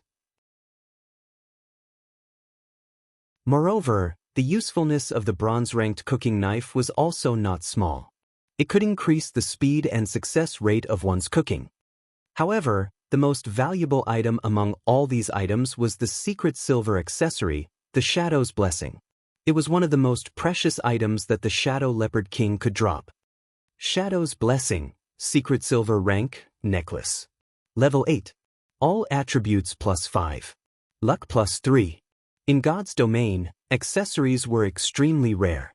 Even when players reached level 20 or above, they would, at most, possess 1 or 2 bronze accessories. Moreover, these accessories would all be below level 10. Meanwhile, the accessory in Shi Feng's hands was secret silver rank, and it was much more precious than a fine gold weapon of the same level. The luck attribute was extremely rare in God's domain, and it was capable of increasing the drop rate of items when killing monsters. There was once a player who calculated that, with 1 point in luck, the drop rate would nearly double. However, the higher a person's luck was, the less effective every additional point would be. At 3 points in luck, a player's drop rate would only triple. Besides that, the luck attribute also held a great effect for lifestyle classes, so its value would never depreciate. If Shi Feng estimated correctly, the Shadow's Blessing would only be worth 2 to 3 gold coins to the average player. However, to Shi Feng, this item's value was around 10 gold coins. Immediately, Shi Feng equipped the Shadow's Blessing. That way, when he killed high-level monsters in the future, the amount and quality of the equipment he would obtain would increase. After some time, the team from Martial Union finally left. Shi Feng then continued his journey into the depths of the Gale Valley. Blackie, where are you guys right now? Shi Feng sent a voice call, asking. We seem to be beside a swamp. I don't know where this place is, but the monsters here have very high levels. I'll send you the coordinates. Blackie sighed in relief after learning that nothing had happened to Shi Feng. He then sent his coordinates. Don't go any deeper and stay where you are. I'll be there soon. Shi Feng immediately knew Blackie's whereabouts after glancing at the coordinates. He truly did not think that Blackie could actually survive in the Silent Swamp. There were 2 entrances to the Gale Valley. One was where Shi Feng entered, and the other was at the Silent Swamp, which led to the high-level monster areas. The Silent Swamp was a level 15 to level 20 monster area. To the players at the current stage of the game, it was a forbidden area. Half an hour later, Shi Feng managed to locate Blackie and Lonely Snow. The 2 of them sat beneath a tree, silently observing their surroundings. They had previously met a level 15 swamp crocodile, frightening them into a run. The swamp crocodile had nearly turned them into its chow, but fortunately, they had speed scrolls and isolation scrolls, allowing them to escape. After this meeting, they no longer dared roam. As expected of Brother Feng, you avoided Martial Union's search and arrived here safely. Blackie immediately felt that there was hope for them when he saw Shi Feng walking over. Let's leave this place immediately. This place is simply too dangerous. Lonely Snow nodded in agreement. They were only level 8, and the gap between them and the level 15 swamp crocodiles was just too massive. It was extremely dangerous for them to stay here. No, let's stay here to level up. Shi Feng shook his head, saying, I've previously killed quite a lot of Martial Union's members, so they should be frantically looking for me right about now. It would be too difficult to get you guys out of here without discovery. Hearing Shifeng, Blackie and Lonely Snow finally discovered the bright red marker displayed above Shifeng's head. This mark was deeply crimson, and it was a wonder just how many players Shifeng had killed in order to turn it into such a state. However, it was only right when one thought about it. Martial Union's men currently filled the Gale Valley, and it would be impossible for Shifeng to arrive without being seen. Shifeng would have encountered some players from Martial Union on his way. With Brother Feng's skills, he would have no problems facing 3 to 4 players at a time. He has definitely killed a lot of players on his way here. Thinking up to this point, Blackie and Lonely Snow were extremely moved. Although Shifeng spoke in a casual manner, they knew that his journey must have been filled with extreme dangers. "Alright, I'll party you two up. You guys should change into this equipment first." Saying so, Shifeng passed the staff and two-handed axe, dropped by the Shadow Leopard King, over to Blackie and Lonely Snow. When the two of them received the weapons, they were shocked. Level 8 secret silver weapons were the most top-tier weapons currently available. Though they did not understand just how Shifeng managed to obtain them, they did not attempt to look into it too deeply. They knew that some questions were not meant to be asked, and such a situation would be beneficial to both parties. After partying up, Blackie was immediately startled when he looked at Shifeng's level. He asked, voice trembling, "Brother Feng, you're level 10 already." They reached level 8 after continuously grinding monsters and leveling up in Gale Valley. Even if their levels were not the highest amongst all the players throughout God's domain, they were still considered close to the top. However, after not meeting for only a few days, Shifeng had left them behind by 2 levels. Such a leveling speed was simply frightening.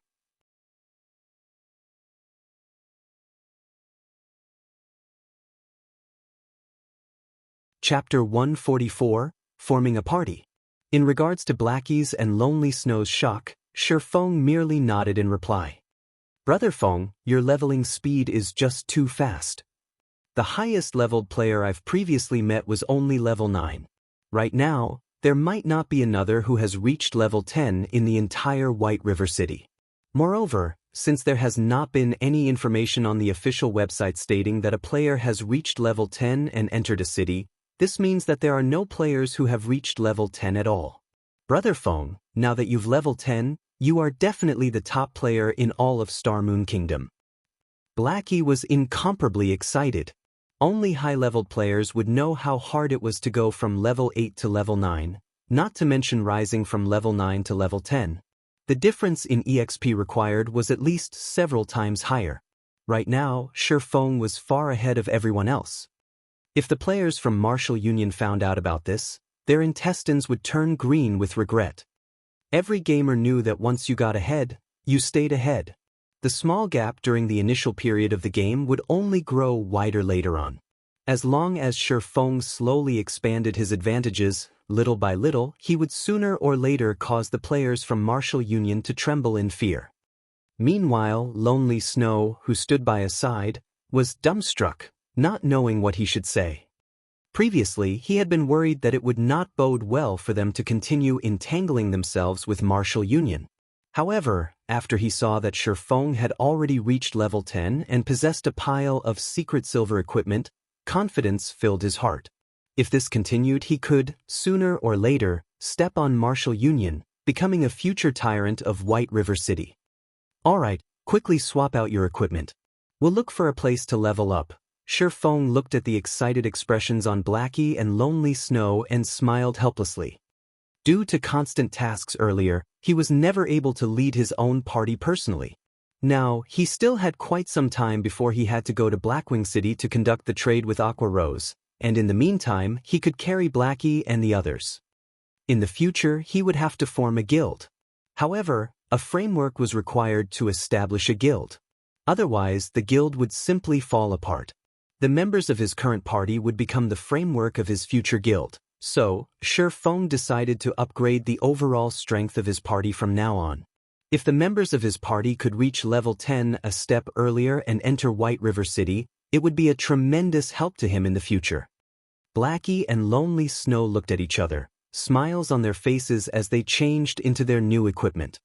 Previously, the two of them wore level 5 to level 6 bronze equipment, mixed in with a few pieces of mysterious iron equipment. Now, however, the majority of their equipment consisted of level 8 mysterious iron equipment, matched with a few pieces of level 8 secret silver equipment.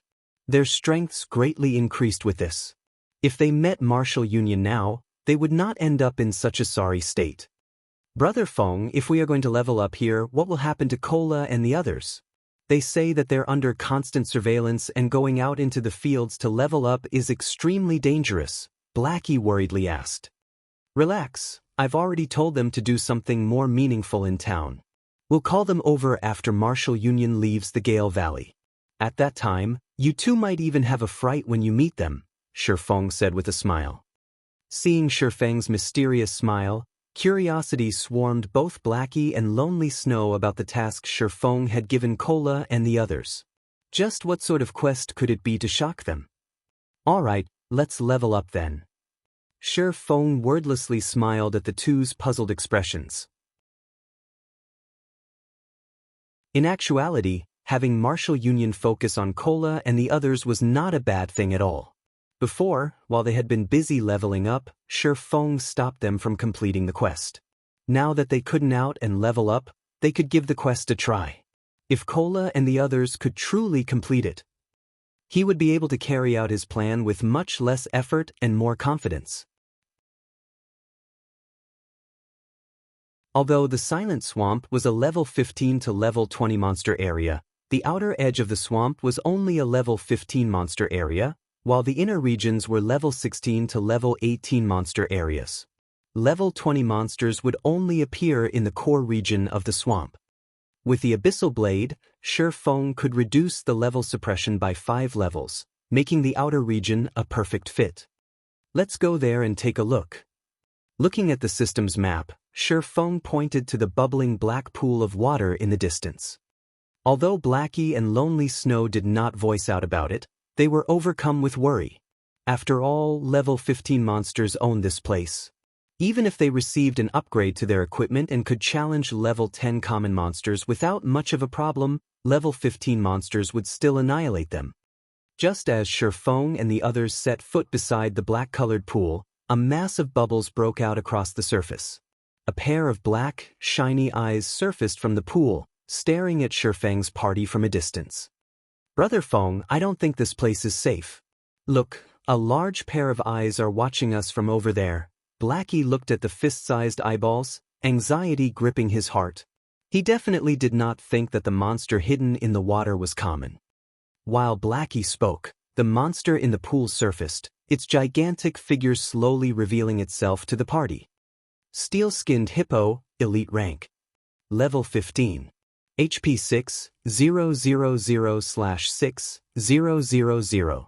Brother Feng, let's leave. That's a level 15 elite. If it chases us, we'll suffer the consequences. Blackie panicked as he watched the steel-skinned hippo closing in on them. Naturally, Shifeng knew that Blackie and Lonely Snow could not contend with a level 15 monster, not to mention an elite. However, Shifeng had his own strategies for dealing with monsters with special weaknesses, and the steel-skinned hippo belonged to this category. After the evolution of God's domain, everything in the game became more realistic. The weaknesses of these hippo-type monsters also increased as a result. As long as players could find a way to deal with said weaknesses, these monsters would be very easy to deal with. Shortly after the steel-skinned hippo revealed itself, another group of swamp hippos surfaced in the black-colored pool. There were over 20 of these swamp hippos. Swamp hippo, common rank.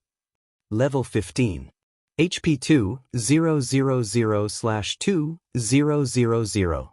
Watching these hippos leave the pool so overbearingly, rushing towards them, Shifeng took out an isolation scroll from his bag. He then softly said, "You guys use an isolation scroll as well." Hearing Shifeng's order, Blackie and Lonely Snow immediately took out their own isolation scrolls. The isolation scroll was only effective against monsters up to level 15. When used, the scroll greatly reduced the user's presence, turning them half-transparent for half an hour. After the two of them used the isolation scrolls, they discovered that the hippos had suddenly stopped their movements, looking around in confusion. It was as if they had become invisible to these hippos. Hippos have very bad vision, and they cannot see clearly beyond a certain distance. After using the isolation scrolls, our bodies are close to transparent, so they cannot see us, Shi Feng explained. Blackie, use your dark arrows to attack the steel-skinned hippo, but pay attention to maintain a distance of at least 25 yards. It won't see you that way.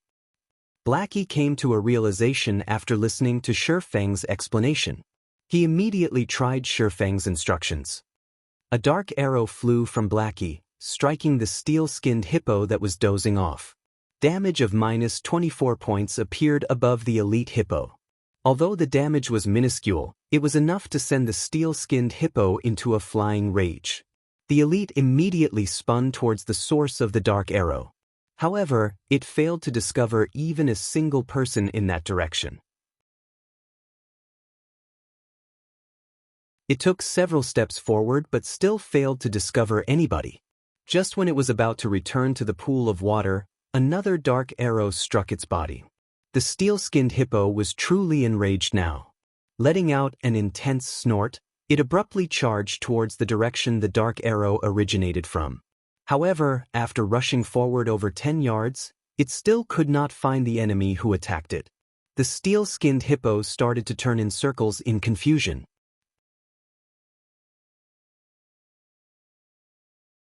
Blackie watched the stupid-looking steel-skinned hippo in the distance, inwardly laughing at it. He continuously sent dark arrows at his target, and with each consecutive arrow he slowly lured it away from the group of swamp hippos. At this moment, only level 15 swamp hippos occupied the pool. Shi Feng silently closed in on them. After closing a distance of 20 yards, the swamp hippos finally discovered Shi Feng. Immediately, they all parted from the pool. More than 20 swamp hippos thundered after Shi Feng in a grandiose manner. Such a group could easily flatten a level 15 party.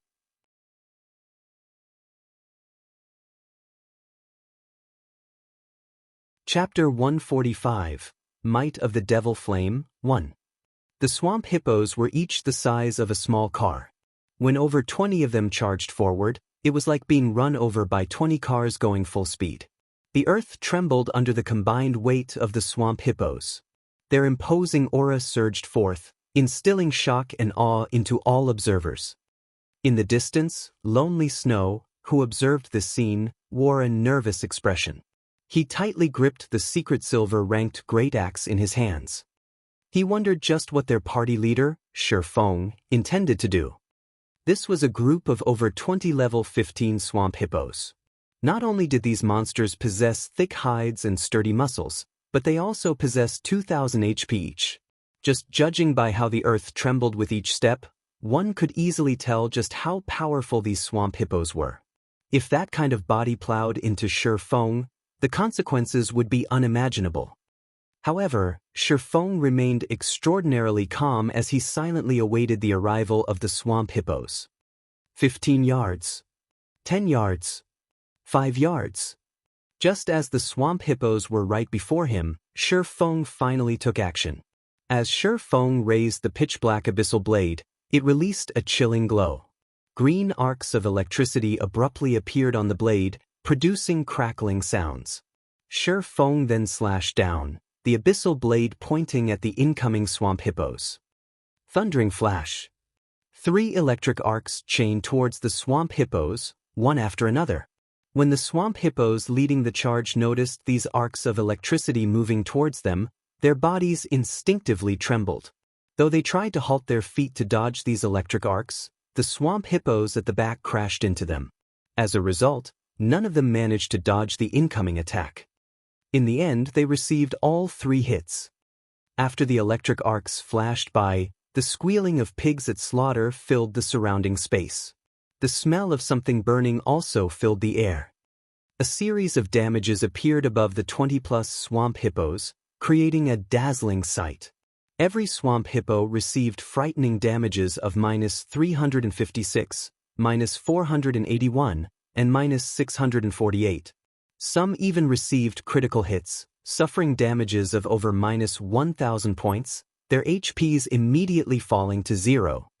The remaining dozen or so swamp hippos were burnt black. Their HP bars also dropped to dangerous levels, turning a bloody red color. Moreover, a debuff icon appeared beside their HP bars, damage amplification. All damage received increased by 20% for 20 seconds. Immediately, fear surfaced on the faces of all the surviving swamp hippos. They all wished to scatter and escape. Shifeng gave them no chance whatsoever. With a sudden leap, Shifeng jumped into the airspace above these swamp hippos. He raised the silver lake, the sword giving off a faint blue glow as it carried with it the power of thunder and fire. Shifeng loosed a thunder flame explosion in the midst of the swamp hippos, thunder and fire exploding outwards, devouring every single swamp hippo. With the damage amplification effect, this attack of Shifeng's caused over -900 damage on the swamp hippo, instantly killing every single one of them. The gigantic figures of the 20+ swamp hippos fell to the ground with a loud boom, shaking and trembling the earth. The scene was similar over 20 small cars descending from the air, heavily smashing into the ground. When the bodies of the swamp hippos collided with the ground, the resulting impact generated gusts of wind that spread to the surroundings, causing the leaves and branches of the nearby trees to snap and float in midair. Lonely Snow, watching this scene from a distance, was completely dumbfounded. Be it the visual or physical sensation, both impacted him greatly. Shifeng caused over -1,000 damage to the level 15 swamp hippos, ending their lives in just 2 moves. Just how high of an attack power was required to achieve such a feat?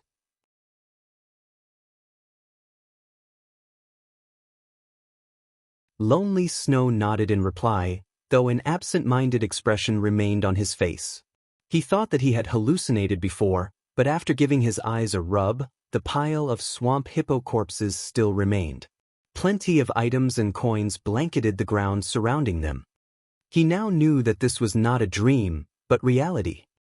When Lonely Snow looked at the system notifications and his experience bar, he was once more given a shock. System: Level 15 swamp hippo killed. Level difference of 7. EXP obtained increased by 700%. Obtained 1,650 EXP. System: Level 15 swamp hippo killed. Level difference of 7. EXP obtained increased by 700%. Obtained 1,650 EXP. System: Level 15 swamp hippo killed. Level difference of 7. EXP obtained increased by 700%. Obtained 1,650 EXP. After a series of notifications displayed, Lonely Snow's experience bar greatly increased, reaching 69% of level 8. The amount of EXP he obtained was truly frightening. Previously, even when faced with level 8 monsters, they needed to kill each one while being extremely cautious and prudent. Moreover, every kill only yielded each member of the party several tens of EXP. After spending over an hour repeating the same process, they would see their experience bars increase by a sizable portion. On the other hand, Shifeng casually killed off a large group of level 15 swamp hippos with only a few moves. Even after splitting the EXP obtained amongst the 3 of them, Lonely Snow's experience bar still increased by a sizable chunk. Only now did Lonely Snow understand how Shifeng managed to level up so quickly. In this regard, Lonely Snow became even more respectful towards Shifeng. There was even a hint of fanaticism in his eyes. If he followed someone as strong as Shifeng, his future would be limitless. Even if he could not become Shifeng's equal, as long as he continued struggling forward, he could still become a true expert one day. On the other side, Blackie was still toying around with the steel-skinned hippo, continuously decreasing the elite hippo's HP. However, not only did the steel-skinned hippo had a very high recovery rate, but its HP was also very high. It would recover a lot of HP every 5 seconds. Moreover, Blackie's attacks could only inflict a tiny amount of damage. If he wanted to grind away the steel-skinned hippo's life completely, he would need at least 20 minutes. And yet, instead of tiring, Blackie grew even more excited.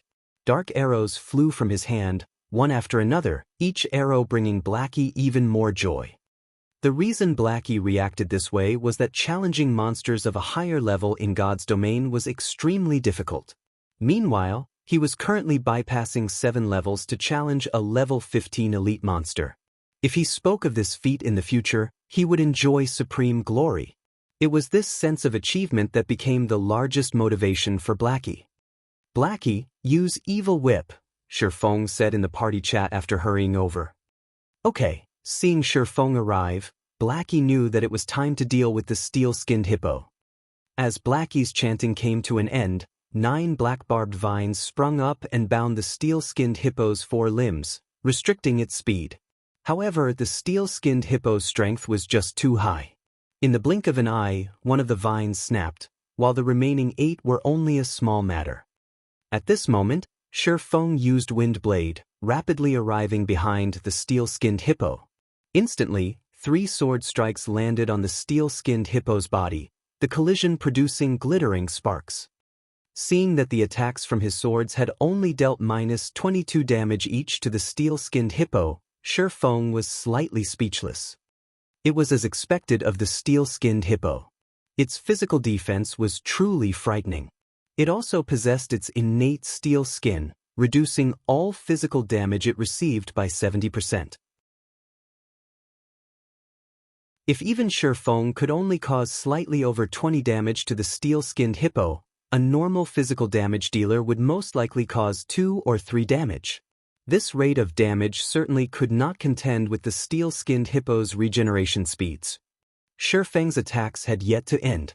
He immediately followed up with a thundering flash, the 3 electric arcs causing -125, -160, and -211 damage.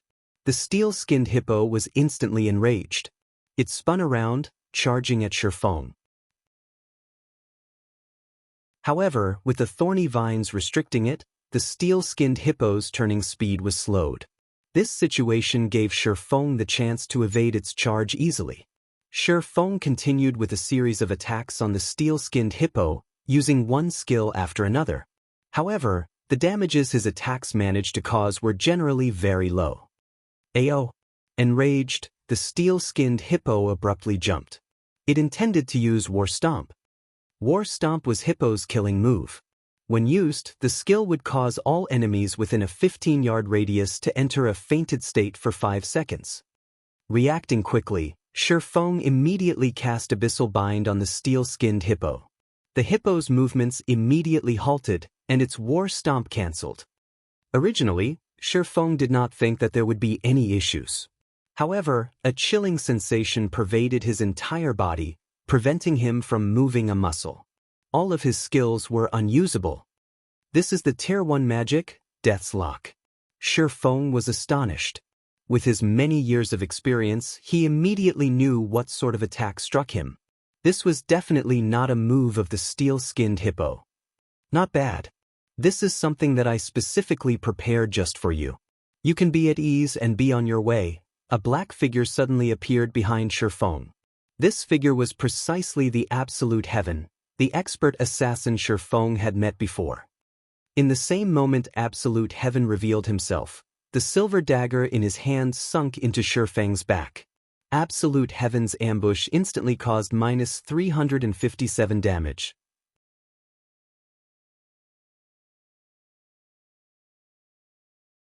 Chapter 146, Might of the Devil Flame, 2. A single ambush instantly devoured 1/4 of Shifeng's HP. Blackie, who stood at a distance, was dumbfounded by this scene. He did not understand why an assassin suddenly appeared here and attacked Shifeng. Although he wished to help Shifeng, time was needed to cast his spells. Moreover, all his restricting skills were already in use on the steel-skinned hippo. He could only helplessly watch as the scene unfolded. The only thing Blackie could do now was to chant and attack with his dark arrows. Such high damage! Watching his HP abruptly decrease by a large portion, Shifeng was inwardly shocked. Previously, when Shifeng faced the level 9 Berserker, 5 rats, the maximum damage Shifeng received was only slightly over -100 damage. Yet, one of Absolute Heaven's ambushes caused over -300 damage. Compared to 5 rats, Absolute Heaven's attack power was much stronger. Assassins had very fast attack speeds, so generally, their attack damage could not compete with that of a Berserker's. However, they could complement their low attack damage with the number of attacks they could dish out. To say nothing of Absolute Heaven's attack damage, which far exceeded that of the Berserker 5 rats. If an assassin could deal the same amount of damage as a Berserker with each attack, their total output would be at least double or triple that of a Berserker's. In the case of Absolute Heaven, his total output would be 3 to 4 times that of 5 rats. Although Shifeng was shocked, Absolute Heaven was similarly shocked. When he had used his ambush on an MT who possessed a complete bronze set equipment and was the same level, the attack stole at least 2/3 of the MT's HP. Now, however, he only managed to remove 1/4 of Shifeng's HP. Compared to those well-equipped MTs, Shifeng's defense and HP far exceeded them. Die! Absolute Heaven's hands twisted, a streak of silver swiping across Shifeng's neck. Simultaneously, his other dagger stabbed into Shifeng's back once more. Garrote! Backstab! Although Absolute Heaven was shocked, an assassin's explosive power did not lie in just the first strike, but a burst of continuous skills. From the moment Shifeng appeared in the Gale Valley to the moment Shifeng began kill-stealing the Shadow Leopard King, he had constantly trailed after Shifeng. He had silently waited for the best moment to attack Shifeng. He knew that Shifeng was extremely powerful, so he needed to wait for the moment when Shifeng was the most vulnerable. Only when Shifeng did not possess any skills would he have a chance at getting rid of him. However, he never found the perfect time to strike. However, his patience had finally paid off. While battling the steel-skinned hippo, Shifeng finally revealed a weak point. However, in order to guard against the unexpected, he unhesitatingly decided to use the Death's Lock scroll he had bought at an extremely high price. He bought this scroll precisely for this sort of situation. Death's Lock disables all skills of the target, temporarily preventing the target from using any skills. Target's movement will also be disabled. Duration of 6 seconds. Although Shifeng had high defense and HP, a 6-second burst was enough to kill Shifeng. In such close quarters, Shifeng could clearly feel the 2 incoming daggers.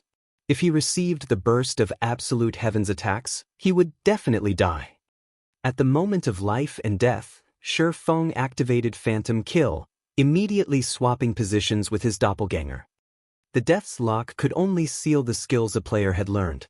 However, it would not affect the skills attached to equipment. Just after swapping positions, Absolute Heaven's 2 daggers immediately sliced into the doppelganger's body. Bleeding damage of -212 points and a skill damage of -257 points appeared above the doppelganger's head. Absolute Heaven continued with a flurry of attacks. The 2 daggers in his hands assaulted the doppelganger, and 10 streaks of silver light stabbed the doppelganger's vital points. The series of normal attacks coupled with an assassinate and the poison damage on his daggers instantly decimated the doppelganger's HP. A doppelganger. Originally, Absolute Heaven drowned in ecstasy at the thought of having killed Shifeng.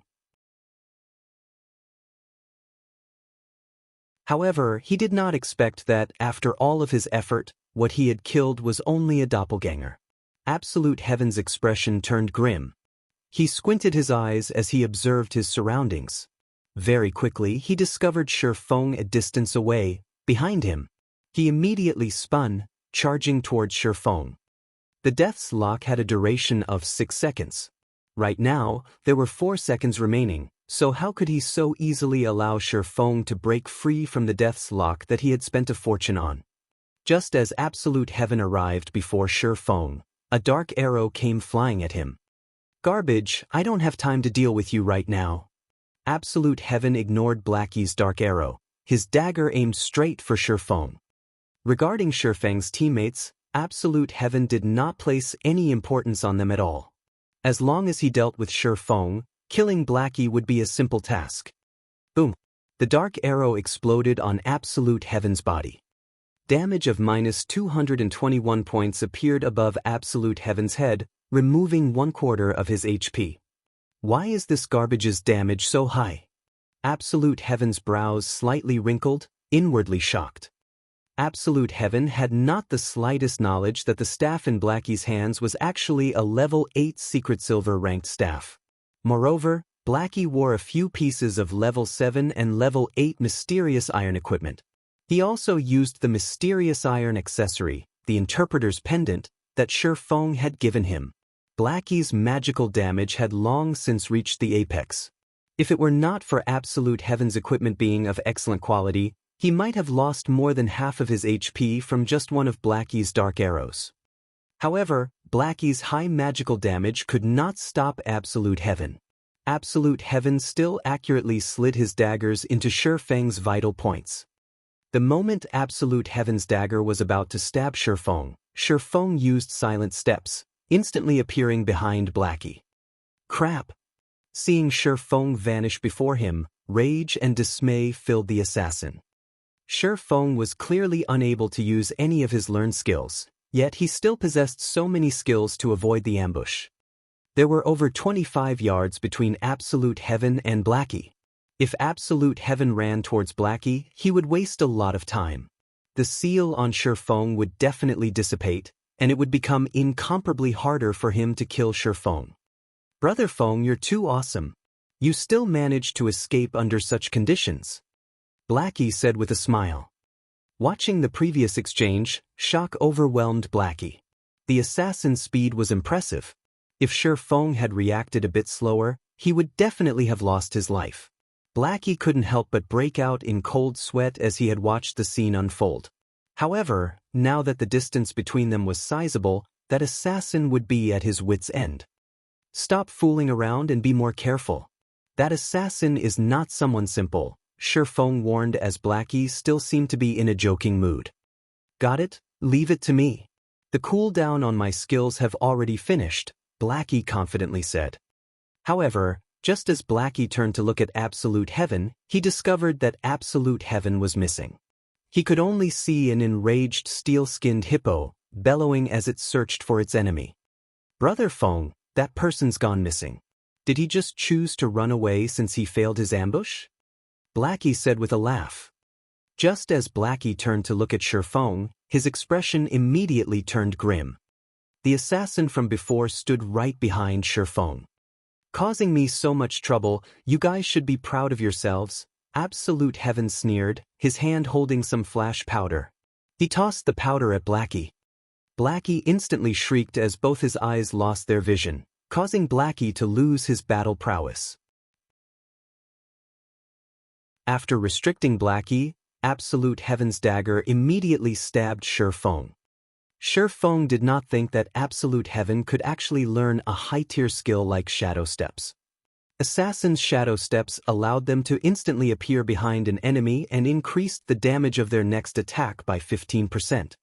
However, Shifeng still could not move. Moreover, he did not have any skills left to avoid Absolute Heaven's attack. He could only grit his teeth as he activated the Silver Moon set equipment's second set effect, the Tier 2 Life Shield. The Tier 2 Life Shield would absorb 60% of the damage Shifeng received, up to a maximum of -500 points. It could delay Absolute Heaven for some time. When Absolute Heaven saw the Life Shield appear on Shifeng, he was momentarily speechless.